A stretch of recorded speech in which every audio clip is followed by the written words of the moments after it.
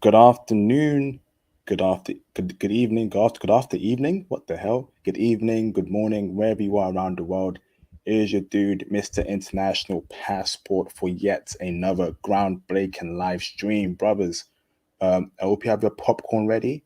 I hope you have your soda and fries ready wherever you are. It's going to be a classic live stream.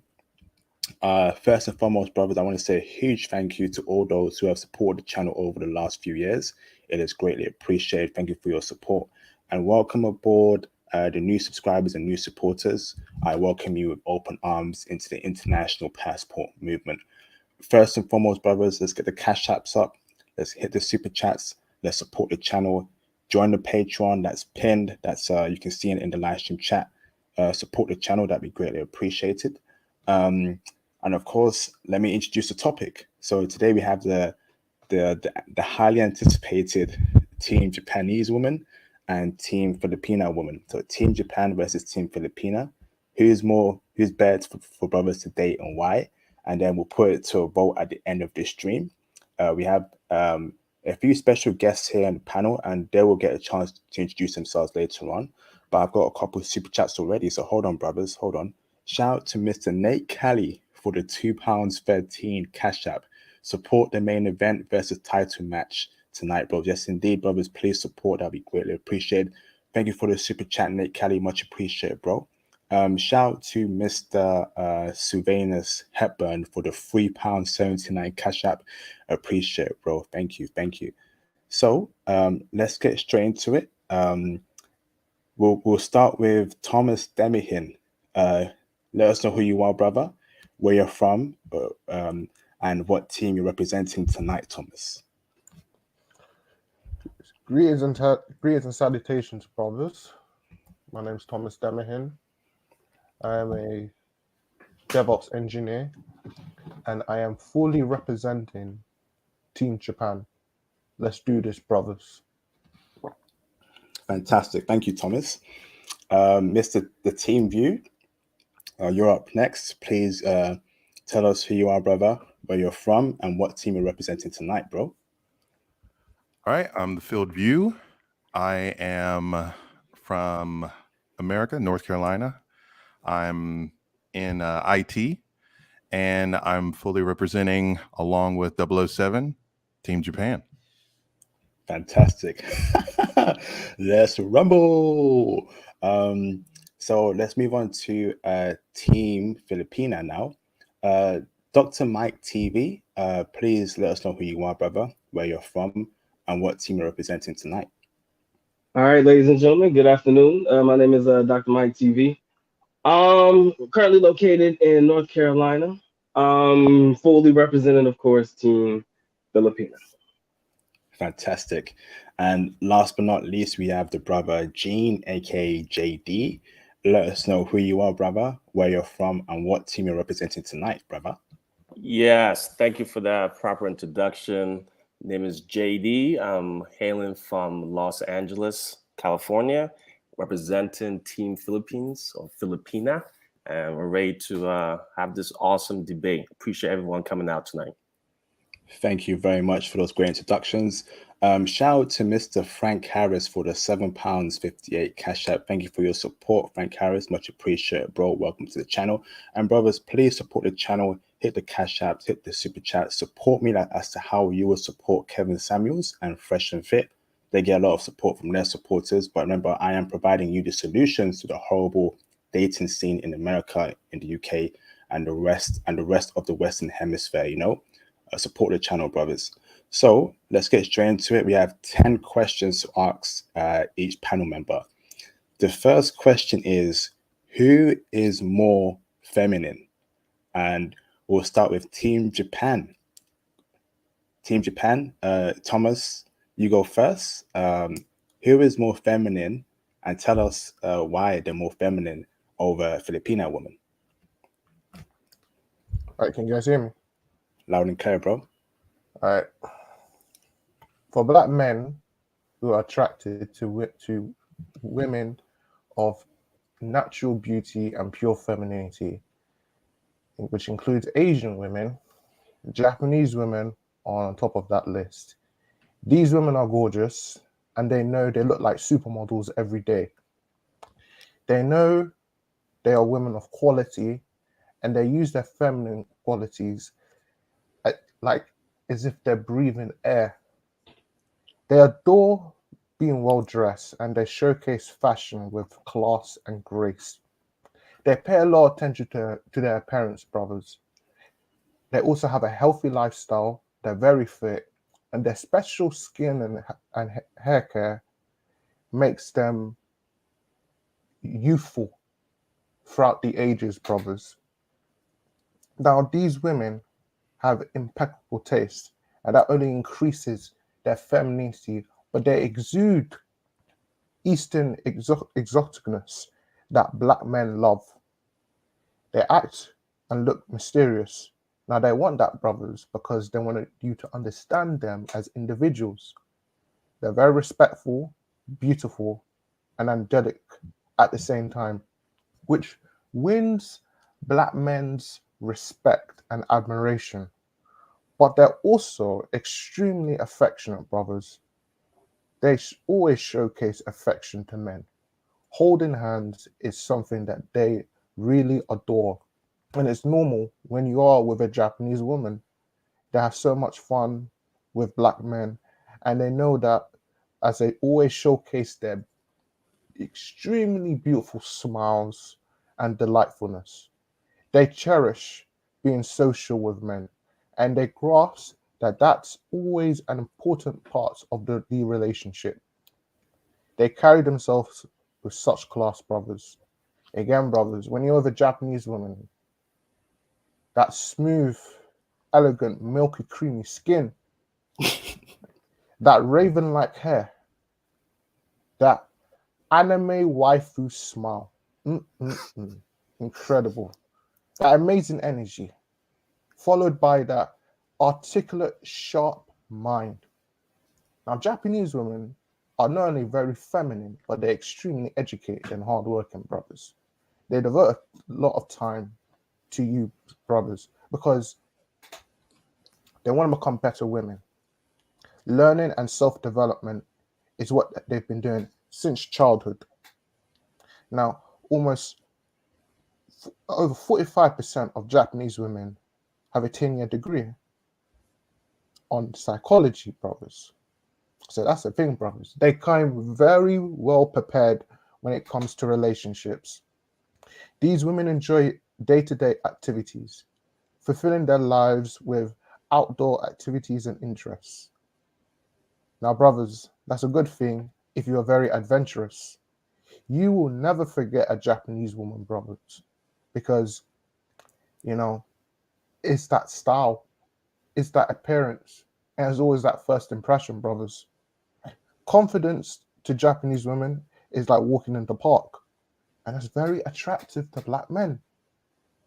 They're very eloquent, they're street smart, and they're sugar, spice, and everything nice. Japanese women are the best of Asian women. Thank you, IP. Lord have mercy. We got Shakespeare here in the flesh, brothers. Shakespeare of the 21st century.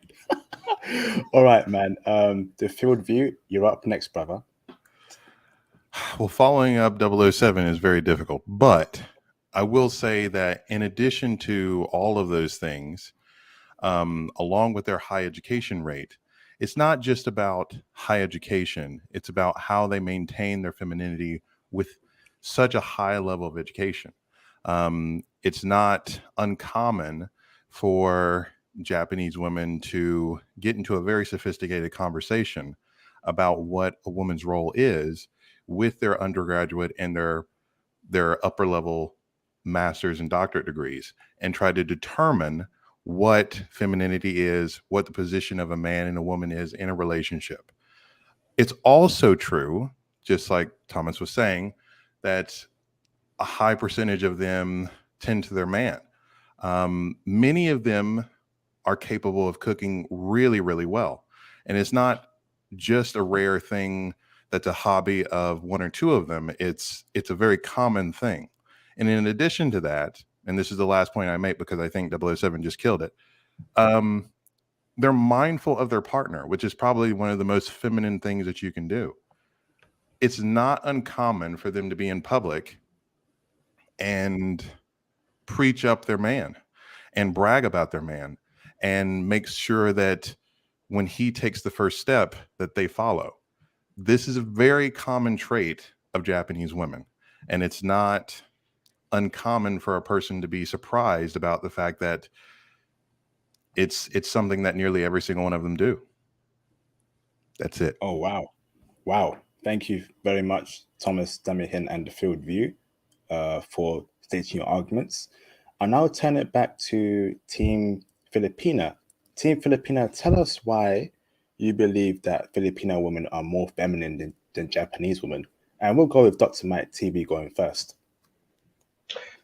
All right, ladies and gentlemen. I appreciate that opening argument, sir. That was very eloquent. I have to admit, but a lot of what you say about Japanese women in reference to appearances, natural beauty, the natural silky skin, a lot of guys pretty much prefer the morena type skin complexion, which is a more darker skin tone in the Philippines. I kind of feel like some of those kind of mash together to an extent. Now, I'm going to take a differing approach to this one. Some people may agree, some people may disagree. It's perfectly fine. And my approach may be a little bit, sideways, but let's try to see if I can get this right. All right. So there was a quote that I heard a long time ago, and I just want to share it with you guys. It says that the closer a society is to poverty, the more likely they are to fulfill their natural gender roles. Now, it's obvious, ladies and gentlemen, the Philippines is a third world country. Naturally, what I've noticed and what I've seen throughout my experiences in the Philippines, these natural gender roles do not change. You can say that it has to do with current situations, abilities to survive, and what they have and what they bring to the table for their men. They do also cater to their men. You find them in the households taking care of the kids, probably no different than you find with Japanese women. But what I've noticed is I feel like their abilities and their ability to survive and their ability to adapt to certain situations, feminine or not, it definitely puts them at a level that you may not find dealing with, women from Japan. Maybe that struggle is something that they're probably not used to, considering the type of country that Japan is. That's definitely closer to the United States in the first world. So I kind of feel like with Filipinas, because of their ability to adapt and naturally fulfill their natural gender roles, I do believe that that does put them at a position to be very feminine in nature. Okay, thank you, Dr. Mac TV. JD, Gene, my LA brother, you up next, bro? Yes, well said, Mike. I think you put the ice on the cake. I'll just put the candles on top and we'll seal this deal. So when I think of this first question, for me, I looked at the definition from the Oxford language. And being feminine means that you have qualities or an appearance traditionally associated with a woman, which means you're ladylike or girlish. So for me, Philippines undoubtedly has more women who are ladylike. I also look at beauty, right? Beauty without makeup. How you see the woman in the morning when she wakes up, right? So you put a Japanese woman next to a Filipino woman, it's just naturally beautiful, a Filipino woman without any makeup. So right, this is the characteristics which fall on this one who's, feminine. Additionally, if these two ladies walk by you in the street with or without makeup, who would you break your neck for? Of course, the woman from the Philippines. So the last point I have to put on this is I think we all remember that the Spaniards invaded the Philippines. Now, Lord have mercy, the Spanish man got hooked. The Spanish man didn't bring the Filipino woman back to Spain because they know if they did, there'd be an outcry. I'll leave it at that. That's my 2 cents.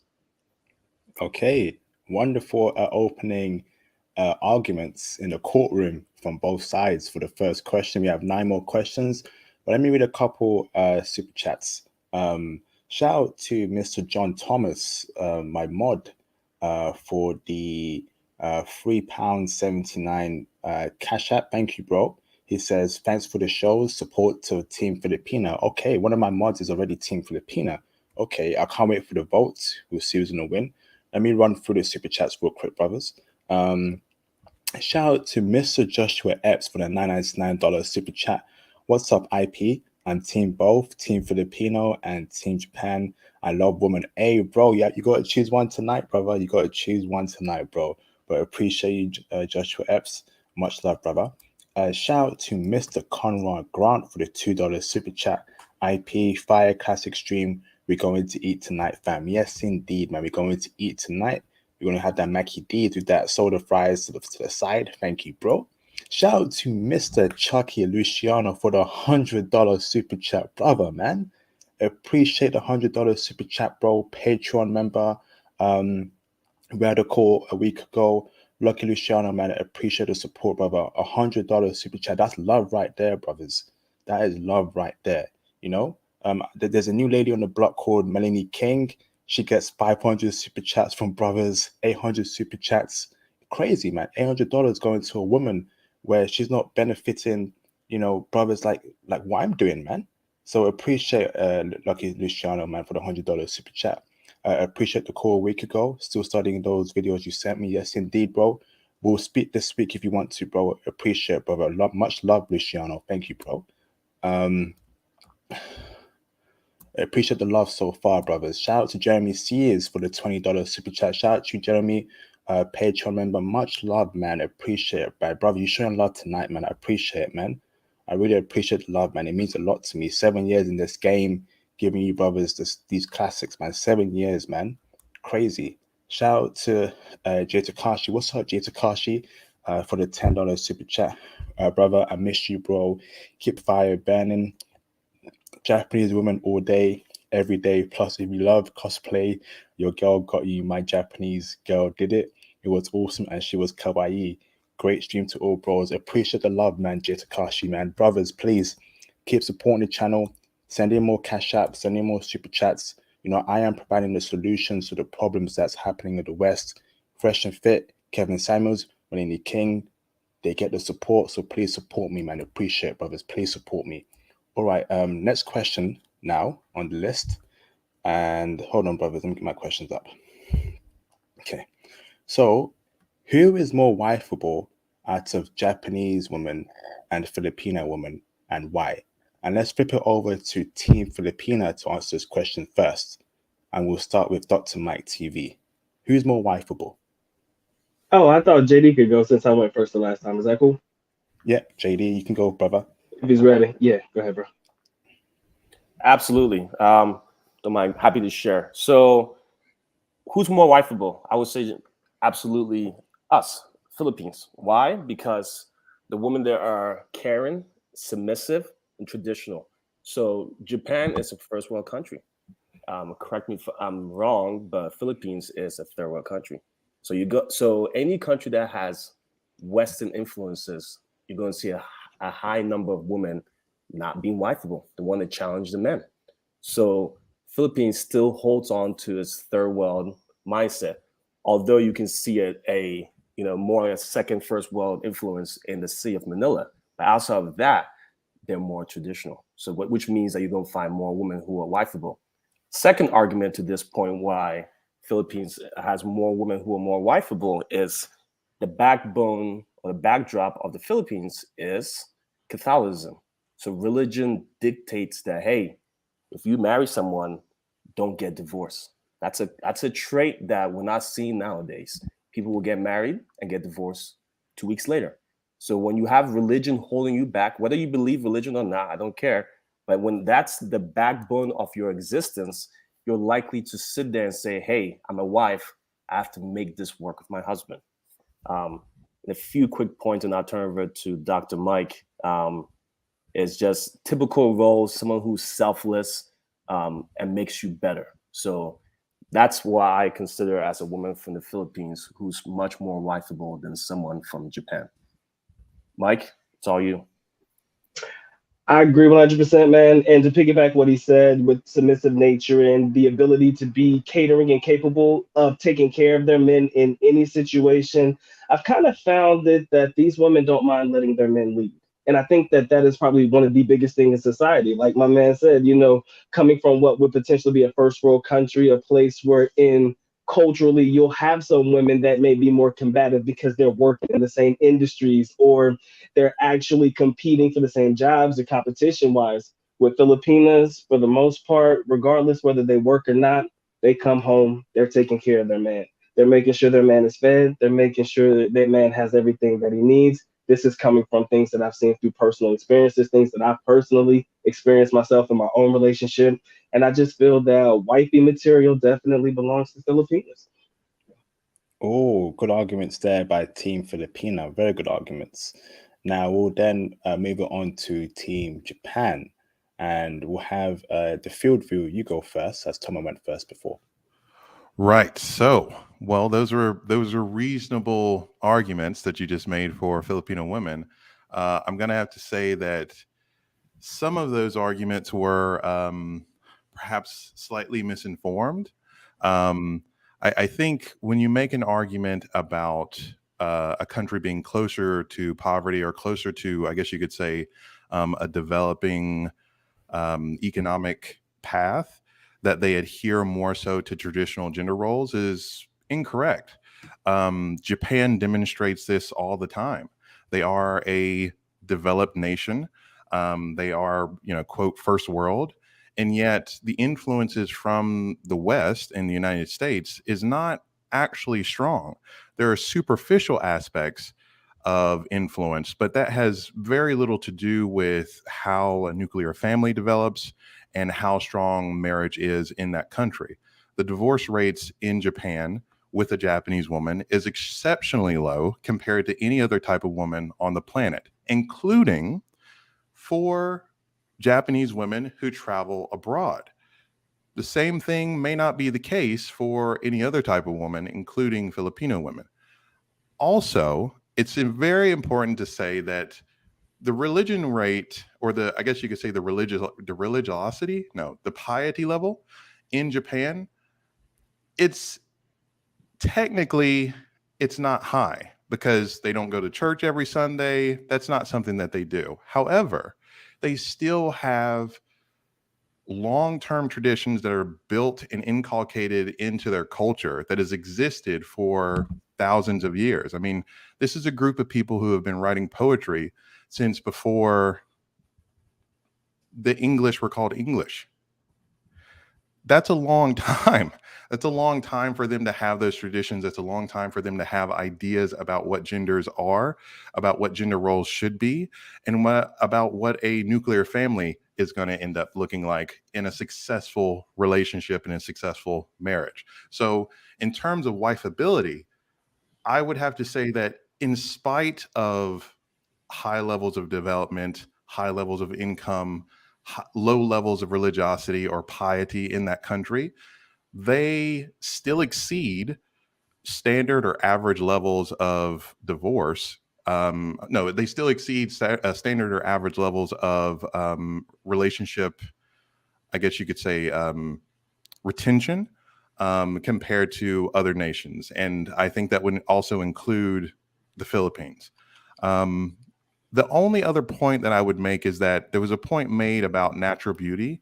That's a bit subjective, but I think we can all agree that natural beauty or beauty in general, that idea has permeated throughout the entire world. And the concept of cuteness or prettiness, whenever you say someone is kawaii, that's a Japanese word. That's something that Japanese women did to the world. So I think if we're having a serious conversation about wifeability, about natural beauty, we could say that that's subjective, but there are people who created the standard, and those people are Japanese. Okay, great argument there, the field view. Thank you, bro. Mr. Thomas Demihin, Shakespeare of the 21st century. You're up next, brother. Thank you, bro. So in Japan, Japanese women see being a wife as a badge of honor. In Japan, marriages continue to be an aspiration of most women. A great percentage of Japanese female population, yes, they do have professional careers in a sense. However, marriage is still a major obligation. They prioritize on being wives. Japanese women want to marry good black men, because black men of principle, conservative-minded black men, because they know brothers are leaders and protectors. You see, there's a phase in Japan. No, there's a quote. It's called "good wife, wise mother." That describes Japanese women. Why is that? It's because Japanese women in the late 1800s, Japanese women have always showcased a high level of conservatism and femininity. This enabled them to be great wives to their husbands, who are always well-respected samurais. Black men love the personalities of Japanese women because of their innocent and unwavering personality. Japanese women know that respect is very pivotal when it comes to developing healthy relationships. Now, Japanese women also have a great understanding of men, and this enables them to become more analytical and well aware of the male psychology. Japanese women also improve the essence of Black men. It's a responsibility that they take pride and joy in. Their loving personality, which enables them to become wife material. And that's always built on trust, good communication, and compassion for their men. All Japanese women are determined to support their husbands without asking too many questions and without being judgmental. No matter what they are going through at work or in their personal lives, the men expect their wives to be at their side 24/7. And this is what is known as a tiger wife, brothers. This always describes Japanese women. Tiger wives are women who always support their husband and want their husbands to become the best versions of themselves. They will do everything in their power to protect and honor their husband's reputation and defend them against all strangers. Japanese women are brought up knowing that they are no much wiser or respected than their elders, being their mothers and their fathers. Their parents have taught them how to be good women since birth, and they welcome that in their lives, brothers. They listen and speak with the intention of learning and understanding how to become a better woman. And they will never be disrespectful to anyone, not even their husbands. And this really makes them truly wife material for Black men. Thank you, IP. Damn. Thank you for that, Thomas. Great answers there from both sides. Shout out to Mick, Philippine Journey, for the $4.99 super sticker. Thank you, Mick, for the support. Much appreciated, bro. Thank you very much. Shout out to Joshua Epps for the $1.99 super chat. If I had to pick a Japanese woman, there you go, IP. Thank you, bro, for the support. Brothers, let's get the likes up as well, please. We got over 80 people watching, but less than 60 likes. If the likes don't improve in the next 5 minutes, I'm going to start singing. Right, I'm going to start singing in the next 5 minutes. So please get the likes up and please get the super chats up, the cash app ups, show love to the channel, as to how Kevin Samuels and Fresh and Fit get so much support. I'm out here giving you the solutions to the problems that they show on their channel. Okay, so show love, super chats, cash app. That'd be greatly appreciated, brothers. Thank you. Does anyone have any rebuttals before I go on to the next question? Can I slide? Let me try something real quick. I want to talk about communication in reference to wifeability. The second language spoken in the Philippines is English. Would you say that there's very little to no language barrier between foreigners and Japanese women? Because I'm not sure how they study the English language, because I kind of feel like what makes somebody wifeable outside of the tasks and duties and responsibilities that they perform for their men or what they do for their men has a lot to do with how you're able to communicate in your relationships.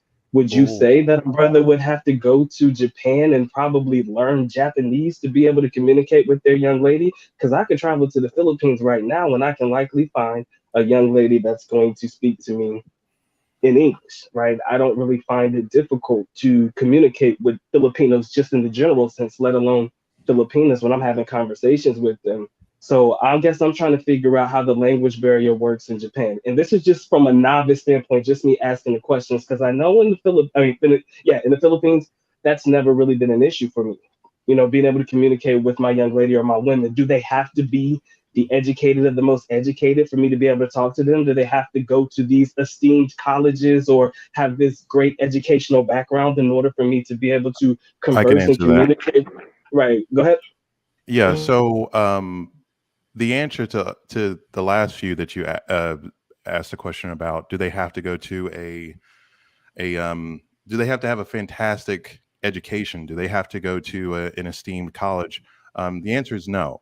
Because they are a developed nation and they do trade a great deal with the West, the lingua franca is actually English. In fact, if you go to Japan, most of the signs have English on them, even if there's not necessarily an international business in the area, or if there is an international airport there. If there's not a whole lot of trade, like a big port or an airport or something of that nature. Also, the people who reach out and talk to Black men, as well as, I guess you could say, people who are staying there for the short term, in terms of like whether they be in the military or they're just for short-term travel, or if they're there for the long term, like I was, the people who reach out to you first are the people who speak Japanese. I mean, I'm sorry, who speak English, and none of them learn or polish their English skills by going to a brilliant school or, paying like some Harvard level of tuition to get that education. That's something that's very common, actually. A lot of foreigners in Japan, period, they end up being in relationships with Japanese women where they don't speak Japanese at all. In yesterday's stream, and I'm not trying to this is just an example. In yesterday's stream, I mentioned it, but there are some foreign men who get married and they can't help their children with their Japanese homework, but they can communicate brilliantly enough with their wife, and it's because of their wife's English ability. That's not a rare thing. Okay, thank you for that. One more second. Let me slide in one more real quick. Culturally, now I'm just talking out loud because, again, I'm an outsider looking in. Okay. They usually refer to foreigners as the term gaijin, I believe. I think that's the proper term for it. And I've kind of noticed that interracial relationships, to an extent, again, outside looking in, is somewhat frowned down upon to an extent. I would probably say there are probably far less interracial relationships likely happening in a place like Japan than probably in a place like the Philippines. Again, we can get the stats from that. I don't know. Like I said, I don't have the numbers, but I'm just saying you'll likely find a more interracial relationship, Black man, Filipina, probably more so than Black man, Japanese woman, because sometimes mixed race kids, to an extent, it may not be necessarily accepted, right? It's kind of, you can say it's a normal thing. I'm not saying that it's not. I'm just saying, just thinking. Again, I'm just playing the novice role. He's throwing jabs at you guys, bro. No, it's fine, brother. He's throwing jabs at Team Japan. He's coming. I see what he's doing. I see what he's doing. Yeah, but I'm just trying to figure it out. That's all I'm trying to do, because I know. I mean, don't get me wrong. I mean, you go to the Philippines, they probably got a name for foreigners too. They call us Joe or whatever, in reference to G.I. Joe, as in, again, foreigners who were based, military wise, probably the same as it would be in Japan for most people. So that's pretty much my question. What I'm looking to see, what the answer is to that one. I can answer that too. So, in terms of the Japanese term for foreigner is gaijin. It doesn't have negative connotation in and of itself. It's just a term that's used in a casual manner. So if you are non-Japanese, you are gaijin. That doesn't mean that you are good or bad, or there's no value judgment associated with that term. There are individuals, like there are in every country, who are ignorant and do end up using it, I guess you could say, as a slur. But you don't find that being the main issue when you get into relationships with Japanese people in general, especially with Japanese women. That's the first thing that I wanted to get out of the way. The second thing is about kids growing up in Japan. One of the things that I think does a pretty good job of explaining how accepted people, how mixed people are accepted in Japan, is that they all tend to, there's a high proportion of half Japanese, half non-Japanese people who show up on television. Okay. And if they were like embarrassed about them being half, if they were embarrassed about them being, I don't know, not Japanese enough, then they would sweep them under the carpet. But instead, they have them in this high exposure area on television, on the news, in sports. When they talk about even people like Naomi Very true. Osaka, Yeah, very true. she is. I wouldn't consider her Japanese because she wasn't born and raised there, even though her mother is Japanese. Japanese people, older Japanese people, never call her anything other than Japanese. And she's half black. Also, I would say that if you have a conversation about any of the beauty pageant contestants that are mixed, like Ariana Miyamoto or the winner from 2020, older Japanese people, they accept those two individuals as, quote, Japanese people, straight up Japanese. They don't call them half, Yep. even though they are. Right. They just call them Japanese. So there's this idea that I think that comes from the West, that there's a level of xenophobia that's always embedded within Japanese society and within Japanese people, and you're never going to be good enough, or your kids are never going to be good enough. And yet there's no barriers to participating in any aspect of society as a mixed person. And while there are, once again, ignorant people in every country, those individuals have never been held back. I would like to say one thing, and this is, I'm just going to be doing a parry, because I feel like when I was in Japan, as well as when I hear people talk about Black Japanese people or Black people in general, they've always accepted my features. They've always accepted Ariana Miyamoto's features.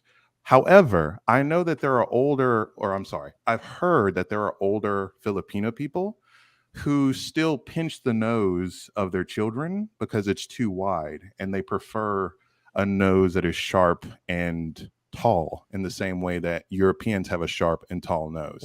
That's never happened with me as a Black man in Japan, with half Japanese kids that I've ever seen in real life, as well as with beauty pageant contestants, because they win the beauty pageant contestants. I mean, I'm sorry, the beauty pageant contest. So I am curious about how that translates for Filipino people. Is there a barrier there for older, like in the terms of like the opinions of older Filipinos of mixed couples, specifically Black and Filipinas? Wait, brother, Yeah. do you mind if let me come back? What you said is absolutely spot on. Also, that Japan is a country who has embraced diversity.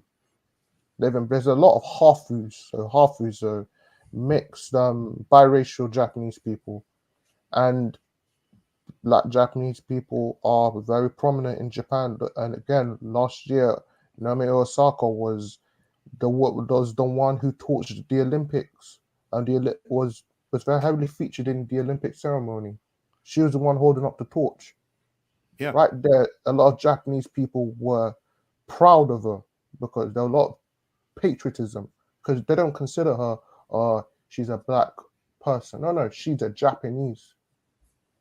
And they embrace diversity, so Japan is a forward-thinking, progressive country right now. But the same can't be said about the Philippines. I just want to add one more thing, and then I'll stop. I think the main reason why that stereotype still exists about Japan, and perhaps not for Philippines or a few other countries, has to do with the fact that Japan wasn't properly conquered by a colonizer nation. Philippines, as well as a few other places, they were conquered by those nations, and for a lot of different reasons, ended up, I don't know, maybe the negative, I guess you could say, propaganda towards those countries that were conquered by Western powers. They ended up putting down those negative stereotypes about xenophobia and not letting other people in. But while Japan was defeated in World War II, conquered and colonized is just not. That's just not something that they've ever been in a position of. You know, they've always retained their Japanese like cultural concepts and ideas, and that's I'm not. That's just a hypothesis. I don't know for certain whether or not that's the reason as to why some people think that about Japan. But I'm curious about what Dr. Mike as well as Jean, what what both of y'all think of the question that I asked about older Filipino people thinking negatively about Black features. Personal experiences, I've never seen older Filipino people pinching the nose of mixed kids, Black or mixed race children. It's nothing that I've never seen. It's not a part of the Philippine history that I've ever been exposed to and or have heard anything about. So I really can't speak on it because I've never personally seen it. But I guess what I would have to ask in reference to, everything that you just said, you're talking about, the Philippines being a colonized nation. The Philippines is pretty much one big melting pot, right? You got nationalities of all walks of life that come through the Philippines. And it could be because they were once before a conquered nation. So in that regard, as far as acceptability and things of that nature, just speaking along those lines alone, they're more accepting of people coming into the country, Black, white, or indifferent. And, Japanese in Japan could be the exact same way. But I do believe because of the fact that they've been exposed to and have had experiences dealing with different people from different backgrounds, you'll likely find that you'll probably be able to get along, communicate, and be more susceptible to the whims of a young lady in the Philippines, as opposed to being turned away, or, you have the older people pinching the noses of mixed breed children because they are running rampant in the Philippines. I'll be the first and the last to tell you that. So I do believe that acceptability and the fact that we do have a lot of this melting pot, background that's happening in the Philippines, I kind of feel like that does somewhat put Filipinas in a position to be more open to the idea, like, dating, interracially and things like that. That's just an opinion to be said. That's just a statement, more or less, referring to the question. Like I said, I hope I answered it in reference to the older Filipino people in the nose pinching. JD, I don't know if you've ever, experienced that or ever heard any stories like it. I mean, if you did, please let me know, because that's something that I'm not familiar with at all. Never. Okay, and I can speak for, I'm sorry. Go ahead, IP. Go ahead. Sorry, JD. Last point on this topic before the next question. Go on, JD. I'll make it short and concise. Yeah, to agree with Dr. Mike, never heard of this. And again, he's lived there longer than I've visited, as well as even for my Phil Amp, and for those that don't know, Filipino American friends, I've never seen that. But Dr. Mike hit on a key spot. I know it's the same for Japan. I've traveled through Japan, but just the old military influence in PI, in Cebu, even the embassies in Manila, that influence of seeing Black men, right? That's what we're talking about, has assimilated them into the culture. And with that presence, you see, whether it's Africans or you see African-American Black males. So it's a seeing that you see this is a lot more transparent and easier compared to Japan. I can't speak for all of Japan.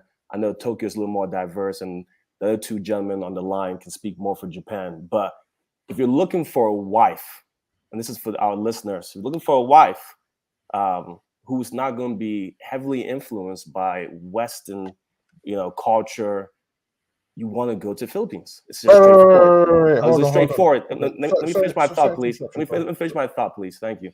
You want to go to the Philippines, and I'll talk about this in the next question. But the key thing is, I love Japan. I think Japan is very, when it comes to commerce and trade and business, it's very structured.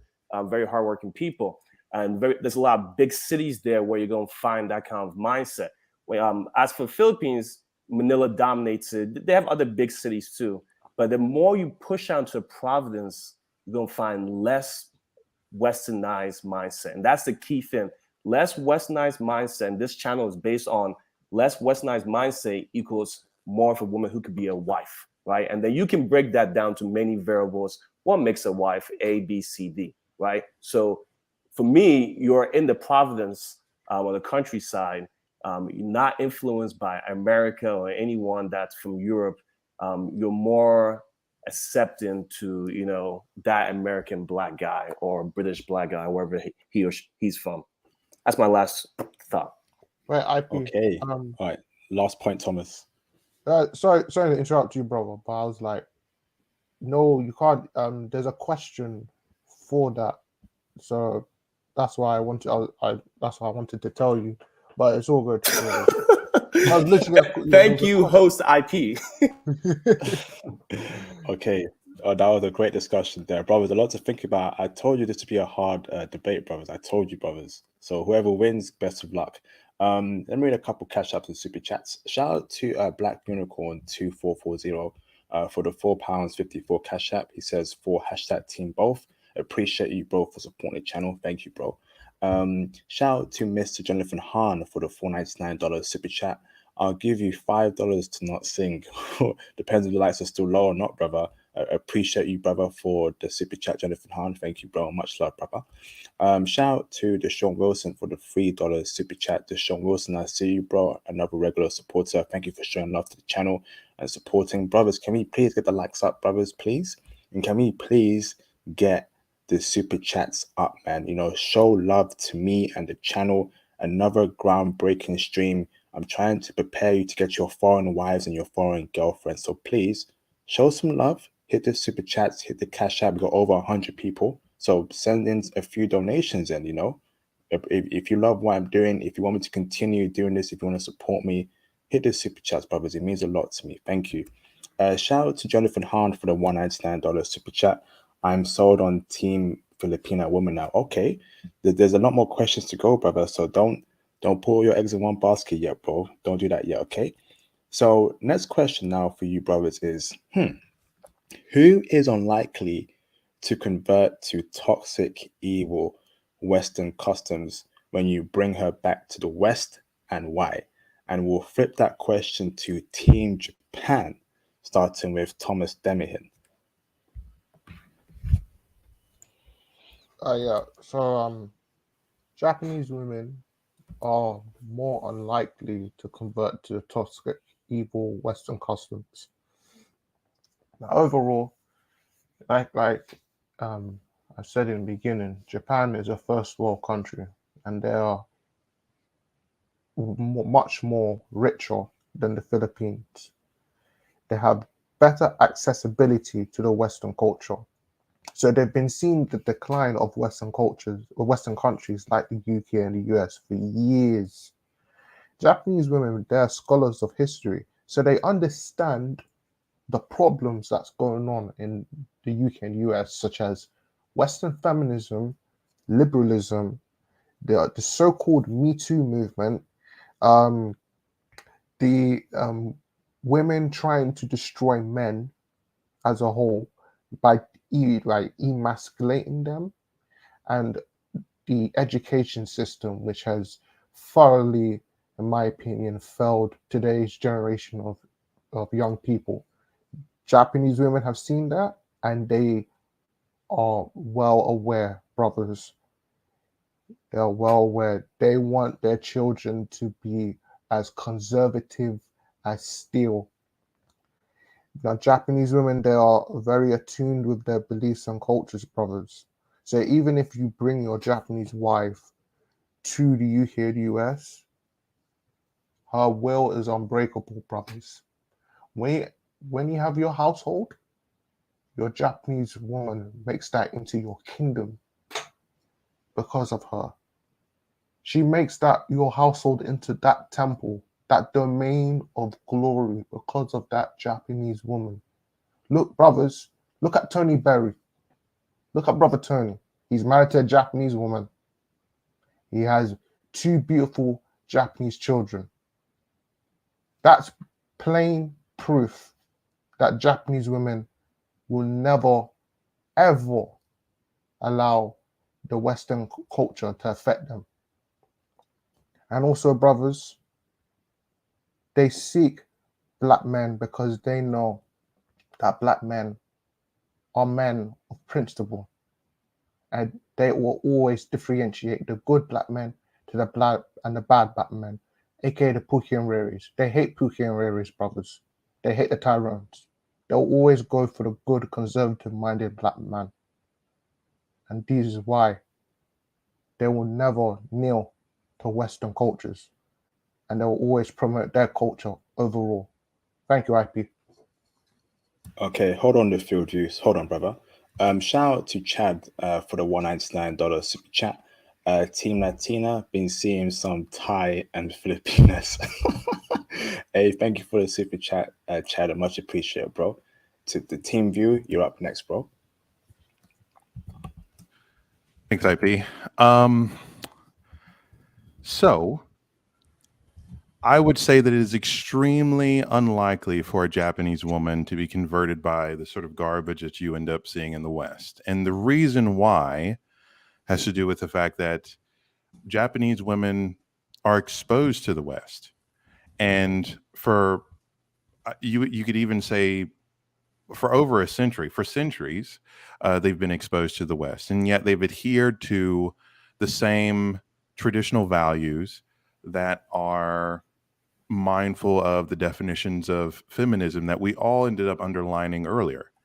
I would also say that there's a great deal of power in having Japanese women not be ignorant to Western ideas or sort of modern feminist ideas that you would end up seeing. And it has to do with the fact that they have a built-in countermeasure. It's not that they're ignorant of it and they have a like a bad idea or they're misinformed about the idea in the West. It's that they understand it quite well, thoroughly, because of their exposure. And yet that counter argument is built into their upbringing. Their counter argument is built into their marketing, into their modern society and how they've developed for over 1,000 years as Japanese people, specifically as Japanese women. So I would say that their likelihood of converting would end up being zero. And that's something that you end up seeing when Japanese women go abroad to, say, for example, the United States. I've heard of stories where Japanese women go to either the U.S. or they go to, some other Western country, and they just don't like it. And it's not due to the fact that the amenities aren't there or because, they lack a level of development. There's no such thing.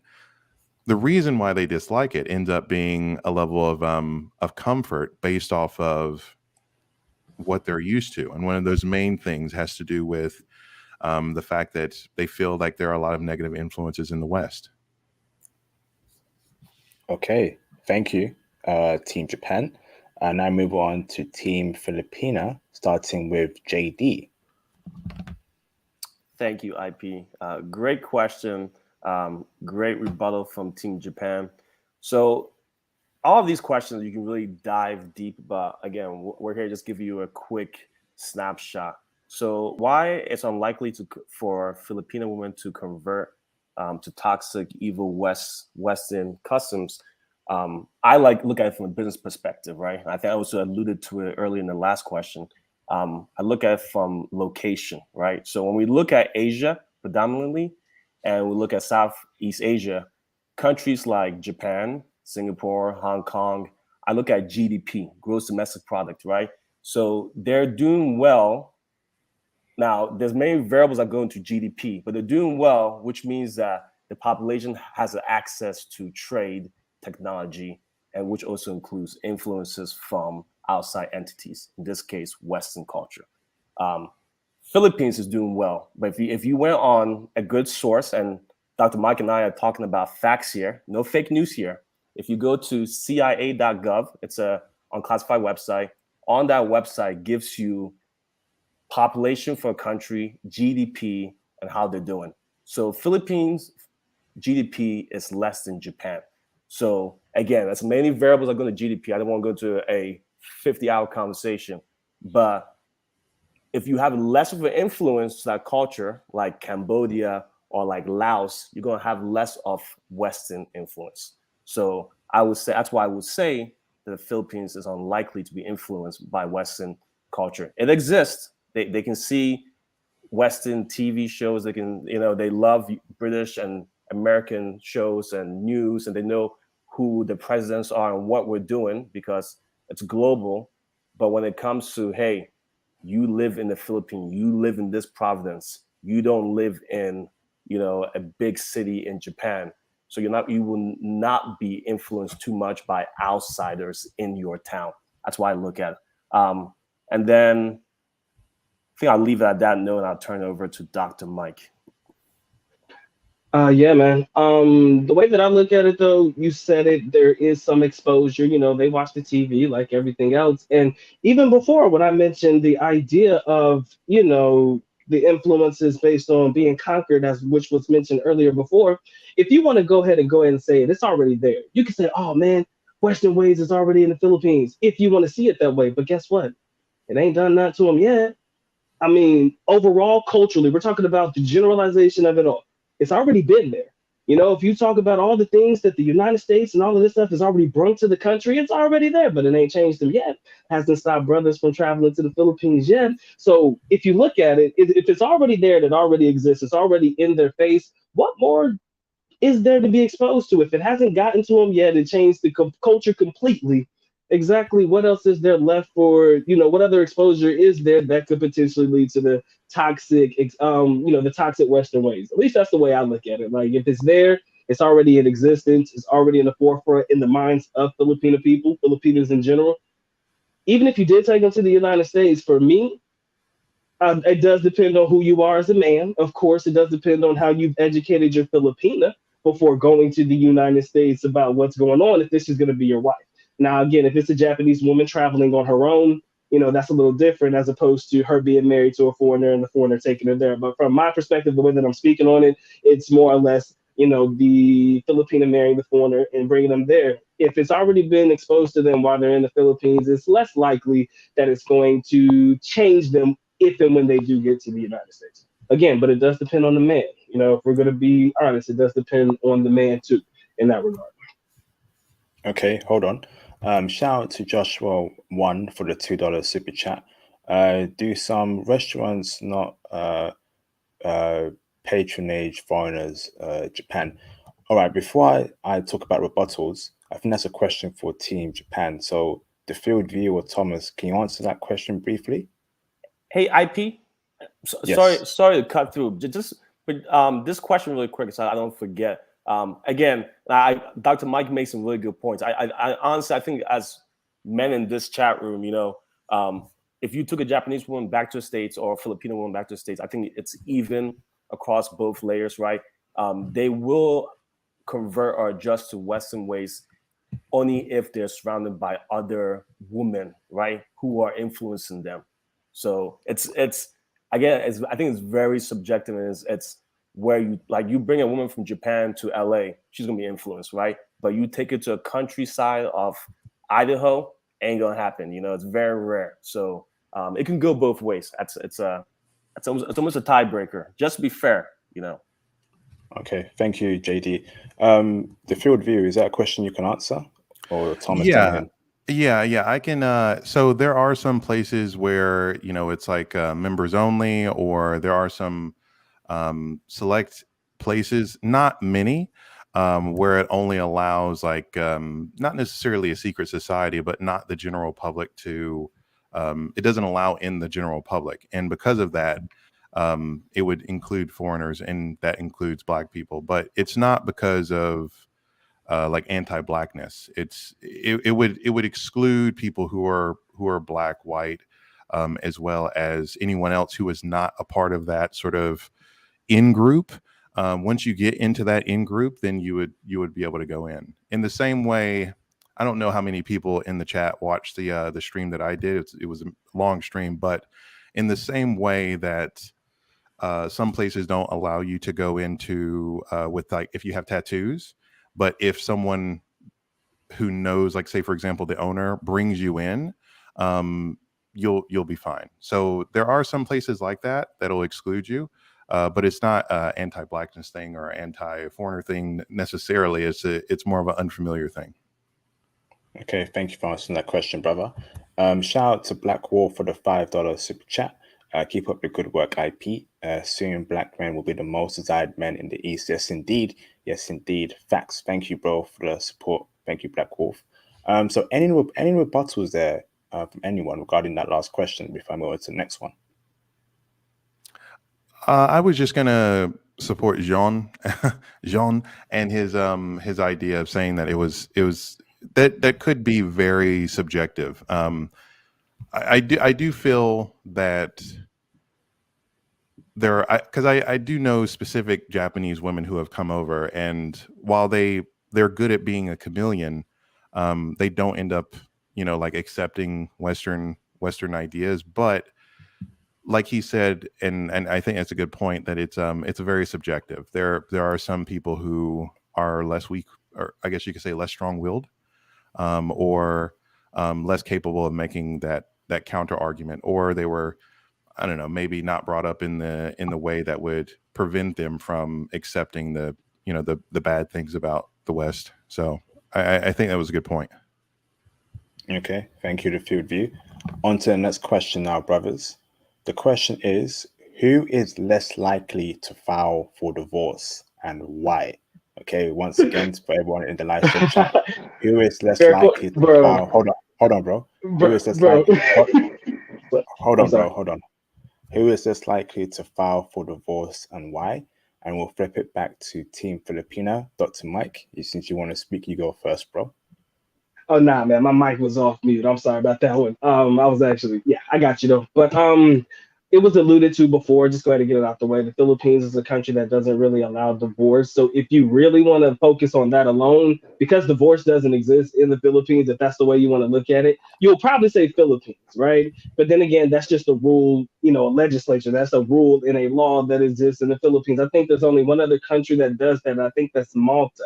Malta. I apologize if I'm saying that wrong, but I think Malta and the Philippines are the only two countries that do not allow legalized divorce. Can Filipina separate? They can. So as far as divorce rates, maybe that particular question is a little hard coming from both angles, but I would probably say Philippines only because it's not allowed in the country. That would probably be the only reason why I'd say that. Okay. JD, go on, brother. I got nothing to add. I mean, Mike is spot on. I think it's just because of Catholicism as a backdrop. I'm a numbers guy. I like to be quantitative in nature. I can't give you the percentage of those that would get divorced, in the Providence. I was compared to Providence compared to the city, right? Because the city lifestyle is a little different, more influence from expats and foreigners. So, but no, nothing to add from what Dr. Mike put out. He's spot on. Okay, thank you. So, Team Japan, you're up next. The field view, you go first, brother. I would say that it's extraordinarily less likely. But I mean, I'm not necessarily. I don't think we can actually have a conversation about this because they don't have the right to divorce. I mean, they have the right to divorce in Japan, but the divorce rates are extremely low. I just understood. I know what you mean, brother. It's hard to debate it because when a country doesn't have it versus a country that does. Yeah, I'm sorry. Let the field view finish his point first. Go on. Yeah.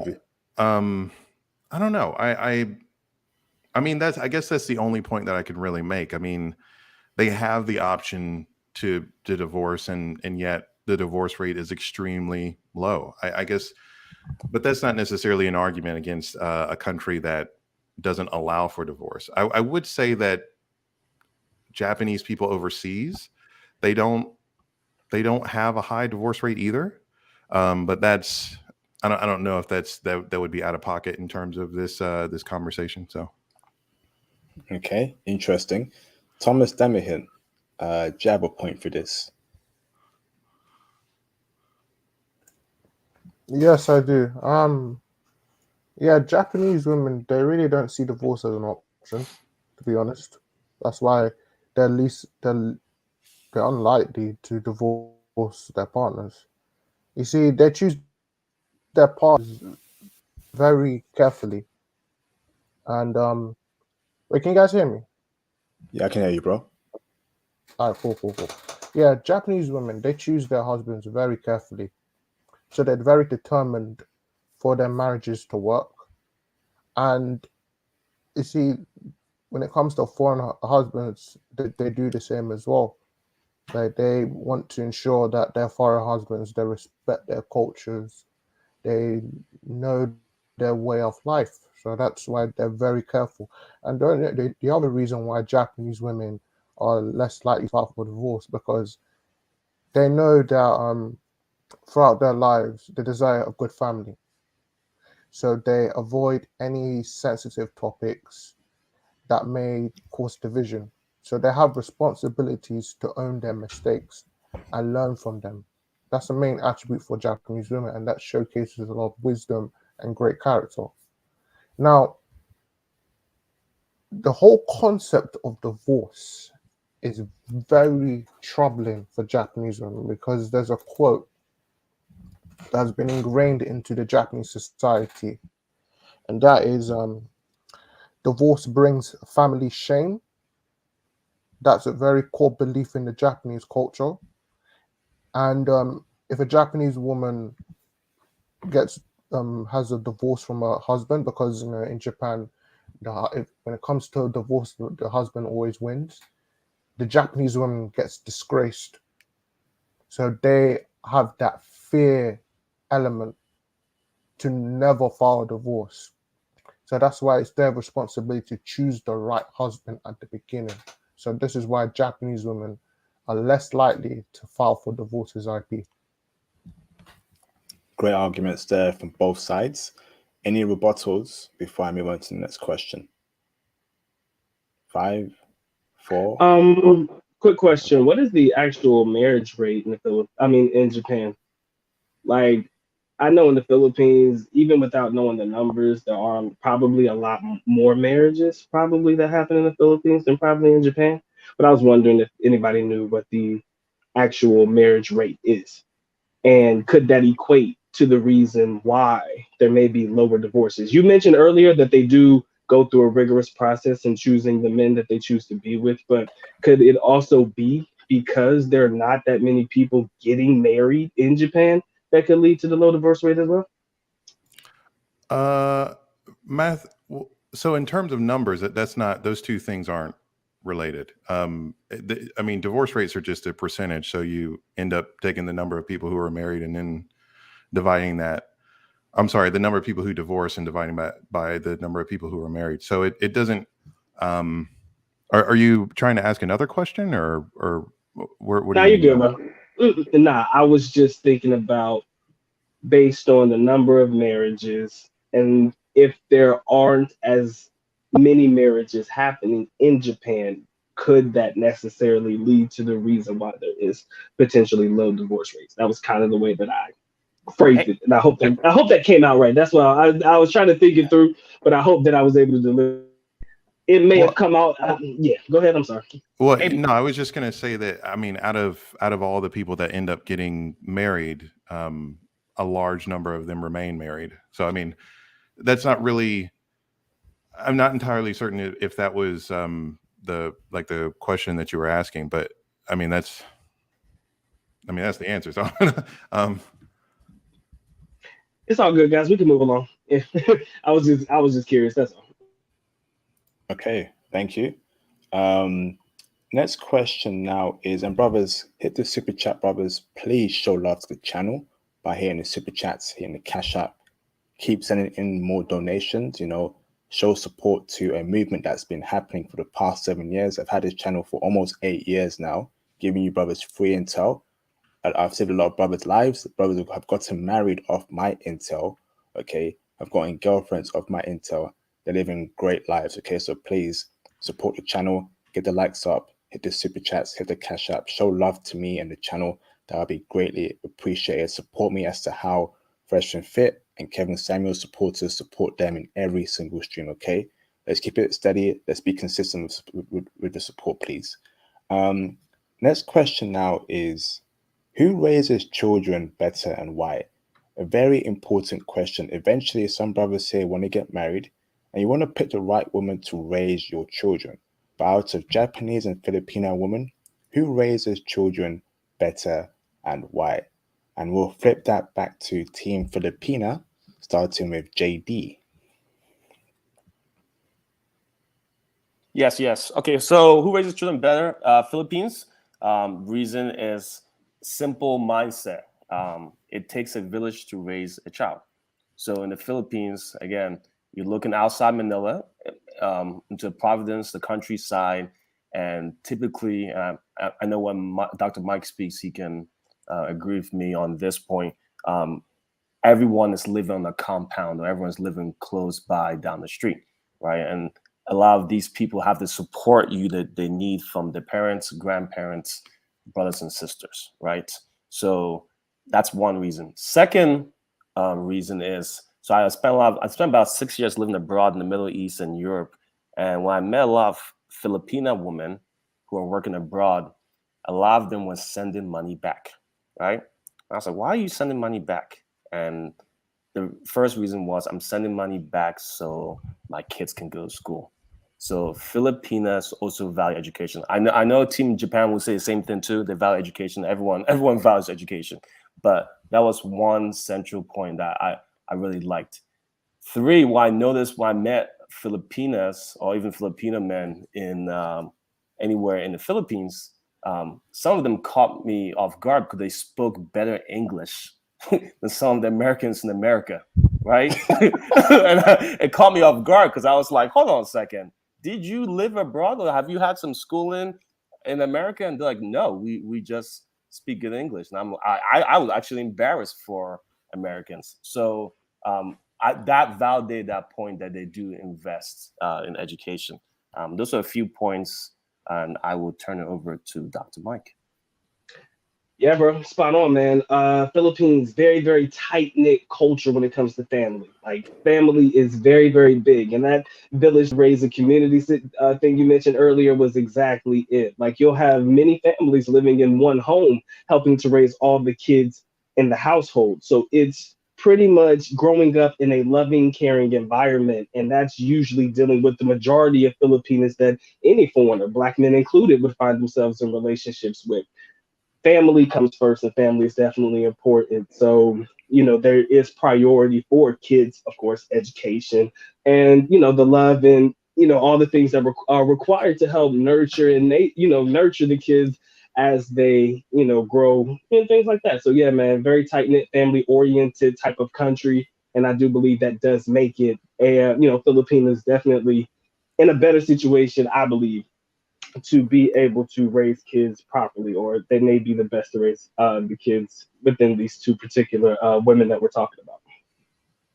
Okay, Team Japan, you're up next, and we'll start with Thomas Demihin first. Cool. So, in terms of raising children better, Japanese women, they thrive on being mothers. They have this positive responsibility. They have this positive perception of being mothers. They're known as tiger mothers. So, doing the best and raising your children to be the best versions of themselves. I said this quote before. Japanese women are good wives and wise women. That goes on from the late 1800s, brothers. So we're talking back in the day, and Japanese women have had this positive reception. You see, Japanese women, they take pride in raising their children, and it's their mission to ensure that their children are productive members of society. Girls in Japan have a huge workload at school, and they often overperform, generally more than their male counterparts. And that's all due to a good mother. And a good mother being a Japanese woman, she takes care of her household and she takes care of her children 24/7. Now, Japanese daughters, they know they can't have boyfriends in high school without the permission of their mothers. And Japanese women have been taught from an early age to respect their bodies, treat their bodies as temples. That's a sign of a good mother, brothers. And Japanese women are the type of women who will never put themselves first. They'll always put their children and husbands at the top. That's always their main priorities, brothers. And yeah, that makes them great mothers at the end of the day. You would want a woman who thinks of her family first before herself.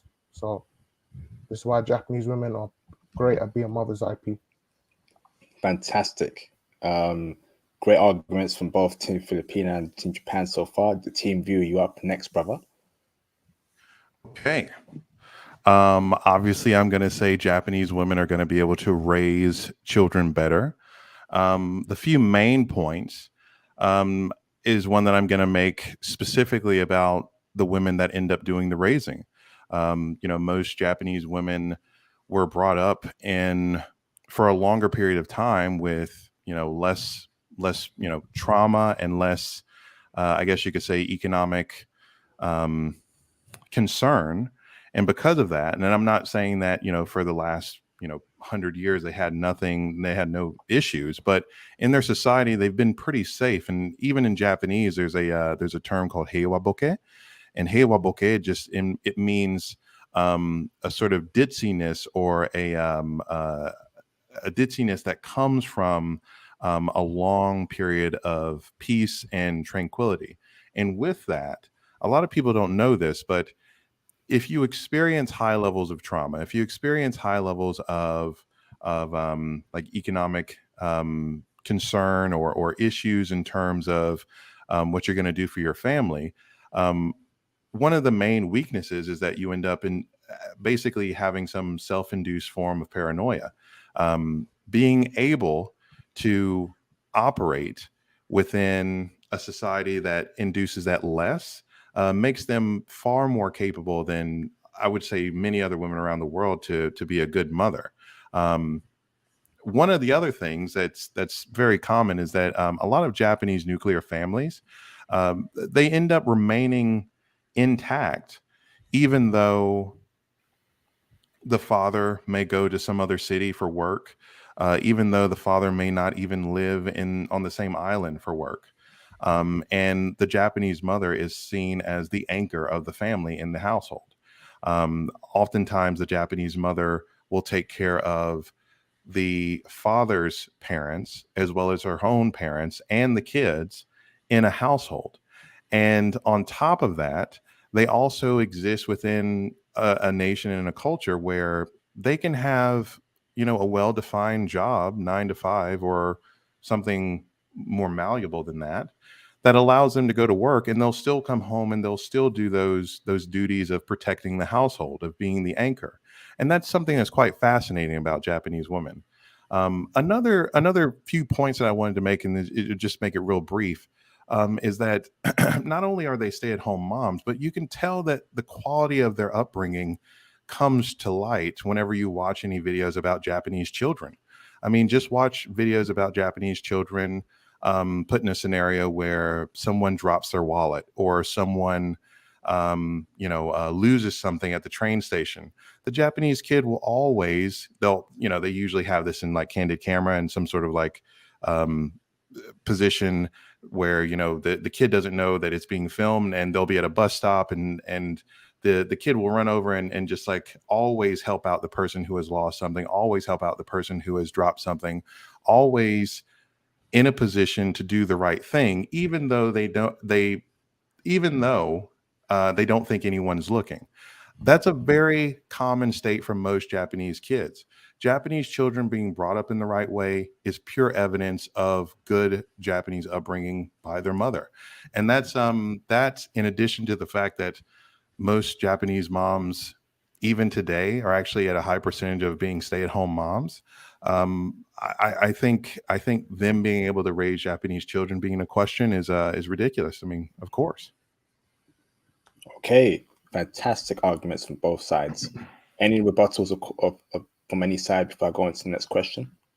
5, 4, 3, 2, 1. Super. All right, brothers. Next question is now a very important question. Who is more submissive and why? Submissiveness is very important to me in a relationship. My wife/girlfriend must be submissive. I must dominate and lead that relationship. Who out of Japanese and Filipino women are more submissive and why? And we'll go to Team Japan to start off the question, starting with Thomas Demihin. Right. So in terms of submissiveness, yeah, Japanese women has no. Yeah, they value the marital role in the family very much, and yeah, they will take care of the husbands 24/7. Yeah, Japanese women are incredibly supportive, and they're determined to support their husbands without asking too many questions and without any judgment. Now, Japanese women, they're less likely to argue as well. They spend their years being now. If a black man has spent a lot of years being married to a Japanese lady, it will be very unlikely for her to insult you, because they keep Japanese women. They're well mannered. They're very respectful. They keep things to themselves, and if they want to talk to you, they will talk to you out of kindness, like to tell you what you're doing is wrong, and this is how you should do it. Very respectful in a polite manner, and they understand the needs of men. They want to ensure that their men are well kept and are all right at the end of the day. So they are, in a sense, the support system for their husbands. They ensure that the man is the man of the house, and in difficult times, they're there for the man whenever they need them. They are wise women, and they know the importance of speaking life into their husbands. They love their men, they believe in their men, they encourage their men, and they become their men's peace. Like I said, they improve the essence of black men. This is an attribute of Japanese women which represents the ultimate sign of strength, wisdom, and unwavering femininity. And this is very appreciative by black men. Okay, thank you very much, Thomas, for the poetry there. The field view. So now is your turn, brother. Okay. I think that was a fantastic point or set of points. The only thing that I would add to that is that not only in my experience, but from what I've heard from many of the people that I've engaged with up north, is that most Japanese women always wait for their man to lead, and then they end up following. Also, a point towards 007's point about making a household, creating the household as a sanctuary is seen as their duty. That's something that they end up doing. There are a few people in the chat that said I think it was Thea that said that they argue, and that's sometimes they can make an argument, but to have that diverge from the duties the duties that they have in the household, or having that diverge from what is actually desired from their man, I think that's actually that sounds like it would be very rare. It just seems like something that would be alien for them to be complete in opposite step with their other their significant other. So this idea that they would come in second place to anyone is just not that's just not a thing. They are submissive, and in all the best ways. Okay, Great argument there from Team Japan. Now it's time for Team Filipina, starting with Dr. Mike TV. Like I said, great points made for Japanese women. I do believe a lot of what was said in reference to creating a kingdom for their man can also be said for Filipino women as well. And if there's one thing that I want to add to this may be something that is known or not known, but in the Philippines, women are more likely to be overseas Filipino workers, right? They're more likely to be OFW, so they will go abroad and they'll work. They send that money back home to the husband. So, in my opinion, honestly, that would probably be the ultimate way of submission if you think about it. My woman is in a completely different country, dealing with completely different men, having a job, but still sending money back home to me and the family.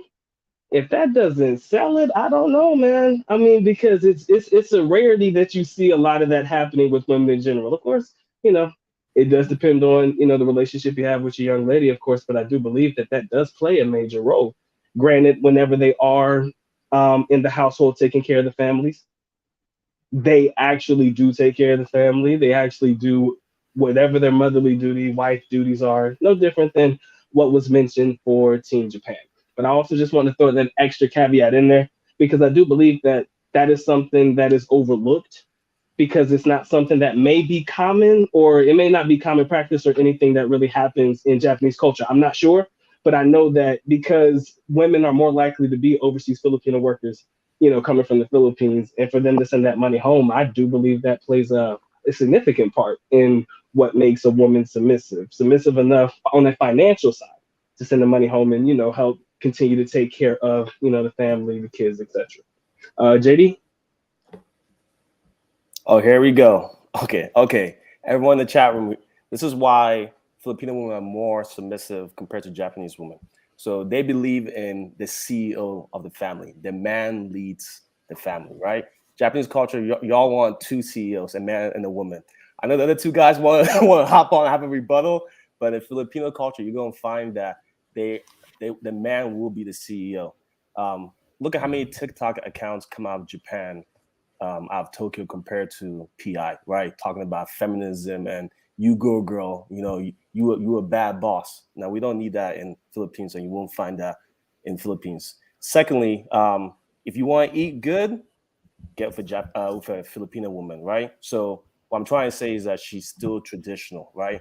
More westernized cultures, she's going to tell you, hey, get a hot pocket and put in the microwave. There's your dinner, right? So Filipino women more submissive because they know how to cook well.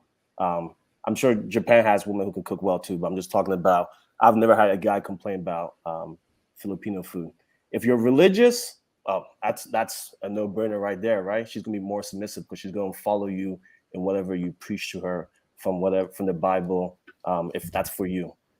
Needy, so submission equals needy. Filipino women are very needy. That's pro or con depending on who you are, right?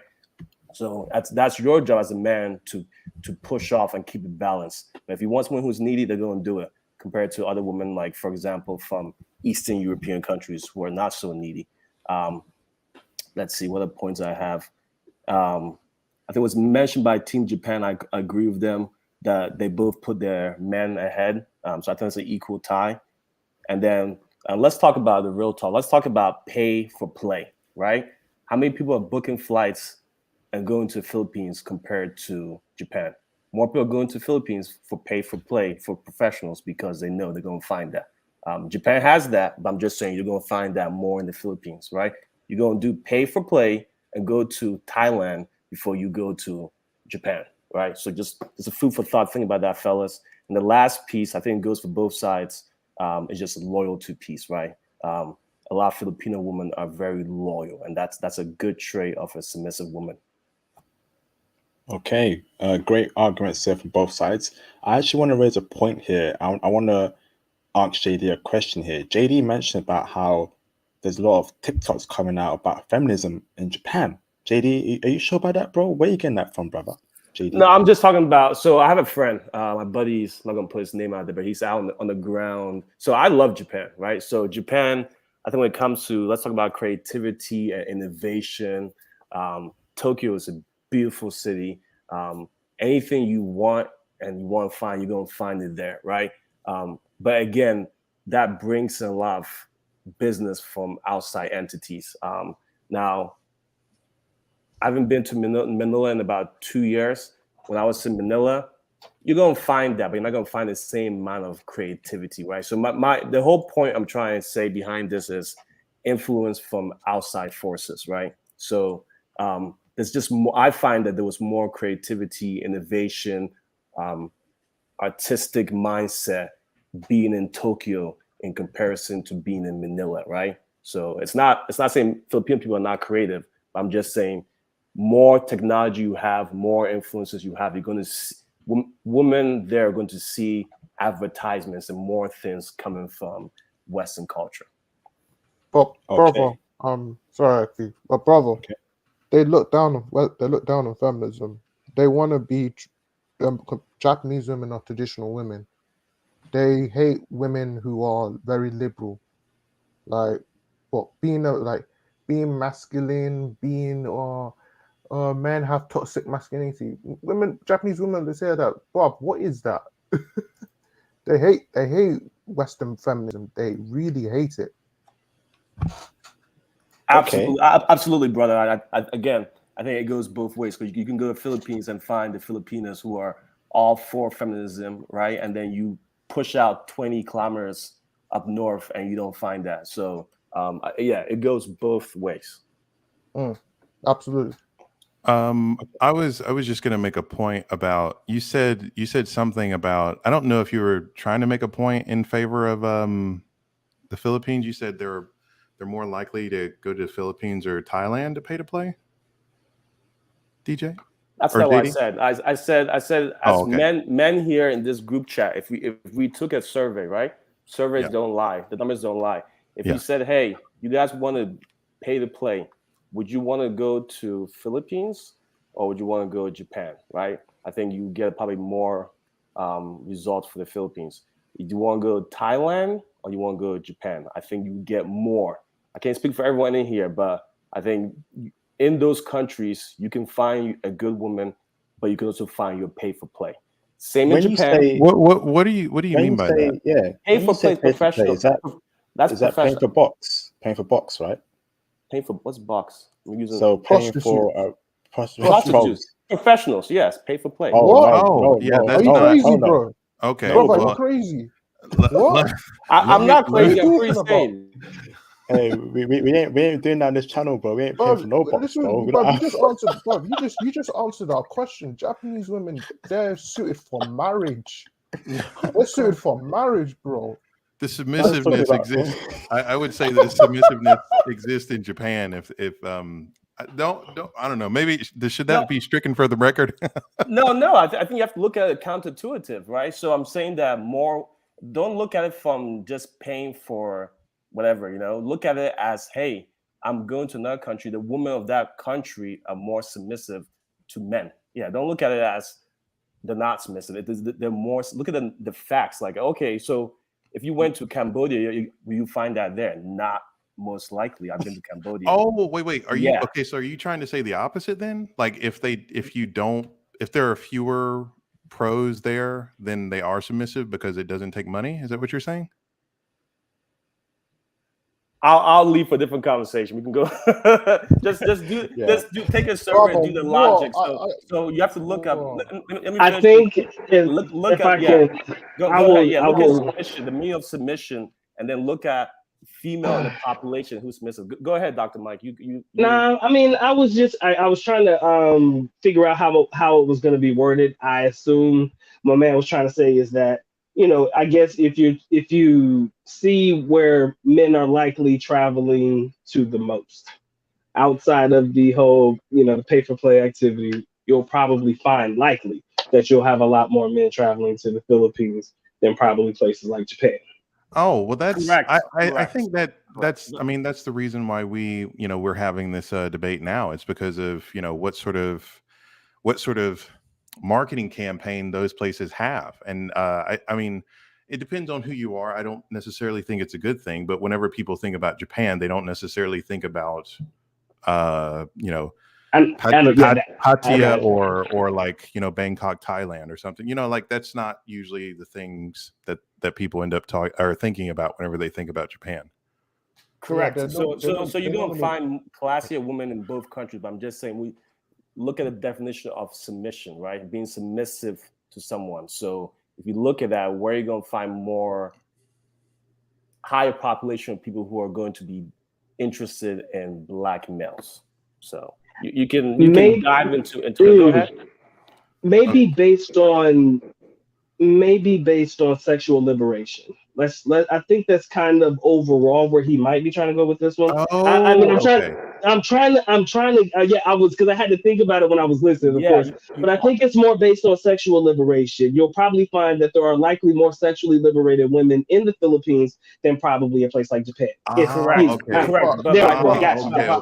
Correct. But I think Team Japan can also speak to it, that if you went to some parts of Tokyo, you can find those freakier or whatever, you know, not so common things, right? So, but when it comes to Philippines, you're going to find more receptive individuals who are more liberated sexually. Okay. I see willingness to participate. There you go. We're more willing to participate. Okay. I hope that clarifies. I went deeper. So yeah, okay. Everyone good? Okay. Hold on. Last point on this topic, Thomas. Last point now. Next question. No. Sorry, IP. I know, but when brothers want to go to Japan, they're thinking of, okay, I'm settling down, like having a girlfriend, finding a wife. That's the first thing that brothers have when they want to go travel to Japan. Not paying for box, like, allow that, man. No brother should pay for box, man. No. We're not talking about that. We're talking about submission is many different levels. You're just looking at it from one angle. The submission can be just basic, but they also go into different tiers. So again, I don't want. I think that's a IP. I think that's a full another maybe channel. You want to have another, you know, show, but yeah, submission is just. I think everyone's looking at it from just like, hey, can she be a submissive to be a wife? And I'm going one step deeper, right? It's different. It's more different levels of submission. Yeah. No, Dr. Mike made it. Yeah, I think Dr. Mike explained that. I explained that well. You were referring to sexual liberation. Okay. Okay. Well, you said that was the last point. My bad. Go ahead, IP. All right. Next question now. Good discussion there. Shout out to Mr. Theo WAF for the $19.99 super chat. Mr. Theo, it's been a minute, brother. How you been, Theo? We need to catch up, brother, behind the scenes. I'll reach out to you again. I think I reached out to you last month, but we'll speak again, Theo. What's up, bro? He says, enjoying this. Thank you, bro, for the kind words, Theo. Theo's a legend in this space for those who are new to the channel. And hopefully you call in later on, Theo, to chime in on this discussion, Theo. I appreciate you, bro. Much love, Theo. Thank you, brother. Shout out to Ro Harris for the $5 super chat. I'm good with both sides, to be honest. But okay, brother, but tonight you got to pick one. And you will vote on it later on after this discussion down the line. So appreciate you, Ro Harris. Much love, brother. Thank you for the support. Brothers, please send in more super chats, send in more cash apps, support the channel, support the movement, support what I'm doing. You know, I look at other channels, I look at Manini King, Fresh and Fit, Kevin Samuels. People are constantly sending super chats, sending cash apps, join their Patreon. So show some love to me, because I'm giving you the solutions that no one is giving you on YouTube.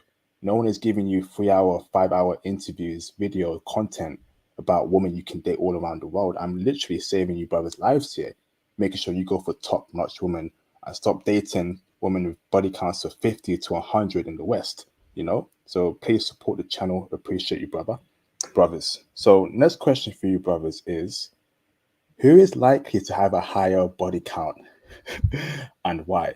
Good me Lord. Personally, hold on. Hold on. Me personally, you know that when I want to marry a chick down the line, she's got to be a virgin. And if I want to seriously date a chick, she's got to be either a virgin or have an extremely low body count. That is very important to me. So out of Japanese women and Filipino women, who is likely to have a higher body count and why? And we will start with Team Filipina, starting with Dr. Mike TV. Did I start first last time, JD, or was it me? I forgot. I It don't know who doesn't spoke. matter. You can Same, go ahead, same. brother. You good. You good. Either way. This is Yeah. This kind of plays back to my my point with the last question. I think Dr. Mike. You know what, brother? think I Japan got has this a beat one. on this No, one. Japan. Thank you. Yep. They got I'm beat gonna us. just They go got ahead and beat. say it. They Deadass. got I'm gonna beat. just go ahead and call it. Yeah, I'm sorry for Thank cussing, you. but yeah, I'm gonna give it to Japan for sure. No doubt in my Correct. mind. I'm not even gonna argue. You want to know why? It's not worth it. I mean, I can't come up with a valuable argument less on if you're really comparing less body counts to Japanese women. If you were talking about Thai, we had a conversation. Latina's probably a conversation. Japanese women, I'm not even gonna waste my breath. So I'd even give it to Team Japan on that one. Less body count. So I'm, in fairness, I'm not even gonna worry about trying to defend it because I do believe, like I said, speaking on sexual liberation, that played a major part into it as well. I already mentioned it, so it's kind of hard to rebut against it. So Team Japan, you got it. You got it. You don't even have to say anything. IP, I got them beat on this, man. This is too One, easy. one last Go on, point before Tommy. we turn over to Team Japan. But yeah, I agree. I think, woo, that's a tough one. Hey, you guys take this one. Y'all got it. This is why you should. Wow. So But in fairness, though, I can respect the low body count. I can respect, the idea around choosing their partners carefully and all of that stuff. But to be honest with you, there's gonna be a period of time, I assume, where you're waiting for you guys to consummate your relationship. For brothers, how long in Japan do we have to wait to consummate a relationship? In fairness, how long would you say it would take for a brother to consummate a relationship with a Japanese woman? Because Great. if we're thinking about it, I think a lot of brothers want to go somewhere where they can be sexually active with their young lady, somebody that is a girlfriend, somebody that they love, that they cherish. I kind of feel like maybe love, nature, and nurture and how it happens in Japan may be a little bit more slower than probably a lot of brothers would be willing to go through. That's what I'm thinking. But I would be curious to know how long would it take for a brother to bed a Japanese young lady? In IP, in, in complete honesty. Great IP, question. Great Thomas, question. tell us why Japanese women have a lower body count than Filipino women. Thomas. before I go to my statement, IP, in terms of actually that goes to another question that I know what you're gonna ask, but less Japanese women have a lower body count, IP, because like I said in the beginning, Japanese women, they treat their mothers taught them from, and their mothers and fathers have taught them from an early age to keep their bodies as clean as possible. They're very preserved, IP. They're very pure. So this is why Japanese mothers are very prevalent and important to having to be in their children's lives. With that being said, IP, Filipino women, dear God Almighty, Jesus of Nazareth, fucking hell, sorry for my language. I just did some research, bro, and it is unbelievable. Big Filipinos are up, freaks, man. You ain't hold gotta, on, it's the truth. brothers, hold Right. on. Let Thomas finish. Big up, brother Frank Harris and King of Kasune. Yes, Filipinos are absolute freaks. IP, there was one interview on the Cosmopolitan magazine. So these women asked Filipino women about on the number of sex partners. These women have had more than 5 body counts throughout their entire lives, and throughout their social circles, IP, these Filipino women determined that women in the Philippines have an average of 5 to 20 body counts. Now, with that being the Philippines being a poor country, prostitution is very high in the Philippines. In 2013, it was estimated that there were up to 500 prostitutes in the Philippines from a population of roughly 97.5 million. Now, this is a study by one Filipino senator. She said that she asserted in her anti-prostitution act that the number of people who are sadly exploited in the Philippines could be as high as 800,000. So promiscuity in the Philippines is at all-time high. So brothers, let me ask you this question. Do you want a woman who treats her body as a temple, or do you want a woman who has more body counts than a porn star? There you go. Okay, but my question was never answered. What is the duration between the time that you start dating a Japanese woman to the time that you consummate the relationship? I do believe that is very prevalent because you do have a lot of brothers coming from this Western world and this Western mentality. A lot of guys aren't going to sit on a bench for 3 months waiting for a young lady to say, okay, I'm ready to be with you now. That's all I'm asking because I understand. I'm not going to even try to defend the fact that, because I said it, sexual liberation, it does exist in the Philippines. I'm not even going to try to defend that. And again, it does depend on certain Brother, areas because, again, if you go straight to the province, just 1 second, if you go straight to the provincial areas where a lot of women are brought up in the customary ways of culture and how it is in the Philippines, and you stay away from these more liberated areas like your Manilas and your city propers, of course, you're probably going to have those questions. And then you quote Cosmo, my man. Cosmos, that's going to be our reliable source. I'm not sure, brother. That's all I'm going to say. 5 to 20, I think 5 isn't as bad as a lot of people make it out to be. I'm sure in Japan it's way lower, 100%. But I guess my question is, the question that I really just want to know is how long from the time of the beginning of the relationship to the time that you consummate? I mean, I think that's a fair question because, again, I know it I'm the is type a of brother. I it want to is, know. Yeah, I'm a brother. I'm not uh-huh. going to yeah. wait 3 months, bro. A lot of guys just aren't going to be willing to do that, you know. So Yeah. yes, you can talk about the body as a temple all day long, my brother, and I agree 100%. But rather than talking bad about the sexual liberation of a young lady, that I'm pretty sure that if we really feel in each other, we can get it in. That's Per- okay. But with a Wait, Japanese young Personally, lady, I bro, just think let I me culturally. IP, come in IP, here. IP. Okay. Personally, Dr. Mike TV, I ain't all about. I'm I'm sorry. not for that sexual liberation for women. To be honest, I'm happy It's if it takes right. 2 months to smash it because that means that she has a very low body count. If I'm smashing her on the first date, she's for the streets, bro. I don't I'm want not her. gonna say. I'm not gonna say Wife her up. first date. I ain't I gonna would never marry say her. first date. So I think I have a question to that I mean, sorry, I have an answer to that question that you asked.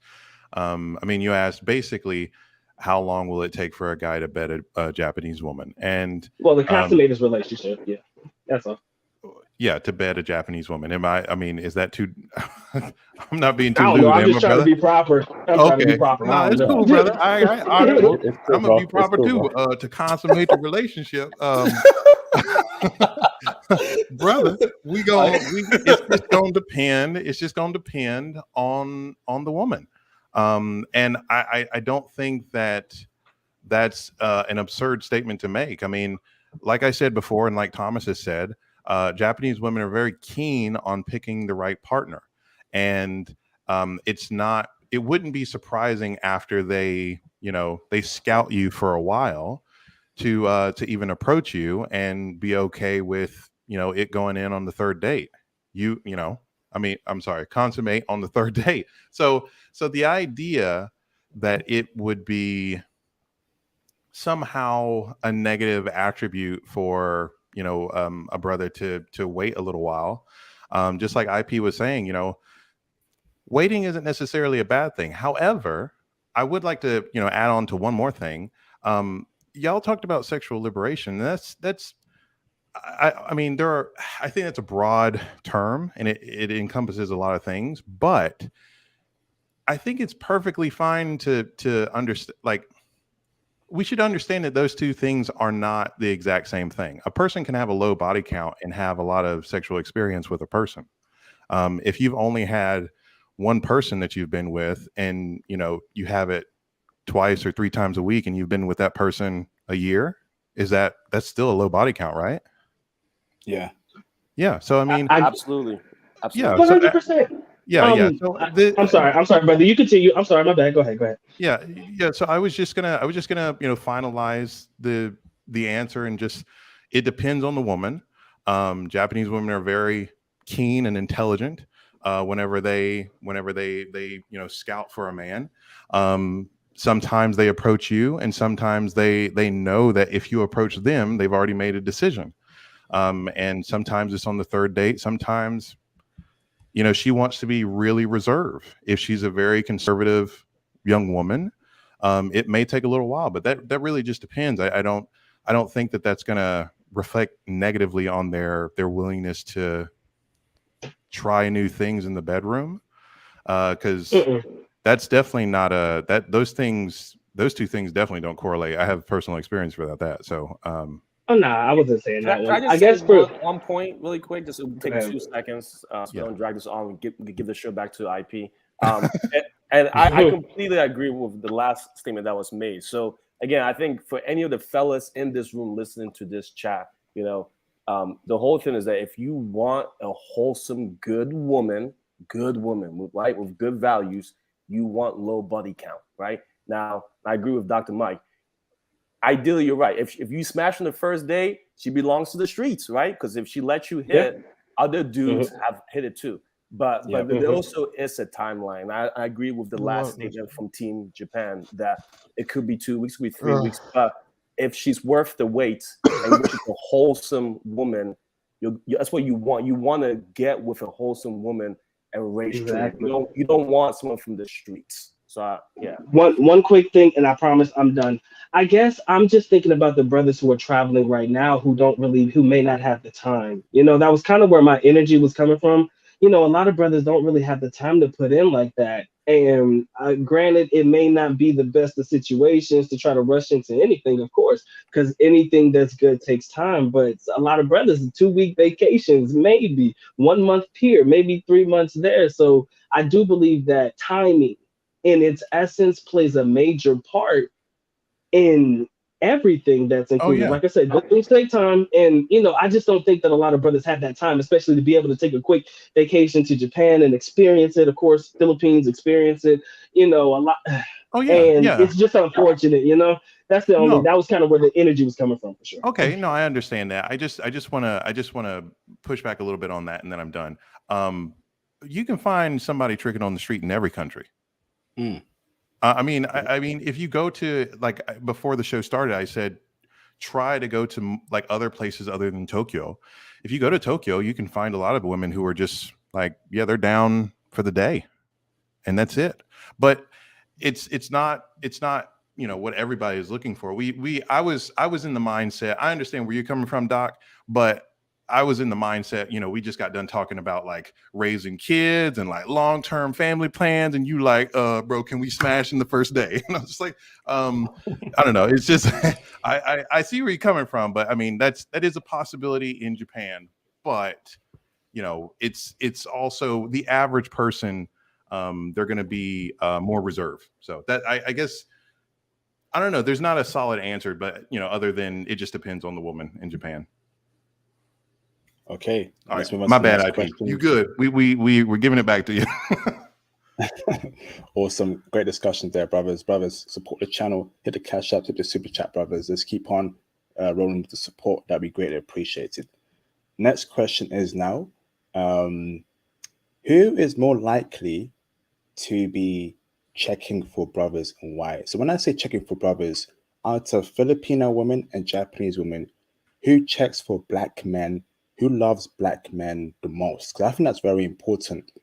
I live according to reality. We live in a racial-based world where people would date someone based on their race. You know, we know how things are around the world. It's not perfect, but out of those two groups of women, who checks for brothers the most, and why do they check for brothers the most? And let's flip that over to who answered last? I think it was Team Filipina. So Team So Team Japan, and we'll start with the field view.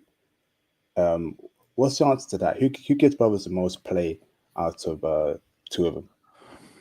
I mean, I would say the thing that puts it over the top for me is that Japanese women check for black men in Japan while there are other foreigners there. Like, we compete all the time and at equal, and in some places at better rates than other foreigners. And I haven't heard that. I haven't heard that in any other country. I haven't heard about that in any other country, and it doesn't come from, you know, a fetish or anything like that. We are rare, but I would easily say Japanese women. Okay, thank you, the Thomas? field view. Thomas Demihan. Yes. So yeah, Japanese women are checking for brothers, hands down. Like I said, Japanese culture is heavily promoted in Japan. They're very fascinated by it, and you know, to them, black men represent ultimate masculinity. You know, they see brothers. We're first in Japan, so that says it all. And educated black men are revered as well. So, but brothers, look, if you want to talk about Japanese women checking for brothers, look at the black Japanese women, brothers. Look no further than Miss Universe Japan. How many winners? Look at the latest winners, brothers. All right, Ariana, Miyamoto, Ayasha, Harumi, Toduchi, Ryumi, Kamahashi. Black Japanese women who have won Miss Universe Japan 2020, and even all the other Japanese beauty pageants, they've been heavily featured and dominated by black Japanese women. So brothers are already putting in that work. Black Japanese women, that Japanese engineering, all-time high, brothers, all-time high. So there, Japan is a country of honor, tradition, and black men have left a positive mark on that country. Thank you, IP. Thank you, Team Japan. Great points there. I move on to Team Filipina. Dr. Mike, you can go first, brother. Two names I want to bring to mind: Dave Chappelle, Thurgood Marshall. What do these two individuals have in mind, or have in common, I should say?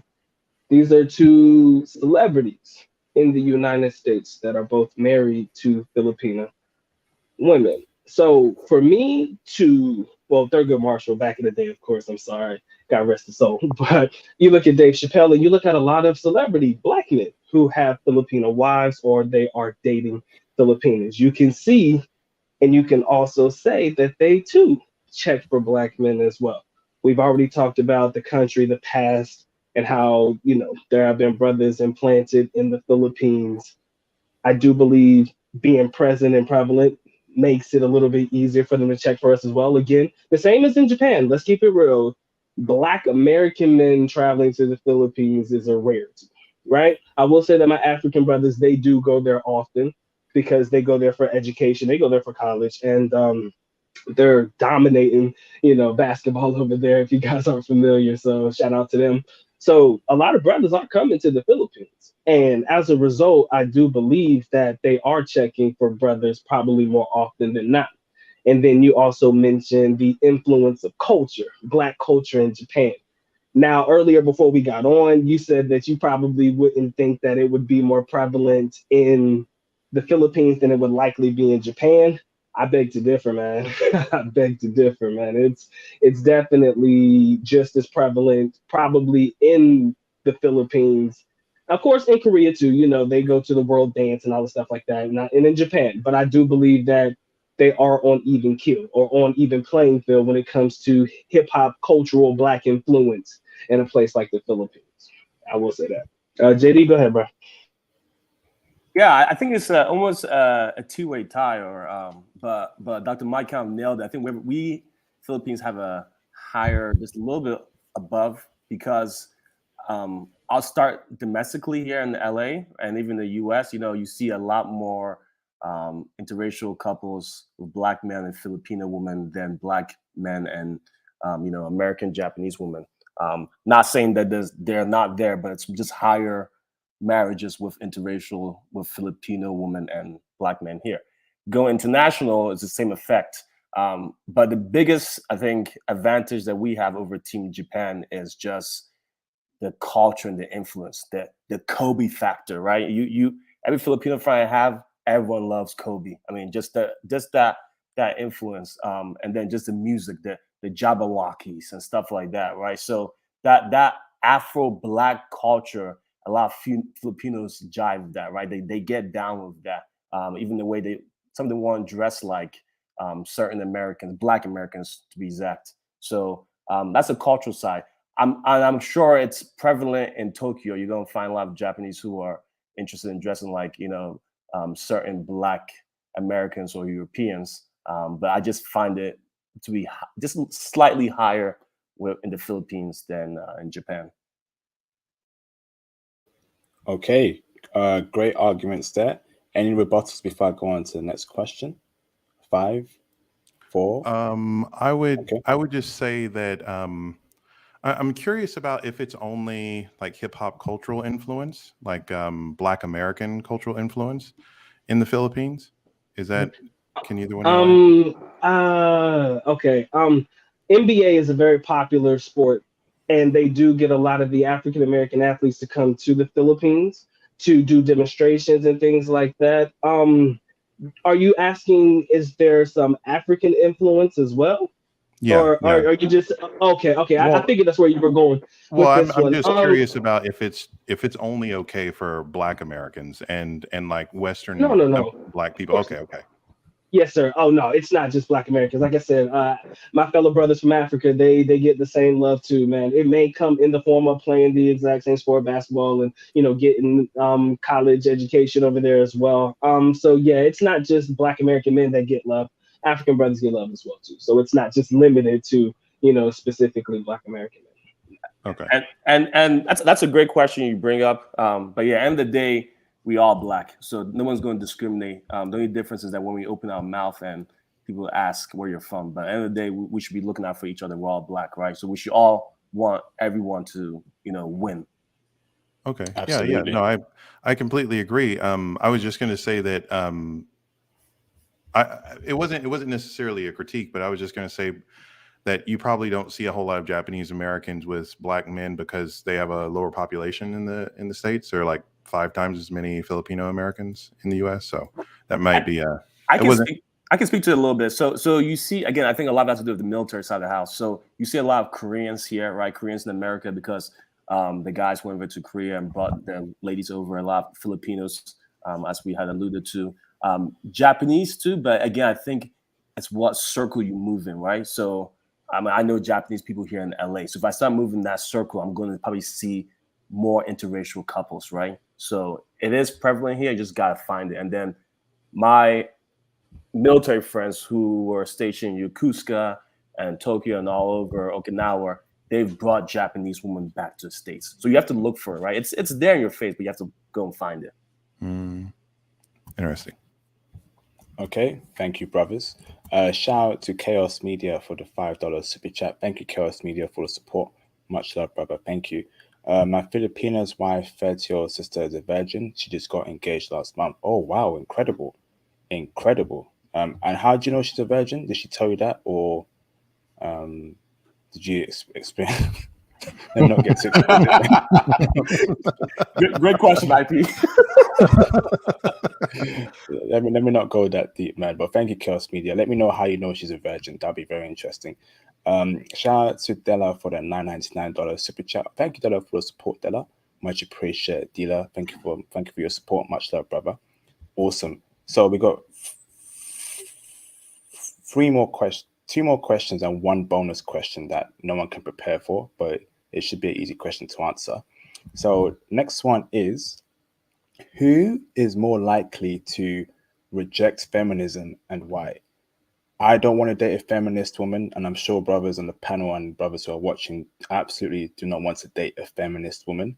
We've seen how awful feminist is and how it's changed women for the worst. So out of Japanese and Filipino women, who is more likely to reject feminism and why? And we will start off with Team Filipina. And Gene, you go first, brother. I'm going to turn it over to Doc. I think we just need one answer for this one, so we can expedite the time. Dr. Mike? Like I said, I believe, of course, where I stand, Filipino women less likely to reject. You just said reject feminism, correct? That was the question. I'm sorry, I stepped away for a second, guys. Hello. Yes. So, which Who's one more is more likely likely to? to reject feminism? Yeah. Yeah, I'm gonna stick with Filipinas on that one, mainly because, like I said, guys, culturally, it's already been there. I think that if it was really going to make a real big difference, it would have already done so. Like I said, with the influence, like I said, being a culture pot, being a melting pot with different cultures and stuff like that, in the Western world being one of those particular cultures, I'm just like, man, if it was going to happen, it would have already happened already. So I would say, from that particular standpoint, we'll just say Filipinos are probably more likely to reject feministic ways. Okay, go on, Gene. No, I'm good. Okay. Yeah. Team Japan. We'll start off with Thomas Demihin. So happy. What was the question again? I'm just doing some moderation. Yeah, though, I was typing something up before I told Thomas a question. Everyone in live stream chat, please be respectful. This is just a normal live stream. Yes, we have disagreements here, but name calling, all that stuff, not on my channel, or I'm gonna start timing out people. And if you continue to do instigate things, I might have to ban you off rip. It's not that deep. Yeah, I'm just looking at one brother called Mike's Filipino Journey. I'm calling you out, brother. Be respectful. All right. Yeah. Sorry. Thomas is a mod here. Mike's Philippine Journey. Thomas has been here for a couple years now, so he has a lot of respect on this channel. So please be respectful to Thomas and everyone else in the live stream chat. Let's all respect each other because it's just a stream, and let's keep it let's be cool about this, okay? Please. Thank you, Thomas. Thank you, IP. Yeah, I've been watching the chat too. There's a few people who are, this is positive vibes, y'all. So keep it positive. Wait, man said this truth. Right, give me a second, bro. I'm gonna have to time this brother out. I'm just taking absolute. All right. Yeah. Some of y'all we're all black. We should be positive. We shouldn't be hating. There's two teams here, but we all have love for each other. Yeah, it's all love. It's all love, man. This is just a normal stream, and if you're gonna take it that deep, then please leave because I don't know how you're gonna take this something as a serious stream. Come on, man. It's not that deep. So Thomas, the question was, who's more likely to reject feminism and why? All right. So yeah, I'll give Filipinos. Yeah, they hate feminism, but Filipino, yeah, they're still a poor country, so they're kind of affected by feminism a bit. Whereas Japanese women, they laugh at Western feminism, brothers. Like they hate the concept of Western. The concept of Western feminism is laughable to Japanese women. They thoroughly detest it. They don't understand the unnecessary demands of Western women from the UK and the US. Japanese women, they love being women. They thrive on conservatism and Western ideology, and the Western ideology dies in Japan. Japanese women, they cherish on being women of quality, and they don't allow that to infiltrate their culture. So at the end of the day, brothers, Japanese women are first in and last out traditional women. There you go, IP. Okay, thank you, Thomas. The field view, go on, brother. Thomas made some great points. I would just point back to some of the earlier arguments that we made, and I would about being in the home and what they adhere to normally, how it's built into them, that they're repelled by Western feminism. They have their own views. They rub up against Western feminism all the time, and yet the counter argument that's built into them almost never allows them to succumb to any sort of issues associated with conversion or anything similar. Japanese women who travel all over the world, travel to Brazil, travel to the United States, even travel to I've heard even the UK, but when they travel to the West, they don't, while they can mingle and act in a way that would be described as sort of like a social chameleon, they don't end up throwing away their traditional values, and that's basically the foundation of what keeps them safe from the Western standards of feminism. That's destructive. Okay, thank you. Any rebuttals there before I go on to the next question? 5, 4, 3, 2, 1. Okay, hold on. Shout out to Chaos Media for the $5 super chat. Thank you so much for your support, Chaos Media, again. She was too shy to go on dates before I married her sister, and she met her fiance. Okay, thank you, bro, for explaining that topic there, Chaos Media. Much appreciated, bro. Thank you. With that being said, can I say something real quick? In the Philippines, there's this thing called NBSB, which means no boyfriend since birth. So you will have some Filipinas out there that may have never dated at all, and I think that's kind of what the young lady situation in reference to the super chat that you just read.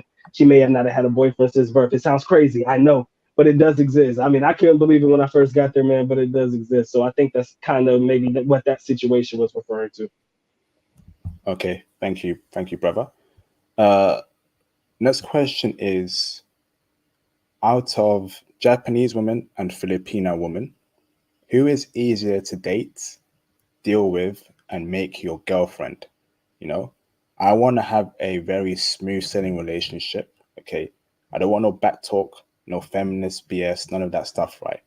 So who is easier to date, to deal with, and to make your girlfriend out of Japanese and Filipino women? And we'll flip it over to Team Japan to start it off. And the field view, you go first, brother.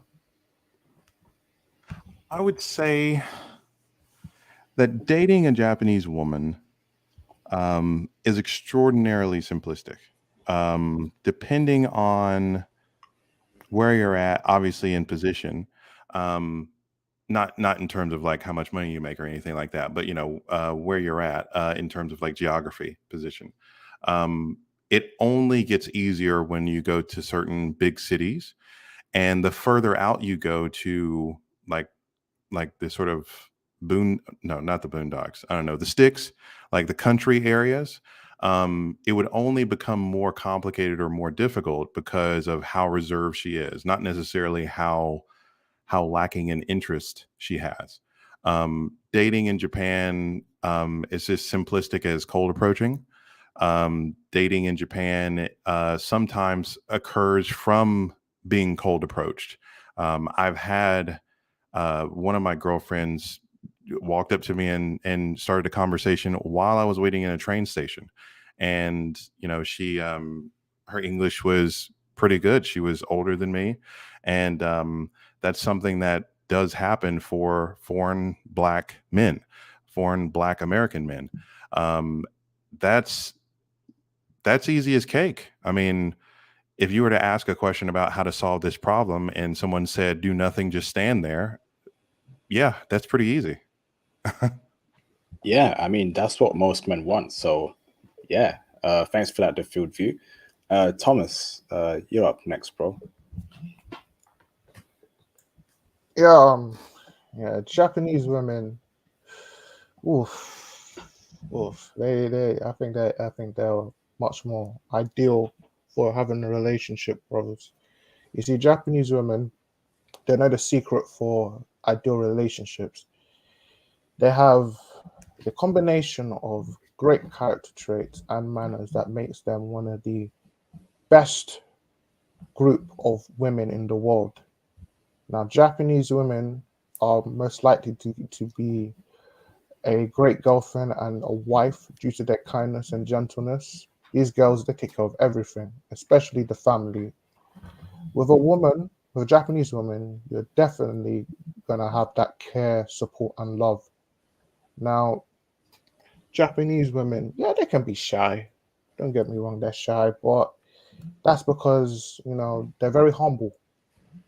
They're very humble. They're very desirable, and their personality comes out once they've gone to know you as individual. It's normally 3 to 4 dates you have with them, or maybe longer. That's because, brothers, Yeah, they want to get to know you as individuals. If you have sex with a woman the first date, brother, that lets you know, no, she's not the ideal girlfriend to have. So Japanese women, they're not as vocal as Western women when it comes to social issues, so they rather stay away from that because they know that can be divisive. But Japanese women, they also don't have any. They really don't have high expectations of men. If you're a well capable brother who dresses well, who's articulate, who's conservative, yeah, that Japanese woman will go after you because she knows that you have a good soul. You're a good man at the end of the day, and Japanese women at the end of the day, they want good men.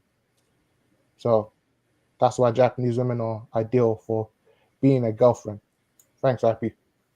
Thank you, Thomas. A great argument there, Team Japan. Moving on to Team Filipina, starting with Jean. Do you have any? What's your answer to that, Jean?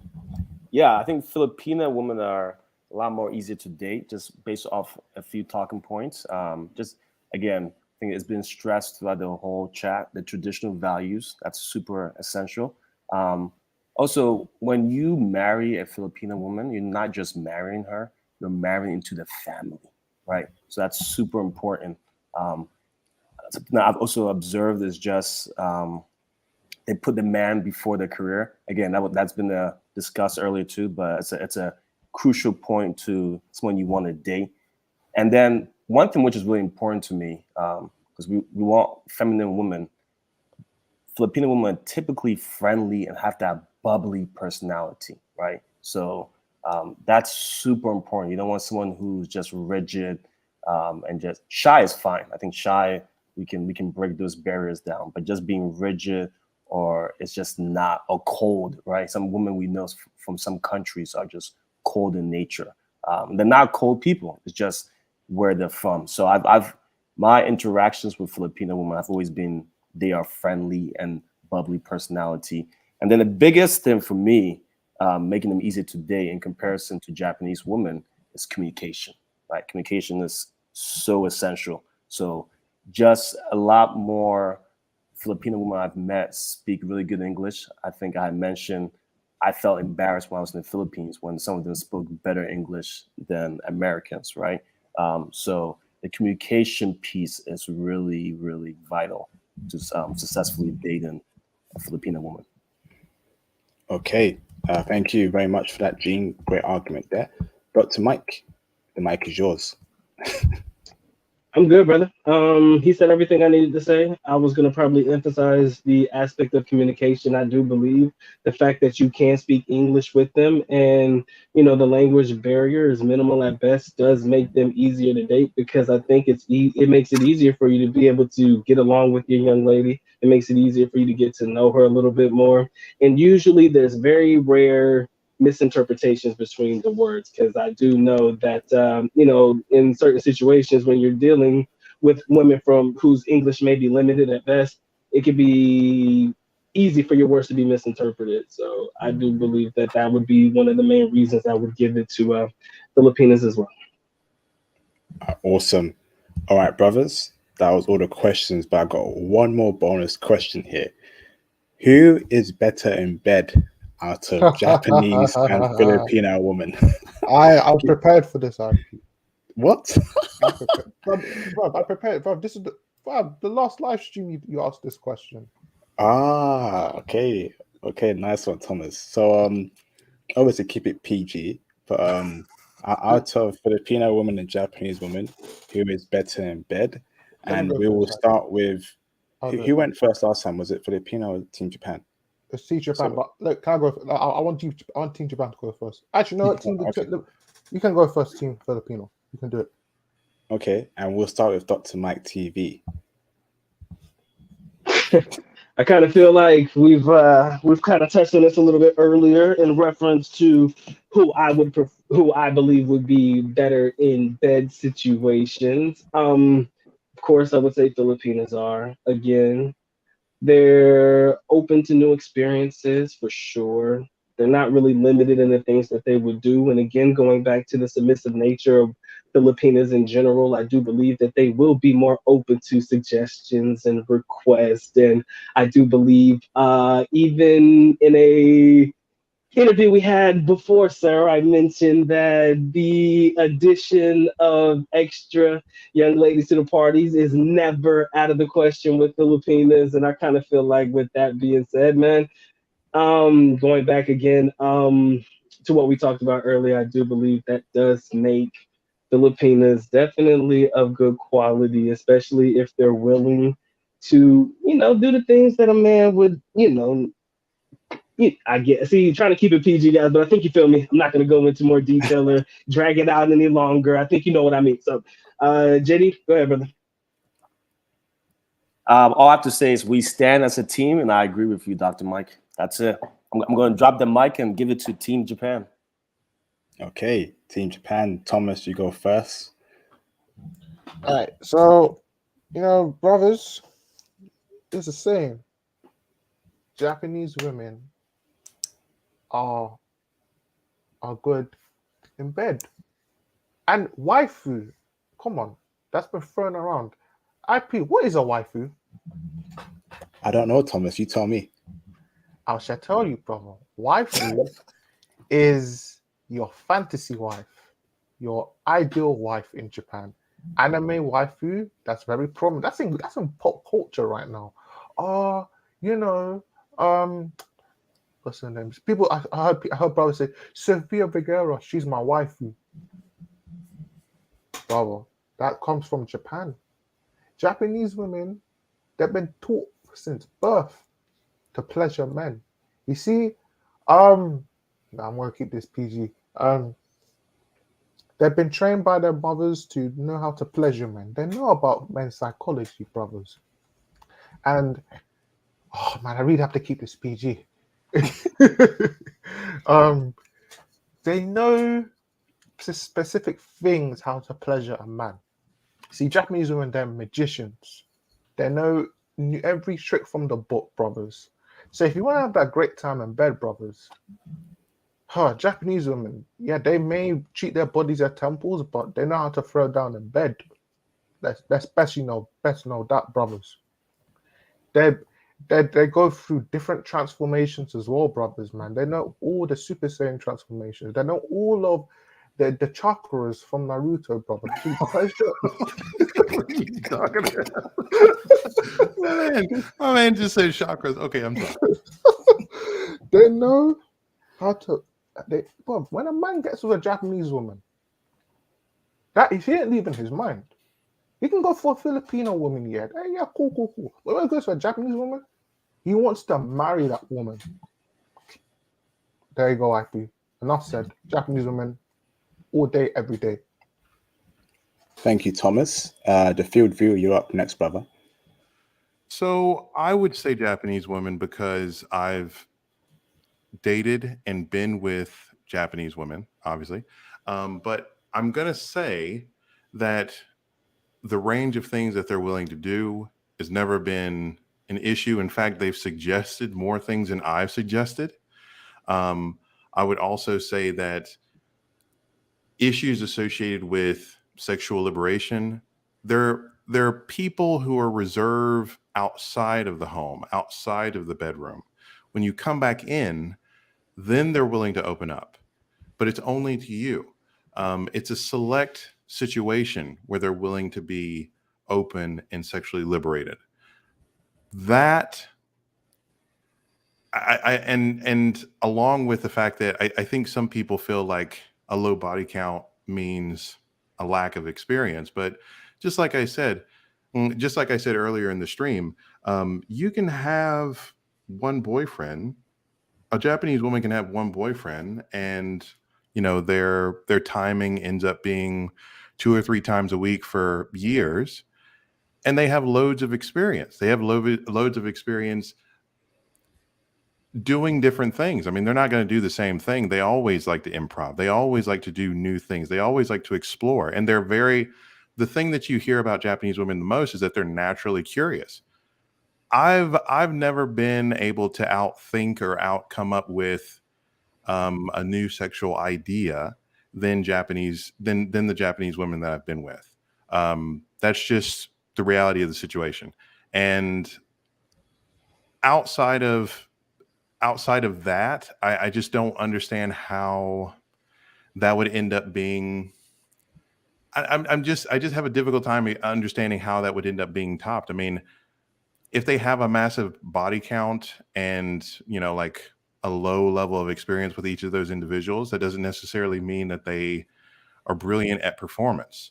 It means that, they haven't gotten into the situation where they can talk things through and be serious about understanding exactly what their partner wants. So, I mean, I would have to give that one to Japanese women completely.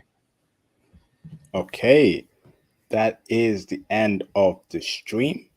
I'm going to put a poll, no, not the stream, sorry, the debate, sorry. I'm going to put a poll for you brothers to vote on the winner. You have to pick either Japanese women or Filipina women, and then I will announce the winner at the end of the stream. So let me put the poll in right now. Then I will get you brothers to call in to ask the guest questions to contribute to the live stream discussion. So, who won the debate? Japanese woman? I had an option. No. Sorry. How do I remove that sugar?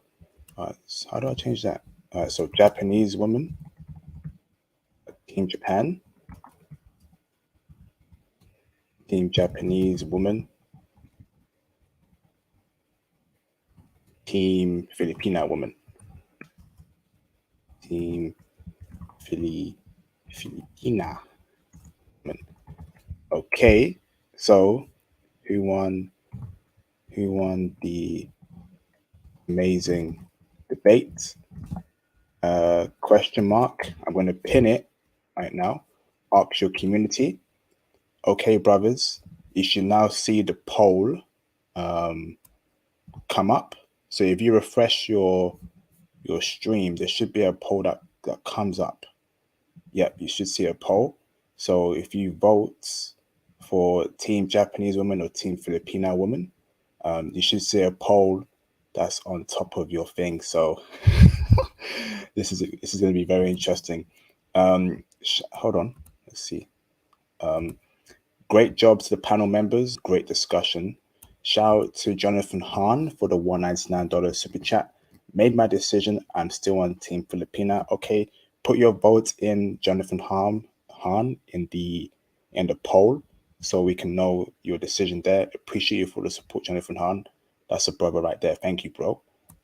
Shout out to Chaos Media for the $5 super chat. IP, marriage to a Filipina is like living in a Disneyland film. She's always singing to our baby and all around the house and cooking anything I want. Lord willing. Beautiful, bro. I pray that every brother on this platform, on this panel, have a wife like yours. That's the goal. That's the dream right there. Lord willing. Thank you, brother. Boss man, can I ask a question real quick? I'm sorry, sir. I'm sorry. I was gonna ask a question, but I'm sorry. After you finish. Shout out to Ro Harris for the $5 super chat.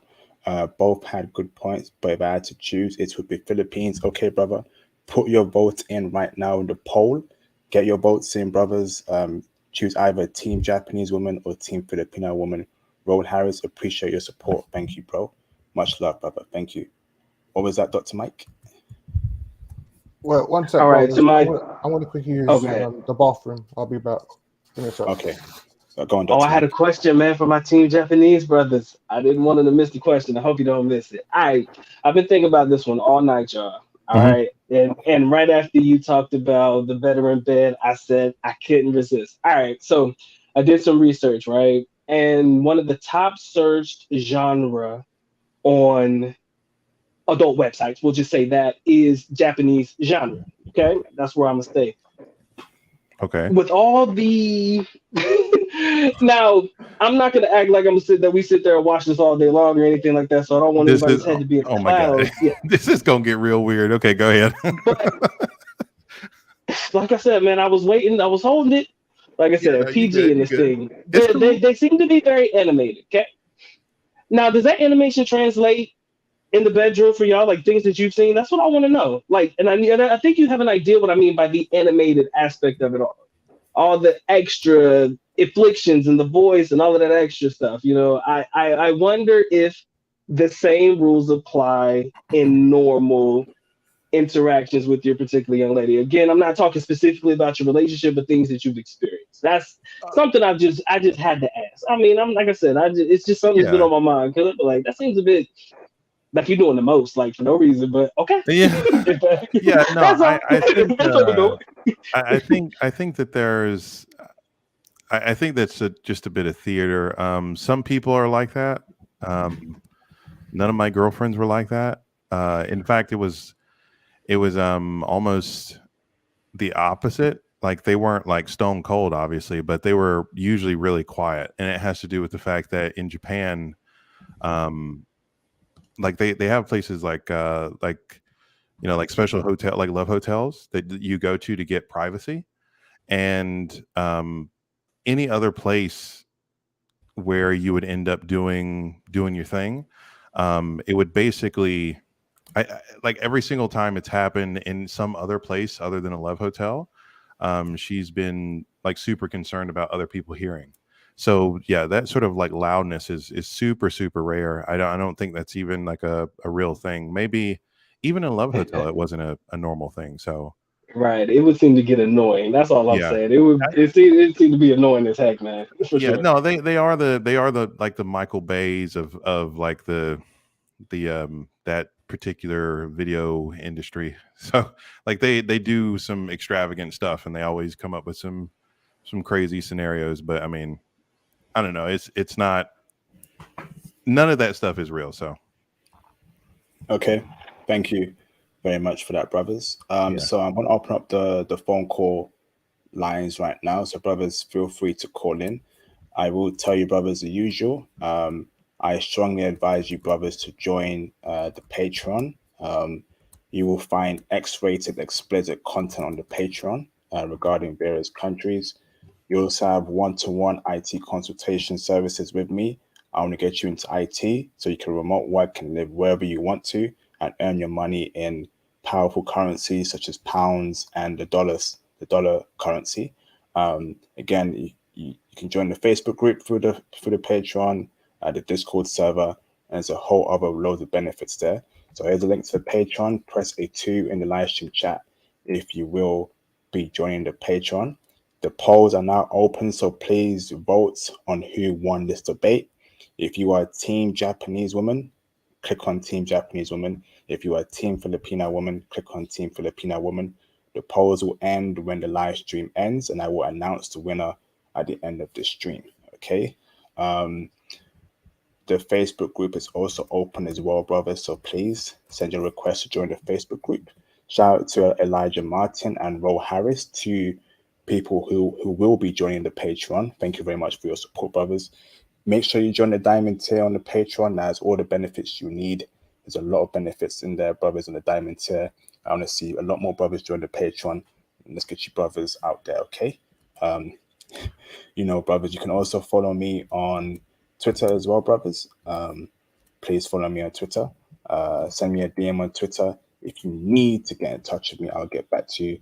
Your likes and retweets will, of course, push out the content to other brothers who need this information. I'm also on Instagram as well, brothers. So please follow me on Instagram. Send me a DM on Instagram. I'll get back to you. You want to know about my life personally, what I do, videos, blah, blah, blah, content, photos. Follow me on Instagram and send me a DM. I'll get back to you.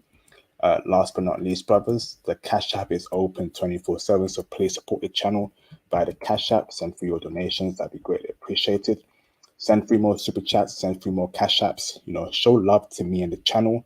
Again, I am providing the solutions for you brothers that no other channel is doing it like me, So show some love, support the movement, support the channel.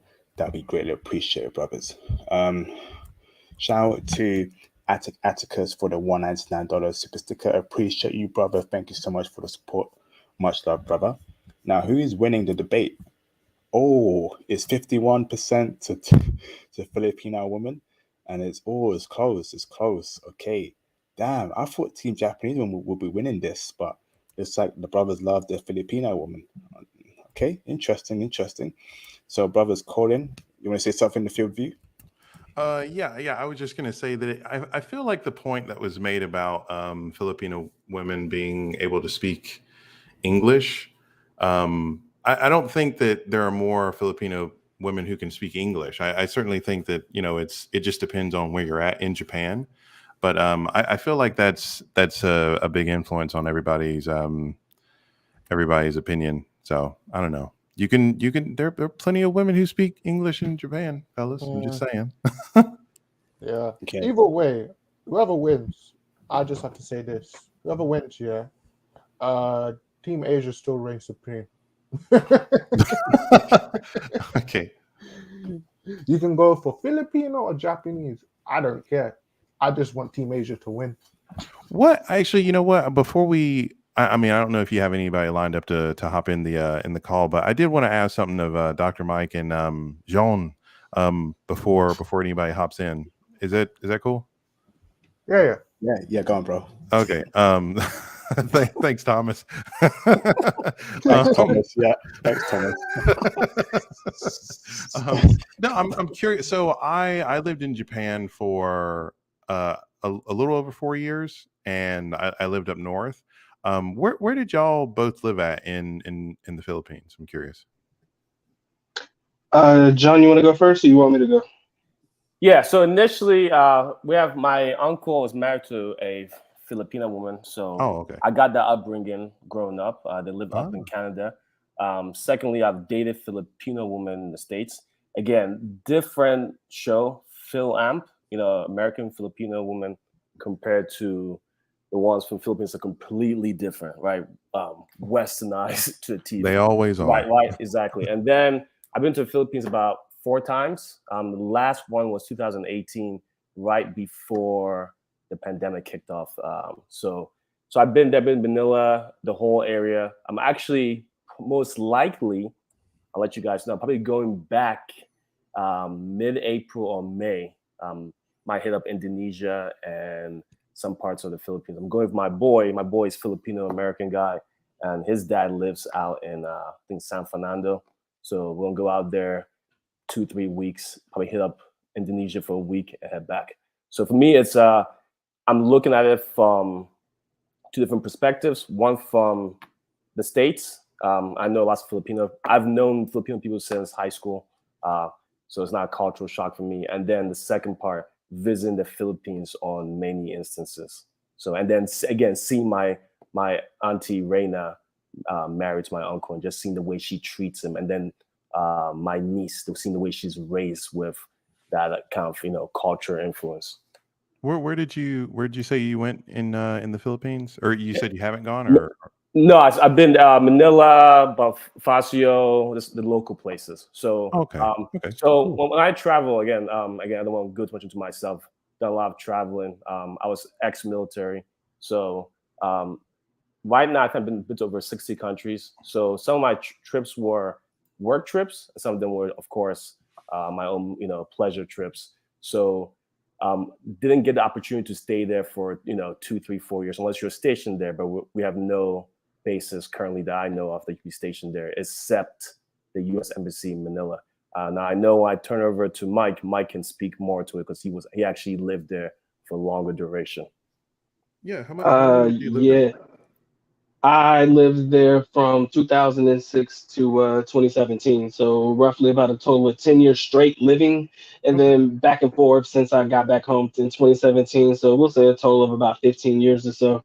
I had the opportunity to study abroad. My dad, ex-military, he brought me over after I graduated high school here in the States, so I had a chance to live and be a part of the culture and upbringing for the better part of 10 years. The reason I was there for 10 years is I actually do have my doctorate degree. That's why I call myself Dr. Mike. I got a doctorate degree in business administration. So I basically was there for my studies for the entire 10-year duration. So yeah, my stepmom's Filipino, like I said earlier, and the relationships that I've seen with other relatives that have dated Filipinas and stuff like that kind of led me to, and great debate and everything. But where did I live? I know you were asking me that. It's a place called Davao, Dabao, Davao City, Philippines. It's in the Mindanao region, probably about a plane ride of an hour and 40 minutes from Manila, the capital city. So I lived there the majority of my time. But while I was there, of course, I visited the Cebu area, Manila, and places like that. So I Yeah. had a chance to really check out other areas as well. Makati, Boracay, all those other places. Yeah. All that good stuff. Yeah. Exactly. Did y'all have I know in Japan we have a lot of we had a lot of, when I was there, they were a lot of budget airliners. Was it like pretty quick for y'all to hop over to like Vietnam or like Taiwan or something like that? So go ahead, Mike. Yeah, go ahead. Are you sure? Okay. So for me, mine's I've flown in. So I also was years ago. I was stationed out in Guam, so that was fantastic. So it's crazy because Hawaii is the stereotype is that Hawaii is the rich Japanese vacation spot, and then Guam is the middle class or poorer Japanese vacation spot. So I saw a lot of Japanese come.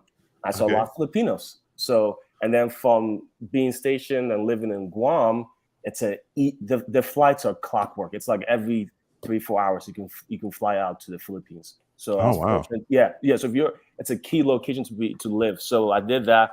And then the last time I flew out, I was living in Europe. I was out in Spain. So, but yeah, so it's easier if you're in Guam. So I've flown budget airlines, but there's a high population of Japanese, Koreans, and Filipinos in Guam, and cheap budget airlines.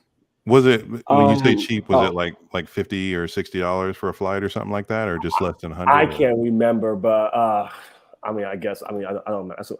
In country, 40, 50, $60 flying within the country. As far as international travels or budget freight liners, they have Air Asia, which I think would probably fit within that realm of budget friendly travel, for your travelers. But again, since everything has happened pandemic wise, I will say that the flight prices have definitely gone up. I mean, a trip to Thailand from the Philippines traveling out now as we speak, anywhere between 600, 800 USD, I've heard. But back then you could probably get there for as low as about $100, maybe even 150. So, they do have them. It's just things have changed, So yeah, is the budget part of it seems to have fleeted a little bit, but we'll just have to wait and see how things pan out in a couple of years to come. And Mike, I think to add to that, I think the business side of the house, right? So Philippines has been on lockdown. I think just recently they opened up their borders, right? I mean, per set requirements, vaccination. Yeah, February. So if you want to, it's a simple supply demand thing. If you want to boost tourism back in the country, what are you going to do, right? You're going to increase the price of tickets because people will pay to come out there. So, but yeah, they've been shut down. How long, Mike? Was it 2 years since 2020 spring until? Yeah, they shut down probably in about March of 2020 and just opened up just around this February 2022. Yep. So it's been on lockdown since. Almost the same for Japan too, right? I'm sorry, say again? So almost the same for Japan too, right? Because you guys have been locked down for quite a while. I'm not sure if the same comparison to Philippines. Yeah. For an expat to come into Japan is harder. That's what I'm saying. Oh yeah. I mean, they have the COVID restrictions, but I don't think the airline prices have. That's really surprising that the airline prices have been jacked up like that. Because I know that to Europe, it's been the cheapest it's been in a while. It's like there was a plane ticket to what do you call it? Italy. That was like from the East Coast to like Sorrento for like $400 or $500. I saw it was round trip, which is super cheap. So I don't know. That's a little depressing. That's always interesting, right? Is like to look at a country and look at the GDP and say which industry is hurting, right? Which industry is doing well? Who gets bailouts? Who's suffering? But I agree. Europe is always cheap for tickets. Always stays cheap. So it's interesting. Yeah, I think Japan has stayed solid, but my bad. Go ahead, IP. Awesome. A great discussion, brothers. J Bones, can you turn your camera on in the background so I know you're not a troll? And I'll add you in.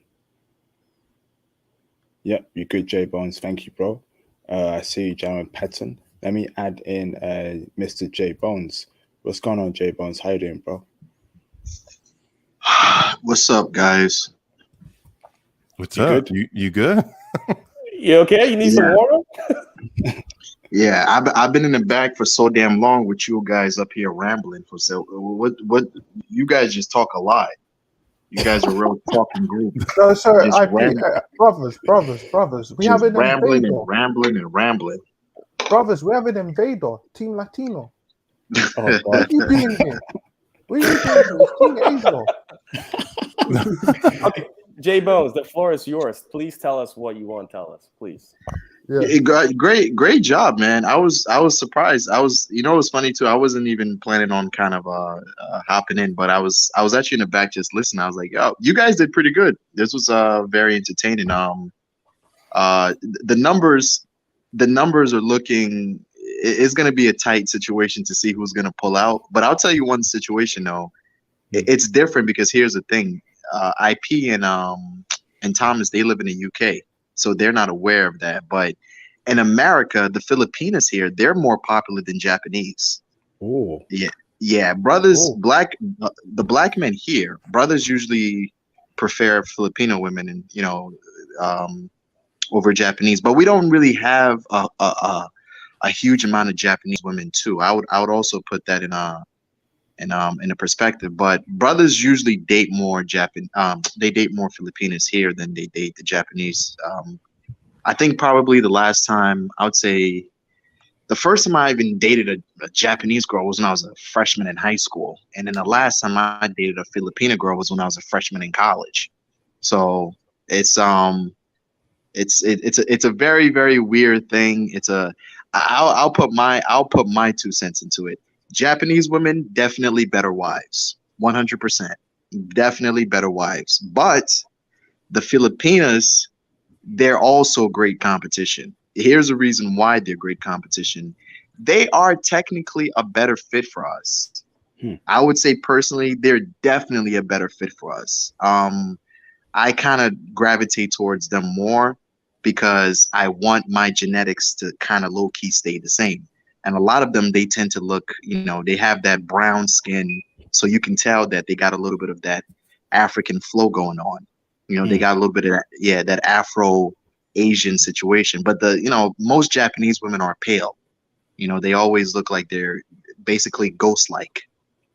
So it's like but yeah, it's tough. It's tough. I would say the Filipinos are strong competition because most of the brothers here, they go for Filipino women. Yeah, I definitely. Would you? Because I'm making the assumption that it's just due to like the propaganda. I mean, there's an aspect of like Filipinos having just more exposure in the United States. I mean, sure, there are more Filipino people here, and in terms of like Japanese people, like actual Japanese people, even like in Hollywood, people that mostly play Japanese people are not Japanese Americans or Japanese. Yeah, they're people from Japan. Chinese. They're either Chinese or they're Korean or something like that. So, I don't know. I think there's definitely just a lack of exposure. It was it's an uphill argument for us. It's a lack of exposure too. But you gotta if you grew up around some real brothers, I'm talking about real American brothers, you understand that the mindset also rotates to body. And a lot of the Filipino chicks, they have body. Like we went to high school with them. If you grew up anywhere between New York, Jersey, or Cali, they have bodies. When you see Japanese women, that's not the first thing that usually comes to your mind. But when you see Filipinas, they have bodies. Like you could tell when a Filipino, when she's walking down a hallway in high school and her cheeks are clapping, you could hear her cheeks clapping from down the street. You can hear the cheeks clapping from. Listen, brothers, I'm not saying anything that y'all never seen before, but them chicks, they cheeks be clapping. Cheeks be clapping all the way down the street. They be clapping at the airport before they even get here. So if you, I'm telling you, yes, Filipinos are thick. They are.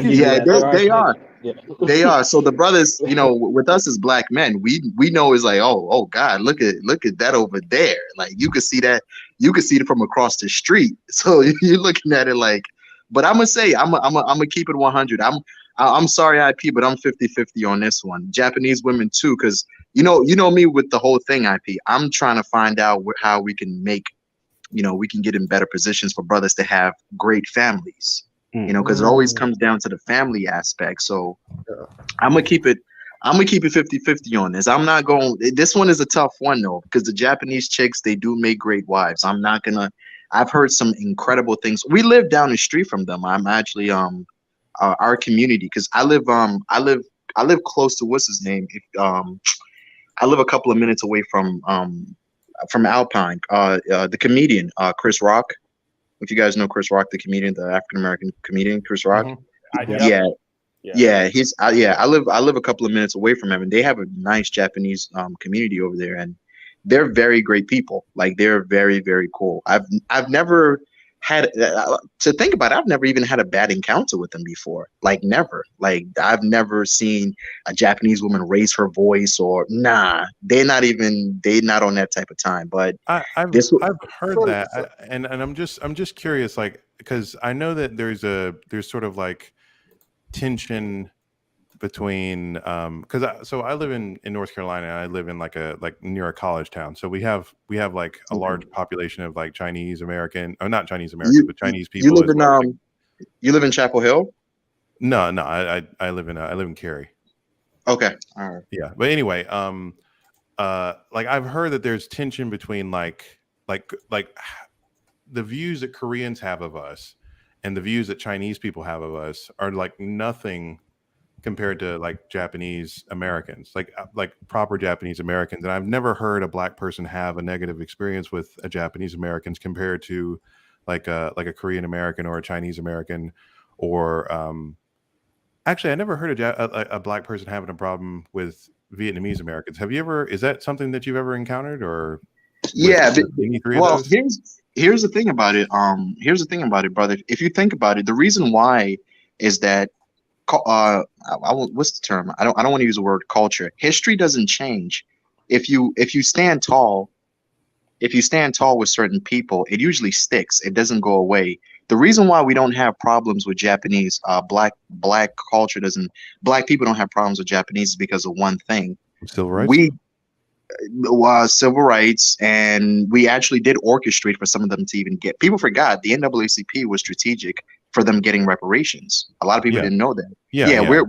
We're the ones that actually marched for them to get reparations after what happened to them here. I forget what her name was, the lady that's usually photographed next to Huey P. Newton.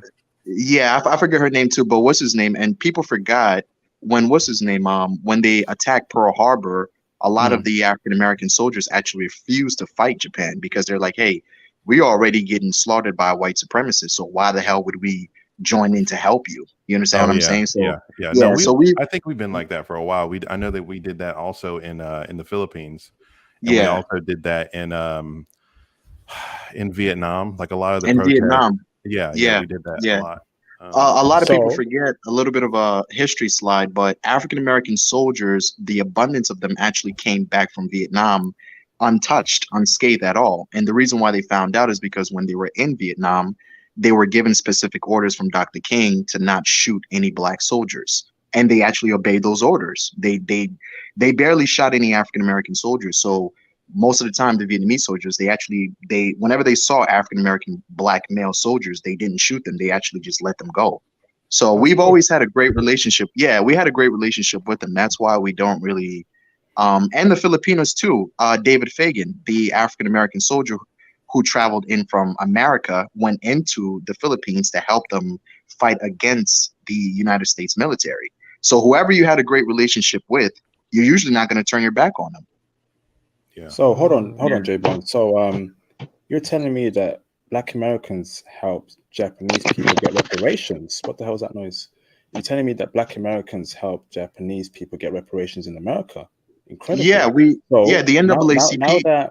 Now that Black Americans are fighting for reparations in America, and personally, in my opinion, I believe that Black Americans do deserve reparations for slavery. I'm expecting Japanese Americans and Japanese people to now back up Black people and Black Americans in their fight for reparations. It's only fair, right? It's only right that they get that support, right? Wouldn't you agree, J Bones? Well, Yeah, 100%. We that's the thing. That's the reciprocation for our relationship here in America. Unfortunately, I'm not gonna pretend to be something that I'm not. I'm not really seeing the support, but we march. The NAACP was very strategic in helping them get reparations. I think a few of our people, a few of the African Americans from the NAACP Council joined in to talk on their behalf. So they didn't really push hard, but they were there to represent and say, "Hey, we got to help out these people."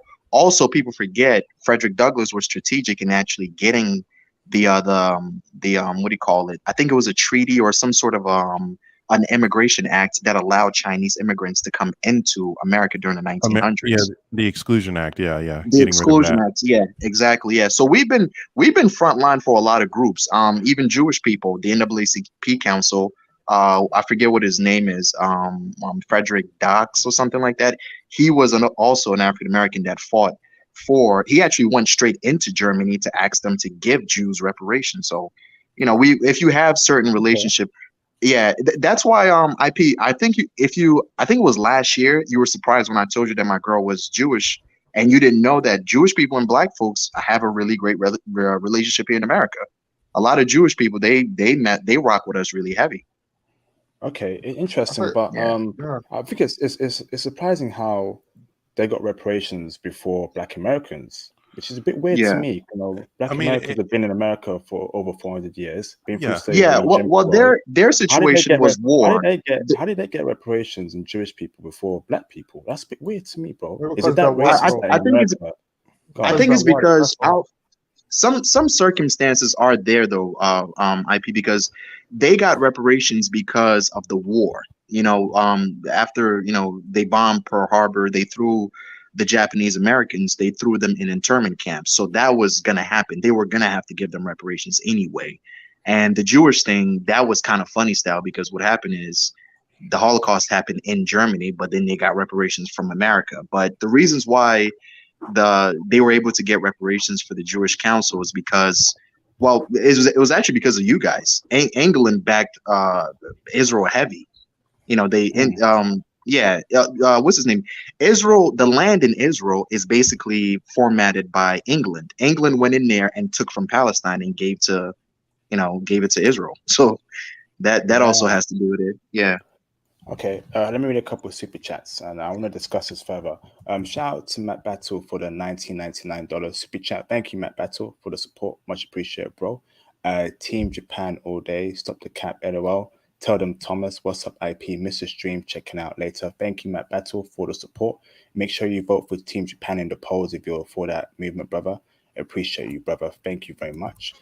Shout out to Matt Battle again for the $99 super chat. Clap, Yes. clap, clap. He ain't lying. Yes, indeed. Shout out to those beautiful Filipino Yeah. women. Shout out to Matt Battle, bro. Shout out to Much, Matt much Battle. Yeah, I'm not. appreciated, bro. Yeah, I'm sorry, IP. I'm not lying. When Philip, I was surprised when I went to high school. We'd be walking down the hallway, bro. IP, if you went to high school anywhere in New York or Jersey, boy, let me tell you, you walking down the hallway, you could hear them Filipina chicks. You can hear the cheeks clapping from downstairs. Like I was like, damn, what is going on? They was In coming through the fairness, hallway. they got that Yeah, African American blood. The Philippine history, if you check it out, it's yeah, a tribal group called the Aedas that had the African American blood. That is the founding group that came from Africa that actually was intricate in developing the culture in the Philippines. That particular tribe, Aeta. I always get it wrong, Aeta or Ada. If you Google it, it'll give you a little bit more information about that particular aspect of Philippine history and how a lot of them were darker shades, and kind of represented some of the African look more than the traditional Philippine look that some people have today. Okay, thank you. Thank you for that, bro. Thank you, Matt Battle. So, I don't know what's happening in America, but there seems to be some sort of Black versus Asian division in New York and California, particularly in Really? New York. Yeah. Um, no, no, no. You're I think talking that's about about, propaganda. yeah, the attacks, IP. yeah, yeah, No, and no, it's no, a no, bit no. weird to me It's because what's his I name? feel like So Asians need to respect what Black Americans did for them, because if not for Black Americans, they would not be in that country. that is The true. the Yeah, media is skewing it to be a Black versus Asian thing, but white people yeah, attack Asians more than Black people, and Asians yeah, should be yeah. very respectful to Black Americans, because if not for Black Americans, they would not be in that country whatsoever. Yeah, Yeah, I mean, some of them are speaking out though, IP. It's not a one-sided thing, but unfortunately, not a lot of them are speaking out. Some of them are speaking out because here's what happened. There was a lady from the Chinese council. She put out information about 2 weeks back, and she said 75% of all the Asian attacks have been done by white males. It's not even being it's done by higher than black that. males. It's Yeah, it's I'm sorry. it's higher. It's higher than 75. It's higher than the 75, yeah. But what happened is that we live in America. If you get a chance, America is based on if I get a chance to blame something on a black man, I'm just gonna do it. That's how America was built. Yeah, let's just Yep. blame everything on black men. So even if a white guy bombs a train station, they're gonna say it was a black guy that did it. You understand what I'm saying? So it's not there is no division between us. Trust me, they're not. It's just a lot of propaganda, and most of the times too is a lot of smoke screens so the Asian community can get some money. And they did get some money. They've been getting some crazy money. I think Eric Adams just gave them another 15 million about 2 weeks ago, and then before then they gave them what $2 billion over there in California or something. But it's America, man. If you get a chance to do something to black people so you can get money out of it, we still live in a racist system, Uncle. Yeah, we still live in a racist system, I think. Wait. J Bones, and Yes, sir. brother Team Field, and my other brothers on the panel, my other Americans brothers on the panel. Can you talk to me and IP more about the snow downtowns? Because what brother Team Field, Oh, yeah. you mentioned that yesterday. Yeah. Talk about more about the sundown towns, please. Yeah, sundown town. Yesterday, Okay, well, it depends on where you have. I mean, I don't want to cut off the brother talking before. Have you lived in a sundown town before, or next to one? So No. IP, I wasn't. Thomas, I wasn't talking to you. I was talking to the other brother before that I cut off. Oh, Have you lived You before? talking about me? Yeah, you talking about me. Yeah. Okay, so no, I mean, I grew up in North Carolina. I mean, I don't live close to a sundown town. Yeah. But it's something that we all were raised with. I mean, my Around, yeah. mother was she still knows where to like hide in the woods. In her mother's wait, I'm sorry. She still knows where to go to in the woods to hide if like the KKK come down the street. True. Yeah. True. It's not like a thing that is like in the distant past. It's very now, and it's still now. Well, Greensboro used to be a sundown town. Oh, yeah. Okay. Well, all right. Yeah, I know where that's at. My mom used to work there all the time. Yeah, Greensboro used to be. We used to live in Greensboro, North Carolina. It used to be a sundown town way back in. I've lived next to sundown towns before. We have what's his name, Hackettstown, New Jersey used to be a sundown town. Lacey, New Jersey, actually, when I was in high school, they released it from being a sundown town back in 1999. So it's just, sundown towns are a real thing. And matter of fact, sundown towns still exist. They still exist very much. I'll give you an example. If you go to places like if you go into anywhere and you're seeing a bunch of Ku Klux Klan flags, Confederate flags, and Trump signs, that's a sundown town. They're telling you it's a sundown town without telling you it's a sundown town. There's certain places, Thomas, in America, places like Jupiter, Texas. Jupiter, Texas is a sundown town. Yeah, the last time a black guy was in Jupiter, Texas, they found him hanging upside down by his neck. So that's still a sundown town. So we still have plenty of places here. Yeah, we still have plenty of places here that you just don't go to. Have you J Bones, have you read a book called The Wilmington Lie? I heard about it. I think the Wilmington Lie was actually where they extracted the Green Book from, right? Isn't that where they extracted the Green Book from? No, so the book The Wilmington Lie is about the coup of Wilmington, North Carolina, and basically it was a racist coup. Like during Reconstruction, we did have a good go at like building things up, and there were a lot of good things that were happening to Black people in terms of like the rate at which we could vote, the participation rate for voting, net wealth of most Black people and families, it was increasing. But after like the withdrawal of the U.S. military, the Union Army in the South during the Reconstruction, a lot of things went south, and that's how you got like the burning of Black Wall Street. That's how you got the coup of Wilmington. And it's something that just exists in this country that people really people don't know about. I mean, even Black people, and it's not like it's intentional. It's just that it's really easy to watch another TV show or something like that that soothes your nerves rather than be exposed to the actual reality of the United States. But if you ever get a chance, look up The Wilmington Lie, and Yeah. it's a great book. Yeah, So I was very aware of let that. me come in here. I'm sorry. Sorry, I'm sorry. Go sorry, ahead. brothers. Elijah Zacchaeus, I see you, brother. Give me a thumbs up if I should bring you in. Camera on or camera off is up to you. Camera on, give me a thumbs up. Okay, thank you. All right, thank you, Elijah. Let me bring you in. Shout out to Matt Battle for the $9.99 super chat. Much appreciated, bro. Bro, you can't believe anything the media says here. J Bones is right. I'm from Ohio. If you step into the country, you're going to have mad problems majority of the time, especially when the sun drops. Very sad in 2022, we're seeing this happening. Very sad. This Very disgusting, sad. and the police, the media won't do anything about it. It's acceptable. It's a joke, America. This is shocking to hear, but Yeah. I don't think we have that in Thomas, the UK. yeah, Thomas, that's what I was telling you guys before, because we're all starting to get to know each other. But you here's the thing, Thomas, the majority of us as Black men here in America, that's why we know how to use guns. You have to know how to use a gun living here. Like, I'm an immigrant. Like, I was born in Ghana, but when I first moved here, I understood right off the bat, what the environment is like. You have to learn. And the brother here, he lives in North Carolina, or he grew up in North Carolina. I'm pretty sure, I think every Black male in North Carolina knows how to use a gun. I'm very aware of that. Like, everybody damn near. And if you live in America and you're a Black male, you have to learn how to use a gun. And matter of fact, unfortunately, Thomas, not only do I know how to use a gun, I've had to use one before, especially growing up in Brooklyn.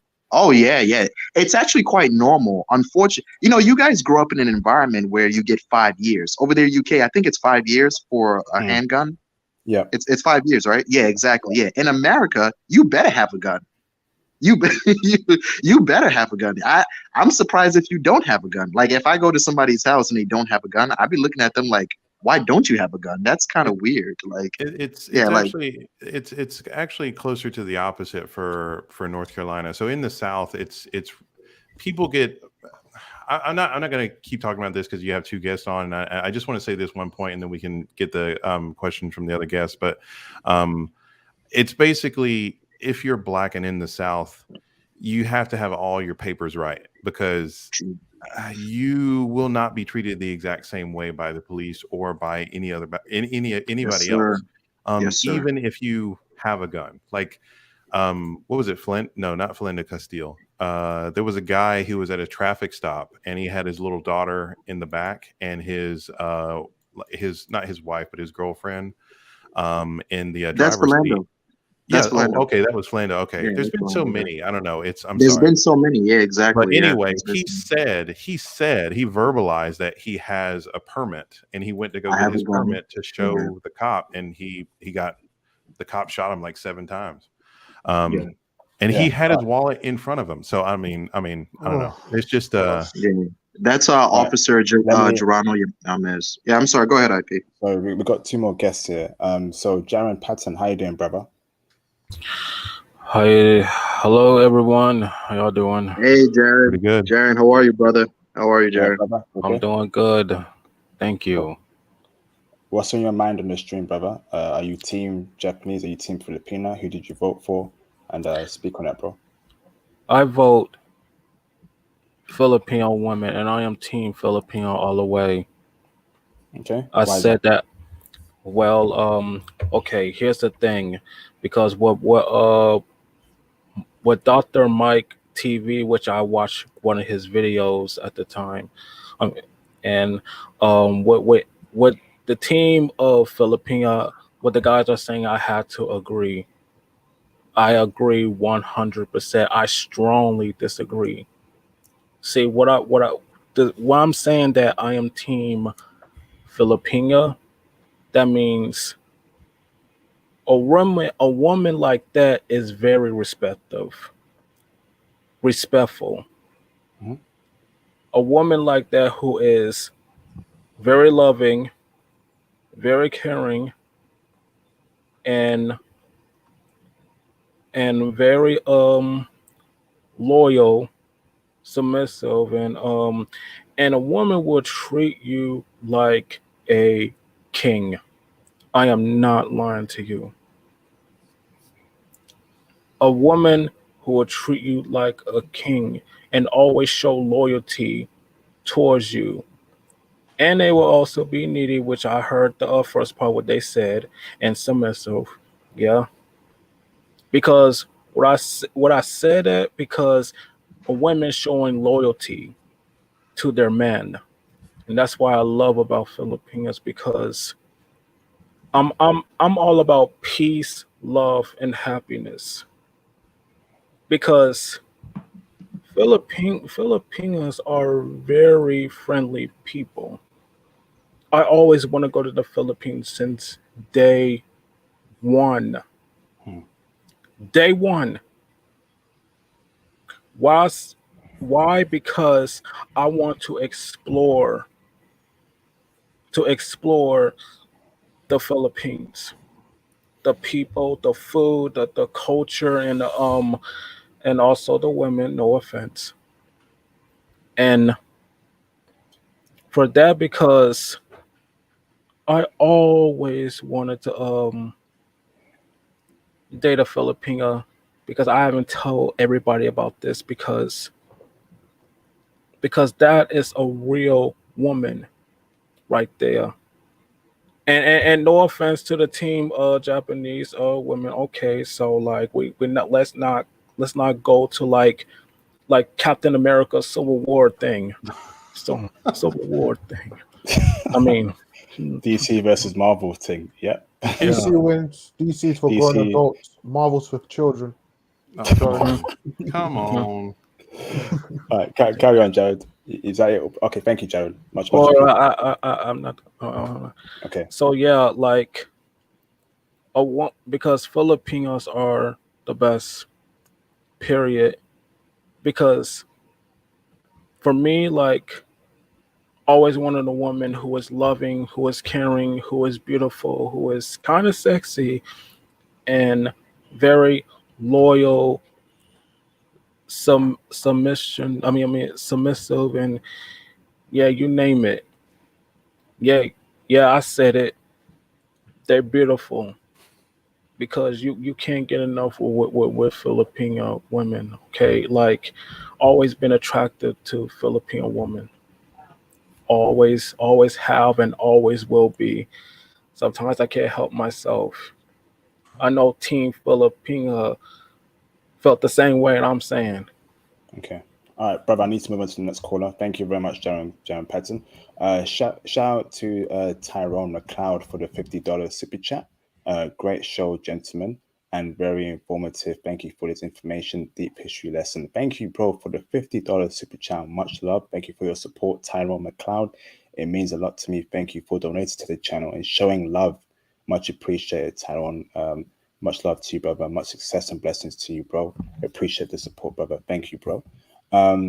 Elijah Zacchaeus, how you doing, brother? You okay? Yeah, I'm doing good. I've been watching your channel since the Zoom to Thailand interview. I seen you all the time over there, but I never checked out your channel until you asked the most recent interview, his check and effect interview, and you asked that one question about the Japanese Brazilians, and I immediately went to your channel because I was like, "What? That's a thing?" So I was like, and after you said it, I looked it up on YouTube, like Japanese Brazilians. Nothing came up except for your one interview with a guy. I'm pretty sure you remember it. His name was D. Yes, Theo. Yo, I was like, wait, what? And then the whole interview was just unbelievable, the stuff he was saying. I was like, nah, this can't be real. Because I've been watching Zoom to Thailand for a while, even before he got big, before he had barely any videos. So I used to always see you over there, you know, donating. You always come on a panel when he has interviews guests. So when you talk about Japanese Brazilians, I was just blown away. But also just the stuff you talk about black men changing our image, which I always been about, just the positive stuff. You know, I just hate the things that's going on in the community, the non-feminine women who want everything on earth. But Oh, and I also wanted to I want to ask one question about for the Japanese team, because I'm really team Japanese Brazilian, not Japanese or Filipino, but I guess I'm technically Japanese since I'm Japanese Brazilian. But Absolutely. Go ahead. also had a question about the IT, because I'm right now studying for IT certification, which is Okay. CompTIA A+. And I recently seen an interview with Theo. I think that's his name. Yeah. Yeah, that conference he did was actually awesome. I didn't go, but I mean, what he did for those guys and spend all his money to help other men, that's like so awesome to me. But also, I was gonna DM you on Instagram to find out more information about the IT stuff, because I want to like get some more direction on it. Because I know A+ Yeah. is a good, huh? Yeah, sure. That's my IG on the screen. Reach out to me, brother. I can send you all the information you need regarding IT. We'll talk about that, bro, and I'll send you the info you need. Okay, cool. And I don't really post. I don't have pictures on my IG on my Facebook, so I was gonna also add you on Facebook, just to let you know. Yeah, that's fine, bro. Just send me a message on IG. Let me know that you're Elijah Zacchaeus, and then I'll accept Okay, you. I Maybe we will. have a call this weekend, okay, bro? Okay, thanks, man. And about my question for the Team Japan, I love Filipinos though. They really, they have a really big population of Seventh-day Adventists, so they are really religious. I'm a seven. Well, I believe most of them. Like my beliefs closely align with the Seventh-day Adventists, but I just study the Bible for myself. I don't go to church anymore. But for the question for the Team Japan, have you guys ever encountered any of these Japanese Brazilians? No. In Japan, I did know two people who were Japanese Brazilian, and they have a special term for people who return to Japan. But basically, yeah, I mean, the simplest answer is I ran into him. Yeah. What about him Okay. did you want to know? Nothing. I just heard that they were like, well, from when international passport was on Zoom to Thailand, check in effect, everybody went crazy when he asked about the Japanese Brazilians. They were all like, check was like, oh yeah, I forgot about them. I gotta go find. So it was just, and then but plus that combination in general, it's just, Yeah, it just blew my mind. They do have a. Oh, I'm sorry. Go ahead. The thing is, I love these type of conversations, bro. Now we've got options, bro. This is just very happy. Facts.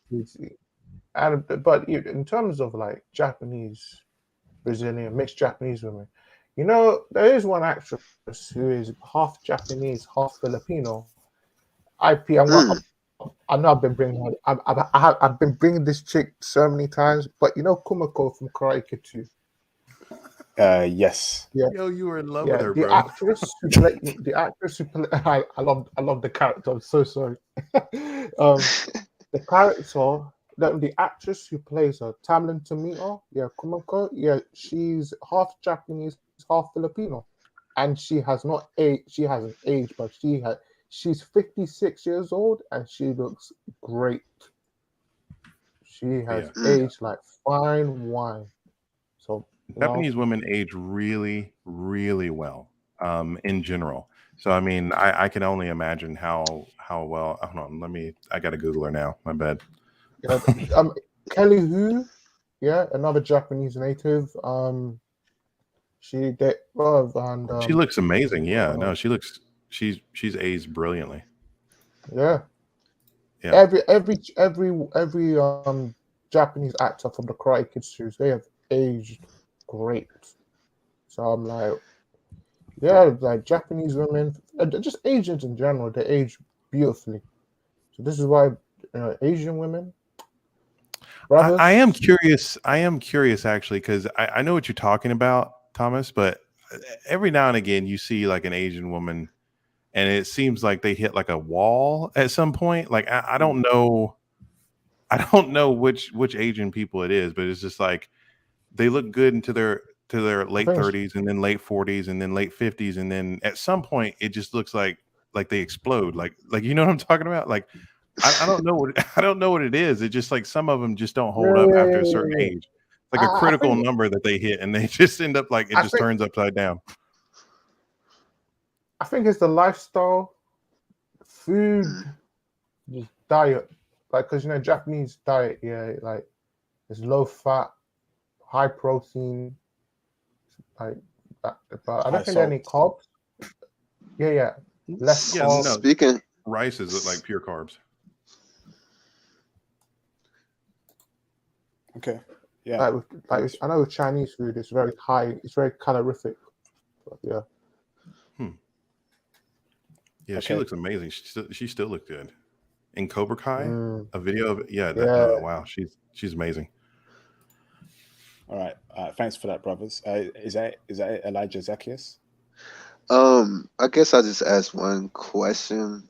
Are you in the IT field right now? Yes, I am, Elijah. Oh, okay, cool. Is that it? I guess I asked one more question about the Japanese women specifically. All right, cool. That's cool, bro. So Japanese women, when it comes to shape, like, are they thick? I know Chinese and Asian women specifically are like really skinny, but I heard that Japanese are actually, well, from International Passport's interview with D said that Japanese women are actually thick, but they just choose to be skinny for their men because they're very submissive and they know that their men like skinny women. You gotta watch the interview that I did, man. Which one was that? It was the most recent.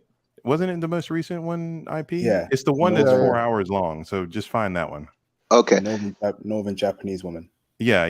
But I always use the term sleeper because it comes from like automobiles and like, I don't know, drag racing and stuff like that. But it looks basically like you can't tell how thick they are or how shapely they are because they modestly dress. Yeah, because they dress so modestly. Modesty. And then That's when good. they go to the beach or whenever you take them home or to your apartment or to your love hotel, then you find out and you're just like, what in the world?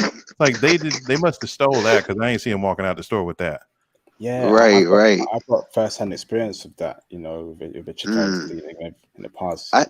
Their clothes are very baggy, but took it off. I was like, God damn, you thick, baby girl. God. Yeah. Right. My friend experienced that.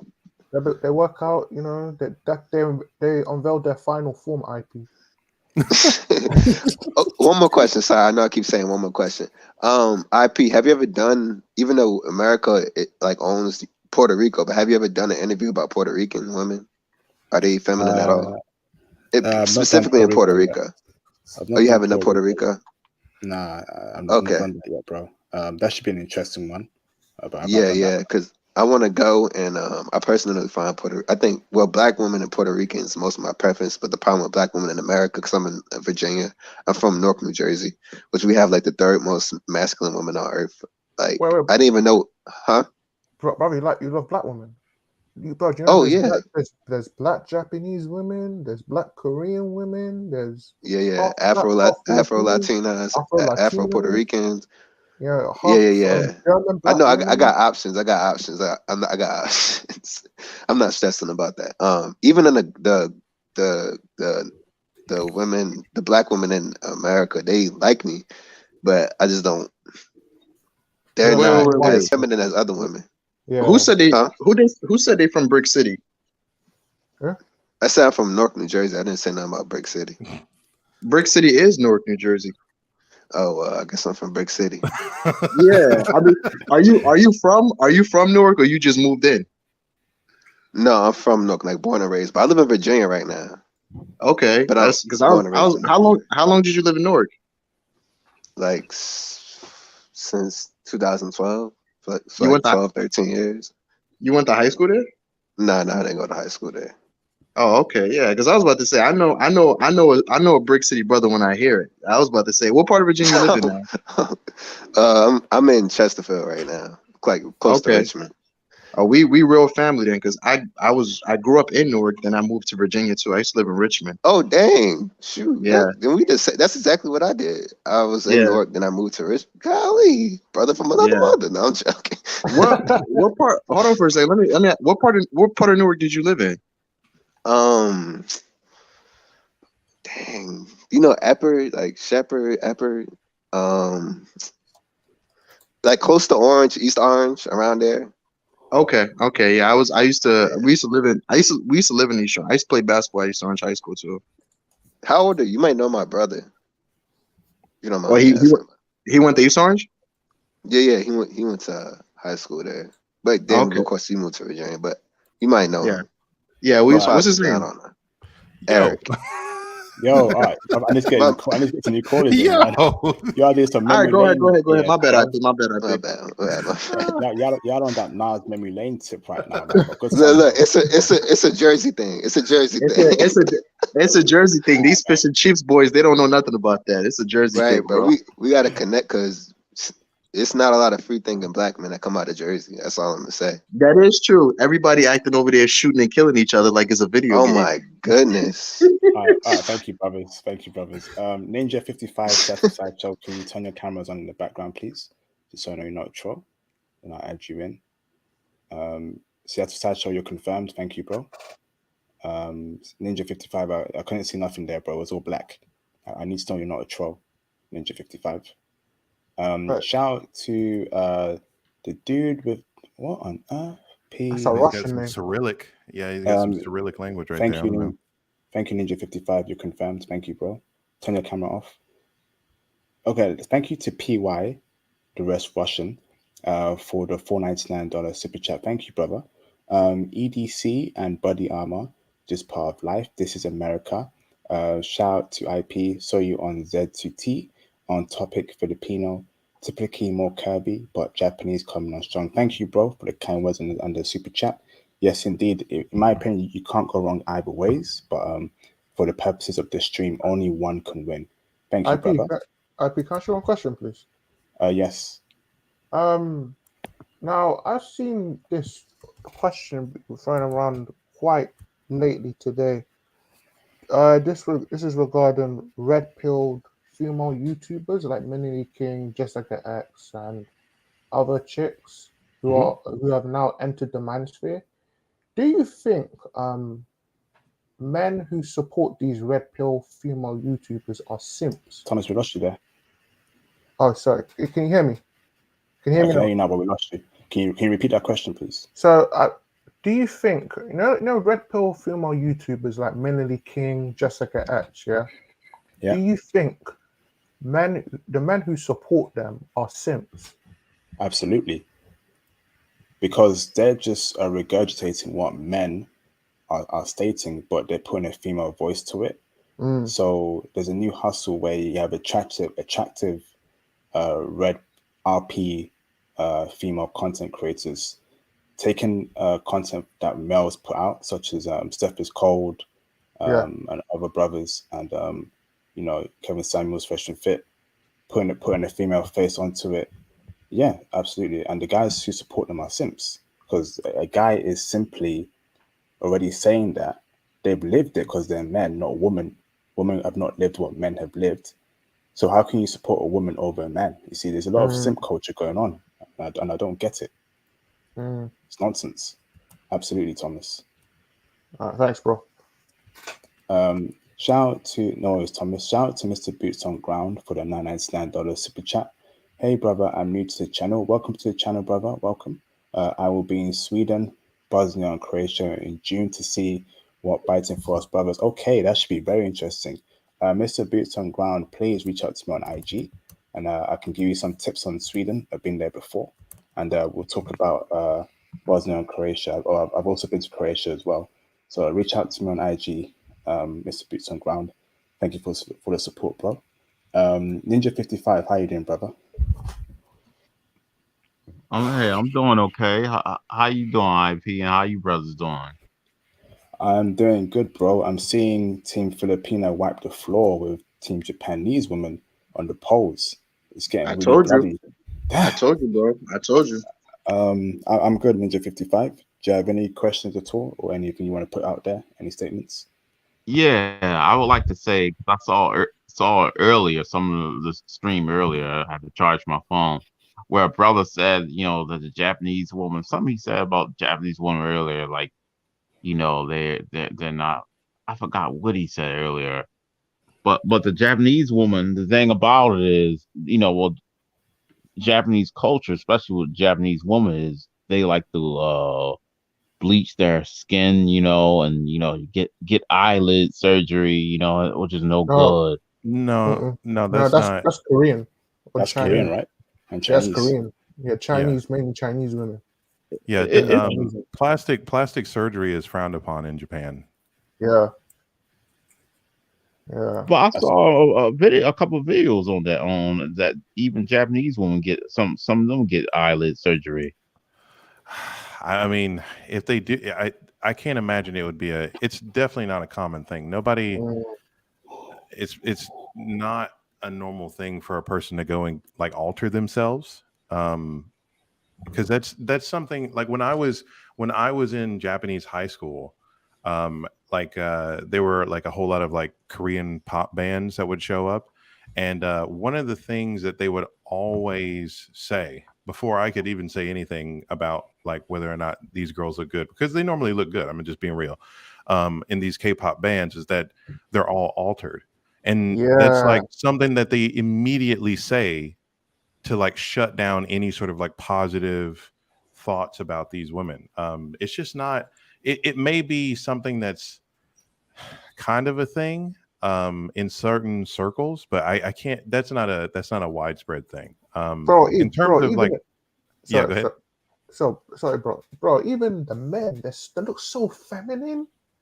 You know the K-pop art, they're like, bro. If I stand next to one K-pop Korean guy here, I might destroy him, and I won't even do anything. I just look at him, he just probably might like, please don't hurt me, please don't hurt me. Like, bro, I don't even do anything because he looks so feminine, man. Yeah, they look do come off so- looking real frail and petite. But I mean, um, in terms of like the bleaching, they don't bleach their skin. They do northern. Well, Okay, I've seen Northeast Asian women all try to stay out of the sun. That's a normal thing. But I don't know. I don't know about any bleaching. That may be like a skin whitening. They got skin whitening products in Japan and other places too. They even got skin whitening products in the Philippines. Oh, okay. I know what you're talking about. So skin whitening in Japan is for complexion, not for bleaching.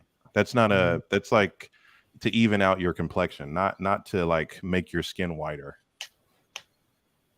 Like that's still not good though. Skin whitening. Yeah, well, right. So I'm saying that they don't do whitening. They do skin like to make your skin clearer. That's not whitening. That's not bleaching. That's not the same thing. Oh, it's not. Oh, Well, it's sort of like it's like I mean it's like a weird difference between the two. But skin bleaching alters like the melanin in your skin. It alters like the upper layers of your skin. right.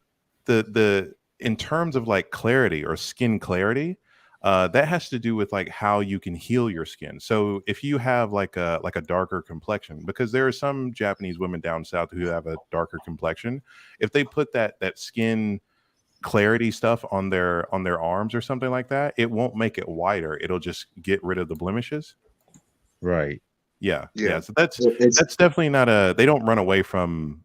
They don't bleach in Japan. That's not a thing. Altering the body is not a normal thing in Japan. Think of it like, what's his name? A lot of people think Charlemagne. You know, Charlemagne from the Breakfast Club. People think he bleached his skin. Yeah, but he did. Charlemagne's a trip, but okay, go ahead.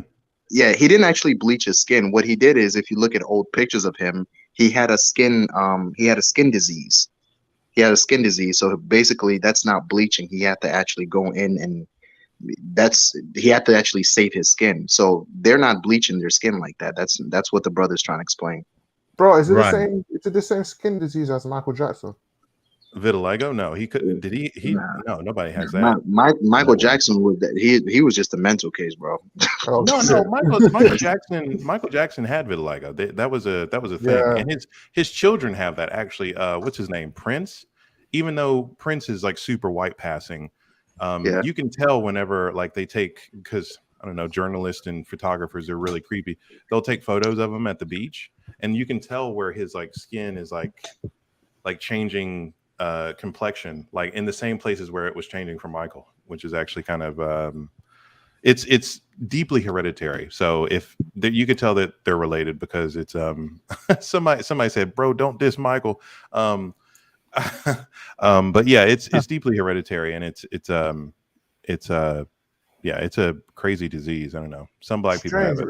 Strange because his children they look very white. Even though Yeah, he's a they black. don't they look like Jennifer Aniston. His children came out looking like a pale a bunch of nobody's actually dissing MJ. Rest in peace to the GOAT. But what we're saying is that what Thomas is saying is true. His children just came out looking like Ric Flair.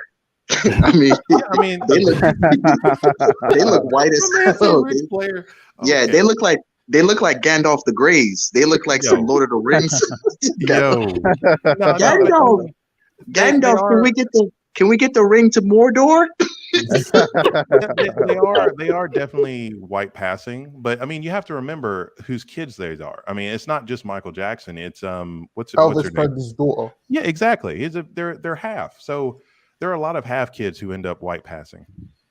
All right, let me go on to Seattle Sideshow, and then I will announce the winner of the ladies' man of the stream.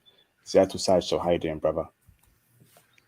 Good evening, you guys. What's going on? All good, brother. How you doing? You okay? Yeah, I'm pretty good. By the way, I put in your Discord about I'm going to be working remote soon, so it's on and popping in April. I'm not sure where I'm going first, but I'm ready to go. What's your username on the Discord? Royal Vaughn. Okay. Was it you that found a remote job, right? Oh. Yep. Yeah, congratulations. That's dope. Indeed. That's what I'm trying to do. Congrats, bro. You're Royal Van. Oh. Yeah. That makes more sense now. Me and Thomas kind of go at it on the Discord.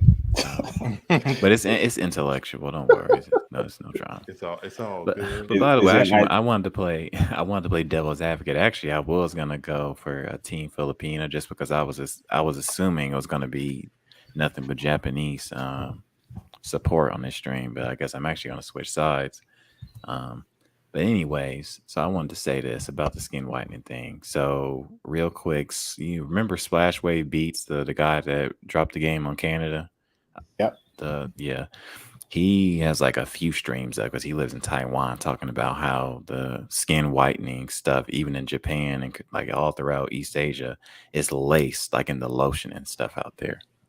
So whether it's for complexion or whatever, and I actually kind of disagree with him on some things, but he did have some points where he says that pretty much a lot of them do. And you even see it in the acting scene, in the like normal movies and JAVs. I know you guys are familiar with that. Pretty much the lighter they are is kind of like the better. It's not necessarily to say that, Japanese want to be white, but you got to remember in Asia, you're going to have some of that trickling into the culture a little bit. Even in Japan, it is a thing. Well, I would say that they have their own version. Are you referring to like trickling in and like colorism is trickling in? No, not colorism necessarily, but like I'll probably say in Japan it's probably more innocent. And even in Korea, you could argue it's a bit more innocent. Maybe in Korea it's more so like a beauty thing versus, white is right, like in the West. But yeah, it's definitely not going to be a conversation about like they don't want to be Caucasian. That's not what they're trying to be. Exactly right. Yeah. It's definitely it's just I think in Japan, like clear skin that's pale for someone who looks like phenotypically Japanese is seen as desirable. But that doesn't, based off of the last few like beauty pageant contestant winners, that's clearly not the only standard that they have for beauty, So Ariana Miyamoto and there was another girl, not the one from 2020 that's half black, but there was another girl who was half Indian, half Japanese, and she won, and she's darker as well. So it's I don't know, it's always hard to explain what that actually is, because in the West we always end up thinking like, oh, they're just trying to be white, they're trying to be Caucasian people, and that's not at all what they're trying to. Yeah. Well, why do the definitely. Why do Japanese have the anime characters look like Caucasian? There's a good explanation for that, actually. And it actually, you can get a pretty good, okay, so the best explanation I can give and that I've heard has been for Attack on Titan. Attack on Titan's Japanese title is Shingeki no Kyojin. Shingeki is a very specific type of Japanese film that utilizes a sort of mythological shift in the characters to describe something that's going on in Japan, or to describe some way of explaining something that's specific to them. And that sounds confusing, but let me explain. What they normally do is that they superimpose Western or non-Japanese, non-Asian features onto characters to apply critical thinking in the same way that you would look at, say, for example, Star Trek. And I don't know if you have if there are any Trekkies in the chat, but in Star Trek or any sort of sci-fi, they would put like very specific examples, analogies of what's going on in society in an alien culture that would not be human. And then they would go through the process of analyzing that alien culture and thus analyzing the topic about themselves. In Japan, for a lot of Japanese art, a lot of Japanese TV shows, they superimpose something other than Japanese phenotypical looks onto main characters to describe certain things and to talk about certain things. So if you look at, Shingeki no Kyojin, Attack on Titan, the people who behave in a certain way, they all have like German names. But they're really not talking about German people. They're not talking about anyone else but themselves. And you can tell that by the fact that they utilize the combination between something of like a kaiju and a Gundam, which is what a Titan is on Attack on Titan, to have a greater conversation, a more, I guess you could say, philosophical conversation about the damaging effects of what war does, what we can do as human beings that is damaging to other human beings, as well as how inhumane we can be to other humans. And they do that without putting Japanese characters at the forefront. And I don't know, it sort of continues with other types of anime, like the Japanese or the more Japanese character is always was I like very timed, by the specific. way? Not to cut you off. Was I timed, IP? Yeah, that's fine. Finish the last point, Seattle Sideshow. Oh my Yeah, bad. 'cause Yeah, I- I was just saying that. Yeah, it's something that happens in other animes as well. But yeah, my bad. Go ahead, Seattle Sojo. Yeah, no, it's no problem. Because I actually wanted to. I was gonna do my pitch for Filipino versus Japanese, but yeah, that all makes sense. I do think Asians just in general just have a fascination with Western culture, but that's a whole nother topic. I think, in my opinion, it's a little bit simpler. But you've actually lived there, so I won't discredit Not you. necessarily Western, but just different culture, because they have a fascination with African stuff as well. But I mean, Piccolo Okay. is clearly African. I'm just saying. Right, okay. But anyways, I wanted to say this. So I want to play devil's advocate real quick as usual. Mhm. So we can talk about and especially Thomas, he's the biggest pro Japanese on here. You got to remember this one. Most brothers, especially those of us just, let's say starting off in life, let's say, probably my generation up to like IP, let's say, I don't know, 24 up to 37. Most of us are just getting our foot in the door, whether it's IT, whether it's a business. In Japan, it was actually a guy on the Discord, Jim. He kind of disappeared on us on the Discord. But me and him kind of went back and forth because he was telling me that in Japan, even there, the women want you to make a certain amount of money before they're like submissive or whatnot, because it still is a developed modern country like most women in modern countries. So the main advantage that Filipino women are going to have over Japanese women is that, first and foremost, I just looked it up. The average salary in Japan is 550 million yen, which is like 55,000 US, about 40,000 British pounds per year. And that's just average. And we know that for the most part, a woman wants to be with a man she can depend on. So until most of us, and I'm not saying it's all about money, but I'm just saying all women, whether she's from rich or poor, she's going to need someone to depend on. most of us is not coming out the gate just going to be able to go to Japan. I don't care, in my opinion, how feminine they are, what we hear on the internet. You can't just show up in Japan with like, a low end job. In my opinion, expect a top 10, 8, 9, or 10 top caliber Japanese woman to submit to you, unless you at least meet the median there. In the Philippines now, you can be making 50K and have an 8, 9, or 10 woman, because that's upper class in the Philippines. But in Japan, you're playing on a whole nother level, on a whole nother caliber, a whole nother culture. It's more knowledge investment.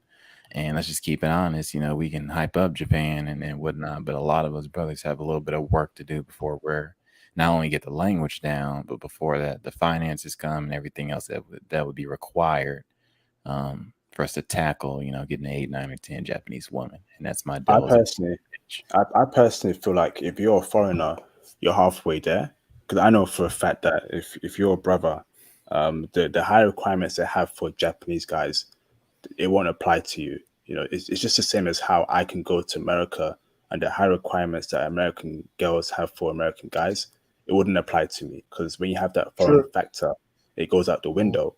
That's why when I go to Germany, other countries, the requirements they have for men in their country, and it will never apply to me because I'm a brother. I'm exotic. I bring something different. So all that stuff about you got to earn this amount of money, that wouldn't apply to foreigners, in my opinion. Is that a true statement there, the field view? Yeah, I would say that that's a brilliant way to encapsulate that. My answer, yeah, you're going to be exotic, and any job that you do have is gonna meet that requirement as a foreigner. If you go there with the intention of having an IT position, or if you just teach English, you can still make that sort of coin. So it's not going to be difficult for us.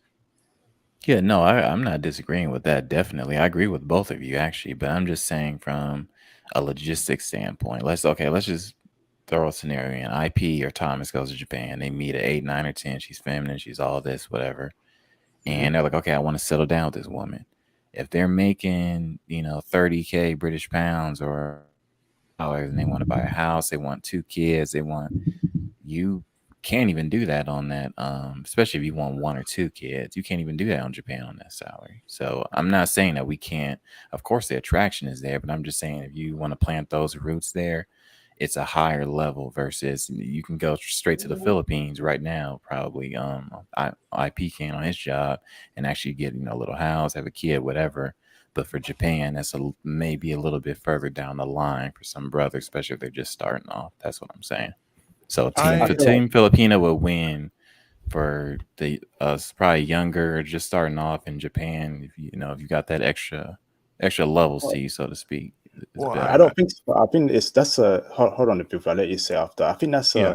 it's all contextual, because remember Japan is a much richer country, right, than the Philippines. So Japanese women, they're working and they're earning good money and they're still feminine. Plus they have generational wealth too. If you remember my stream from January with a brother, I can't remember his name, he was saying that a lot of Japanese women, they have a lot of generational wealth. They've got like 80K saved up. Some have 200K saved up. Some inherit millions from their families. Yep. So it's all contextual. So if someone is earning 30K in Japan and is a foreigner, yeah, I believe that they can handle it. They can get a dime there, and she would definitely stay with him. He's a foreigner. He earns okay money. She's got her own money, and she'll still be feminine.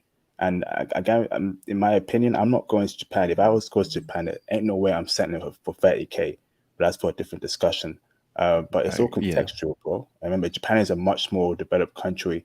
Women there have their own money, they work. Wouldn't you agree, the field view? Yeah. I mean, they work. They have their own money that they inherit. A lot of the times, the grandparents like end up writing their grandchildren into the will, and Japanese people have like the one of the highest savings rates in the developing world. But another thing is that it's we say that it's developed, but developed doesn't necessarily mean it's going to be more expensive. In Japan, it's actually really cheap to live in a lot of different places. So it's even in the big cities. So I wouldn't say that money wouldn't go far enough. I mean, there was a survey done a while back that stated that the women, if they were stay-at-home moms, what sort of salary would they want? And in Japan, on the Japanese survey, it was lower than the numbers that you said. It wasn't 50,000 that they desired, which is what you said the average was. They said it was something around like they would be happy and they could make something happen with 35 to 40,000. And to me, that seems amazingly low for an entire family. And they were like, "Yeah, we could do that." So I don't know. I don't think that would I don't think that would be a problem. I think that's still just another stereotype, and we shouldn't be aiming for the Philippines because they're. I know that's not what you were saying, but I don't think we have to aim for countries that are developing or in the developing stage because we think we can stretch our dollar. We can aim for a lot of places, just like in Eastern Europe, like Estonia or Latvia. Those are relatively cheap places in a wealthy area in Europe. So To be honest, sorry, bro. Let you finish. No, you're good. That's it. To be honest, I rather marry a wealthy woman, a foreign woman who's wealthy in a developed country rather than a poor woman, because you have to remember, Seattle, bro. She could take advantage of you because she's from a poor country. So you need to have that at the back of your head. Whereas if you date a woman from a richer country, she has her own money, and she's also feminine and conservative. There's something to think about, bro. Yeah, no, I'm not. See, I'm not sitting here advocating that men, especially brothers, go to poor countries and get women because they can stretch their dollar. That's definitely not what I'm saying. I was saying, oh yeah, devil's advocate. that, Yeah, I got you. I was playing devil's advocate. And two, is we've had this discussion before, whereas I'll put it to you this way: there's an obvious reason why there are a lot of men. I'm not shaming any men for their decision. There's an obvious reason why there's a lot of men advocating for places like Colombia, committing, Thailand, whatnot, because that economic wall. If you want to get a Korean woman or a Japanese woman, or let's take it a step. If Japan's not that much more, it's not that expensive, as Field View said. Let's take it up a notch higher. Singapore, it's you need a bit more behind you. I'm not saying you have to be rich. I'm just saying you need a bit more behind you if you want, a 3-4 family home in Osaka or in Singapore or in, let's take it to Europe, even like let's say Finland or something.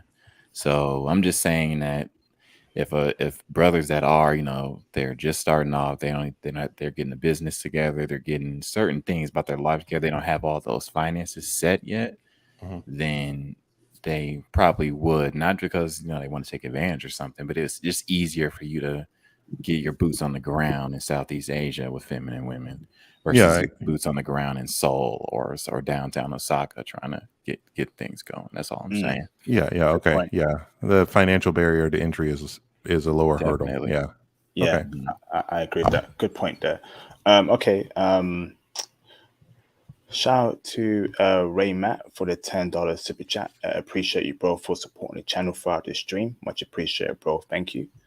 Shout out to Darnell Robinson for the $20 super chat. Thank you, Darrell Robinson. Thank you, Darrell Robinson. Much appreciated, bro. Great stream and educational content as always, IP. From the war history to culture to activism and to the romance. Salute to everyone. Thank you both for the kind words, Darrell Robinson. Much love and much appreciated, bro, to both of you and Ray Matt. Thank you, Darrell. Much appreciated, bro. So we have come to the end of the stream, which means that I must announce the winner. Looking at the poll, I am a huge congratulations to Team Filipina Woman. So Dr. Mike and JD, you have won the debate. So over 108 people voted. Team Filipina Woman grabbed 52% of the votes compared to 48% of the votes to Team Japanese Woman. Oh, close. It was close. Yeah. I think it's because more brothers are exposed to Filipinos. Yeah. Yes.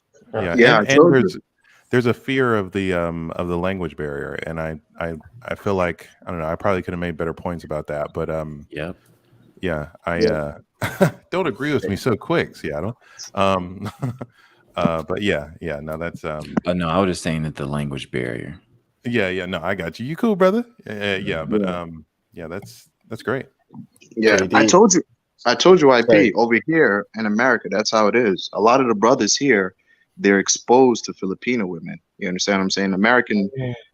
Black American brothers are definitely. I mean, we have relationships with them since we were in high school, so we actually tend to know them very well. But we don't really have major relationships with Japanese women here. Like you can't really find it like that. Yeah, You know? that makes sense. Yeah. Yeah. Like Tony Berry is very rare. Like when Tony told me he was married to a Japanese woman, I was like, really? I dated Japanese girls in high school, but we were always around Filipinos. Like they would come over to the house. They are much more, and they're much more hangout people. Japanese women are not really hangout like that. Yeah, Joe thank Bones, you. let me ask you this question. Hold on, bro. Sorry. JD, are you still there, bro? I'm still here. What's going on? Congratulations on your win. As you can see on the screen, you and Dr. Mike won 109 votes. You guys got 51% of the vote as opposed to 48% for Team Japanese Women. How do you feel, brother? So Dr. Mike had to head out. I think overall, a lot of good points made on both sides. I think the key factors is just to, again, a lot of this is subjective. We can go into so many layers for each question that you presented, IP. But a lot of it also depends on the age you're at, right? Whether you're 22 versus whether you're 43, your financial situation, your investments, and then just also your body type, as mentioned by the current guest who hopped on. So many factors, but the end state, above a good debate on both sides, we should focus on just making sure that we can put a good image for Black men in Japan and also in the Philippines. Thank you very much, JD. Congratulations. Go on, Thomas. After Thomas, I'll go through to everyone for their last closing statement before I end the stream. We're almost at 4 hours, so I'm super tired. Go on, Thomas. Yeah, I know. Sorry, bro. It's 6:31 right now in the UK. Crazy. Yeah, congrats, bro. Congrats to Team Filipino. Yep, I know these Filipinos have body and they're very beautiful. Big up to brother team. Oh my gosh, big up to brother Field View. Yeah, you did a great job.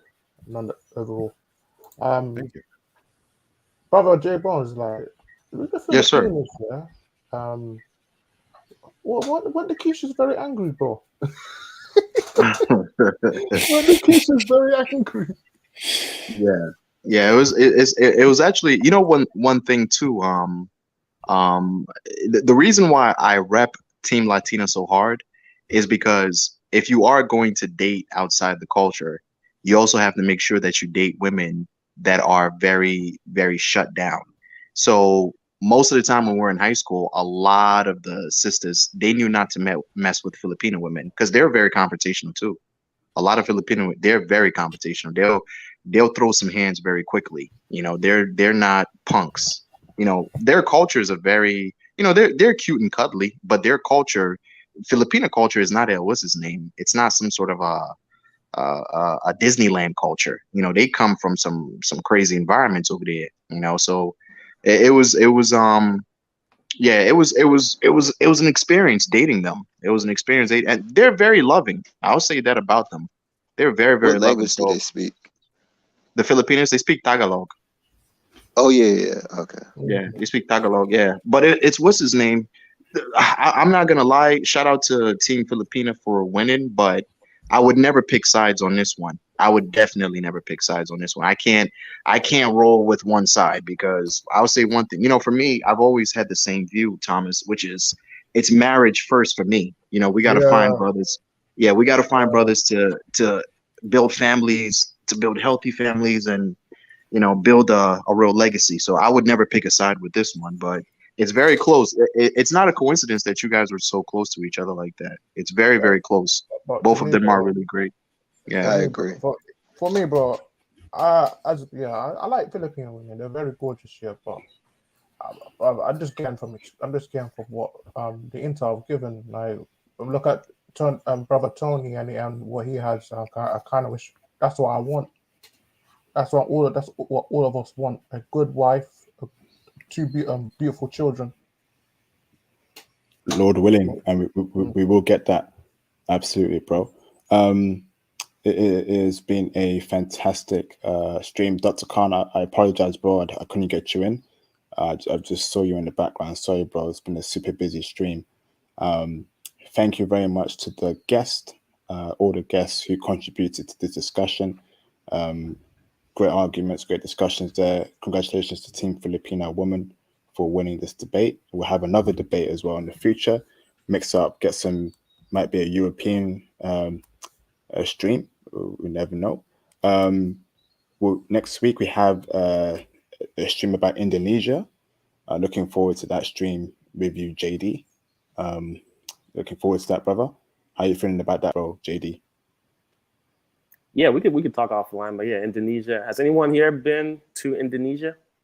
Yeah, I've been there when I was I've been there with the Navy Reserves. It's pretty cool, but I didn't spend much time there though. It's a very nice attraction. Yeah, it's pretty cool. I'm not gonna lie. All right, awesome. Looking forward to that, JD. So let me go through to everyone for their last closing statement. I'm going to end the stream. So Seattle Sideshow, do you have any closing statements at all? Sorry. Indeed. Doesn't matter which one you pick here. It's pros and cons on both ends, but they're both great options. Like they said earlier, I do believe what for Filipinas is just too tried and true by this point, especially in Seattle. It was like a Filipino at the gym I used to talk to all the time. And, we did our little thing. They're just too tried and true. So brothers don't, it's the familiarity. As far as Japanese goes, I think I dated a Japanese woman too, at the University of Washington. The only thing about them is I kind of stumble, when I was I was like 24 at the time. You just need a bit more. The only thing I want to close on is this. If you brothers do want, Japanese women, Singaporean women, Korean women,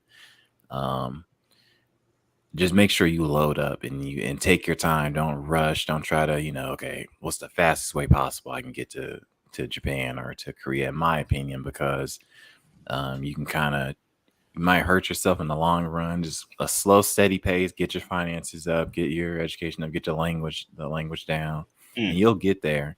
But I just want brothers to know that for that level of country women, even if it's like a Norway or something, just take your time and you'll get there. But it does take time versus, a different type of country. Thank you, Seattle Sideshow. Ninja 55, do you have any closing statement? Oh yeah, I would like to know. Well, I was thinking about the border. Wanted to go to Japan, but the borders are closed to like United States and in Europe. So I was thinking about maybe if I could take a plane ride to like South Korea, because Japan's borders are open to South Korea and China. So I'm thinking about maybe would it be a good idea for me to fly over to South Korea and enter into Japan like that? Would that be a good idea? It's closed for tourists, brother. So I believe if you're a student or business or you have a job there, it's open to any borders. But for tourists, it's still closed to everyone around the world, bro, including South Korea. So you have to wait until they allow tourists in. The borders are open, but only for students and only for those who have a job in Japan waiting for them. There's no tourists allowed there in Japan from anywhere around the world, bro. Oh, okay. Thanks. No worries, brother. Thank you, bro. And maybe it's changed, but that's what I heard last time. Thank you, Ninja. Elijah Zacchaeus, do you have any closing statement? Yeah. Just real quick, I DM you on Instagram, and right now I'm just focused on getting these IT certs, and then I want to get into real estate and the trucking business. And brothers, just stay focused and just gotta protect our image because they've just freaking destroyed it. But we can fix that, no problem, because we men, our job is to identify the problem and find a solution. So I think that's pretty much it. Okay. Thank you, Zacchaeus. I'll speak to you this weekend. Thank you, brother. J Bones, Cool. do you have any closing statement? Yeah, man, great show, bro. I almost missed this one, but I was glad. I was driving. I was coming to my girl's house, and I'm like, yeah, you boys put on a great show, excellent show tonight. Like at first I was like, Thomas is rambling and rambling and rambling. I'm like, damn, Thomas, get to the damn point, bro. But you guys did a great job, man. There's a couple of new brothers in here. I've never seen you guys before on the panel, but I haven't been around for a while. But because we know Thomas. Thomas been here since the dawn of man, so we know Thomas really well. But for the new guys that showed up to kind of contribute to the debate, you guys did excellent. I was blown away, man. And shout out to the brothers. I don't really know you guys like that, but welcome to the team. And yeah, like I said, I can't pick. This one, I've been around both of them, especially seeing Filipino girls. They're street smart and book smart. That's what I always loved about them. And the Japanese chicks are usually just more book smart, but they make excellent wives. And yeah, man, IP, great job. Shout out to all the brothers, the usual suspects, man. Thomas, shout out to you too. And we'll catch you guys on the next one, man. Thank you, J Bones. Much appreciated, bro. Mr. Thomas Demahin, do you have any closing statement? Yeah, man. If I have a preference, it's still Japanese women, but yeah, Filipino women, they're very gorgeous women. It doesn't matter. At the end of the day, I'm pro black men. I want brothers to succeed, brothers to have options, brothers to have great families and leave legacies. This has been another legendary live stream, and I have to say thank you to Team Filipino. Thank you to Brother Field View. Big up J Bones. Big up to the Kings who support this channel, and also big up the most to Brother IP. Big Bro IP, thank you very much for this live stream. Thank you for all you've done, and you'll just keep up the great work, Big Bro. Thank you very much for the kind words, Thomas. Much appreciated, brother. Thank you.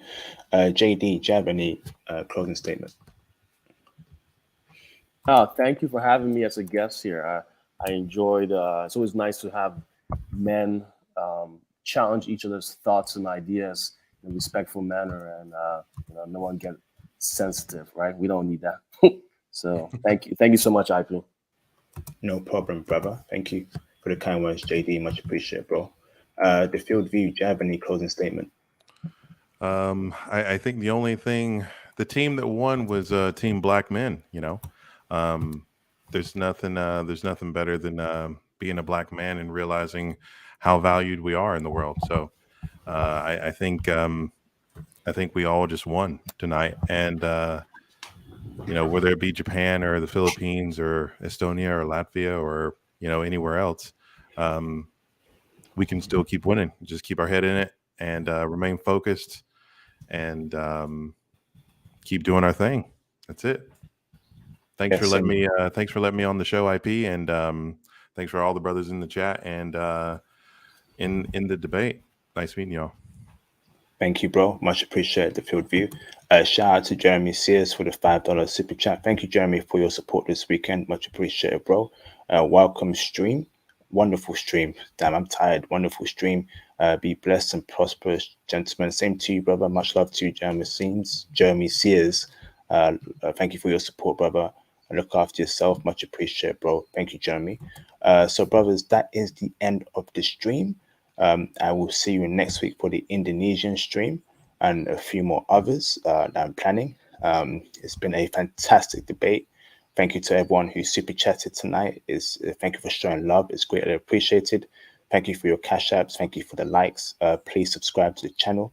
Make sure you join the Patreon to support the channel and for extra benefits. Hit the like button, share the video around. Let's make this video go viral. It's greatly appreciated. Shout out to Troy Dean for the £4.49 super chat. Appreciate it, Troy Dean, for your support this weekend. Sorry, IP, I missed the stream. Put in the grind at work. No worry, brother. No worries, brother. I will be putting this video on my channel as soon as possible, right after I end the stream, so you can rewatch the stream. Thank you, Troy Dean. Be safe, brother. Much love. So, brothers, please make sure you comment on this video. Comments are very important. Comments will help out with the algorithm to push this video out to other brothers all around the world. So can everyone please comment on this video? Congratulations again to Team Filipina Woman, and I will see you brothers on my next live stream. Peace out.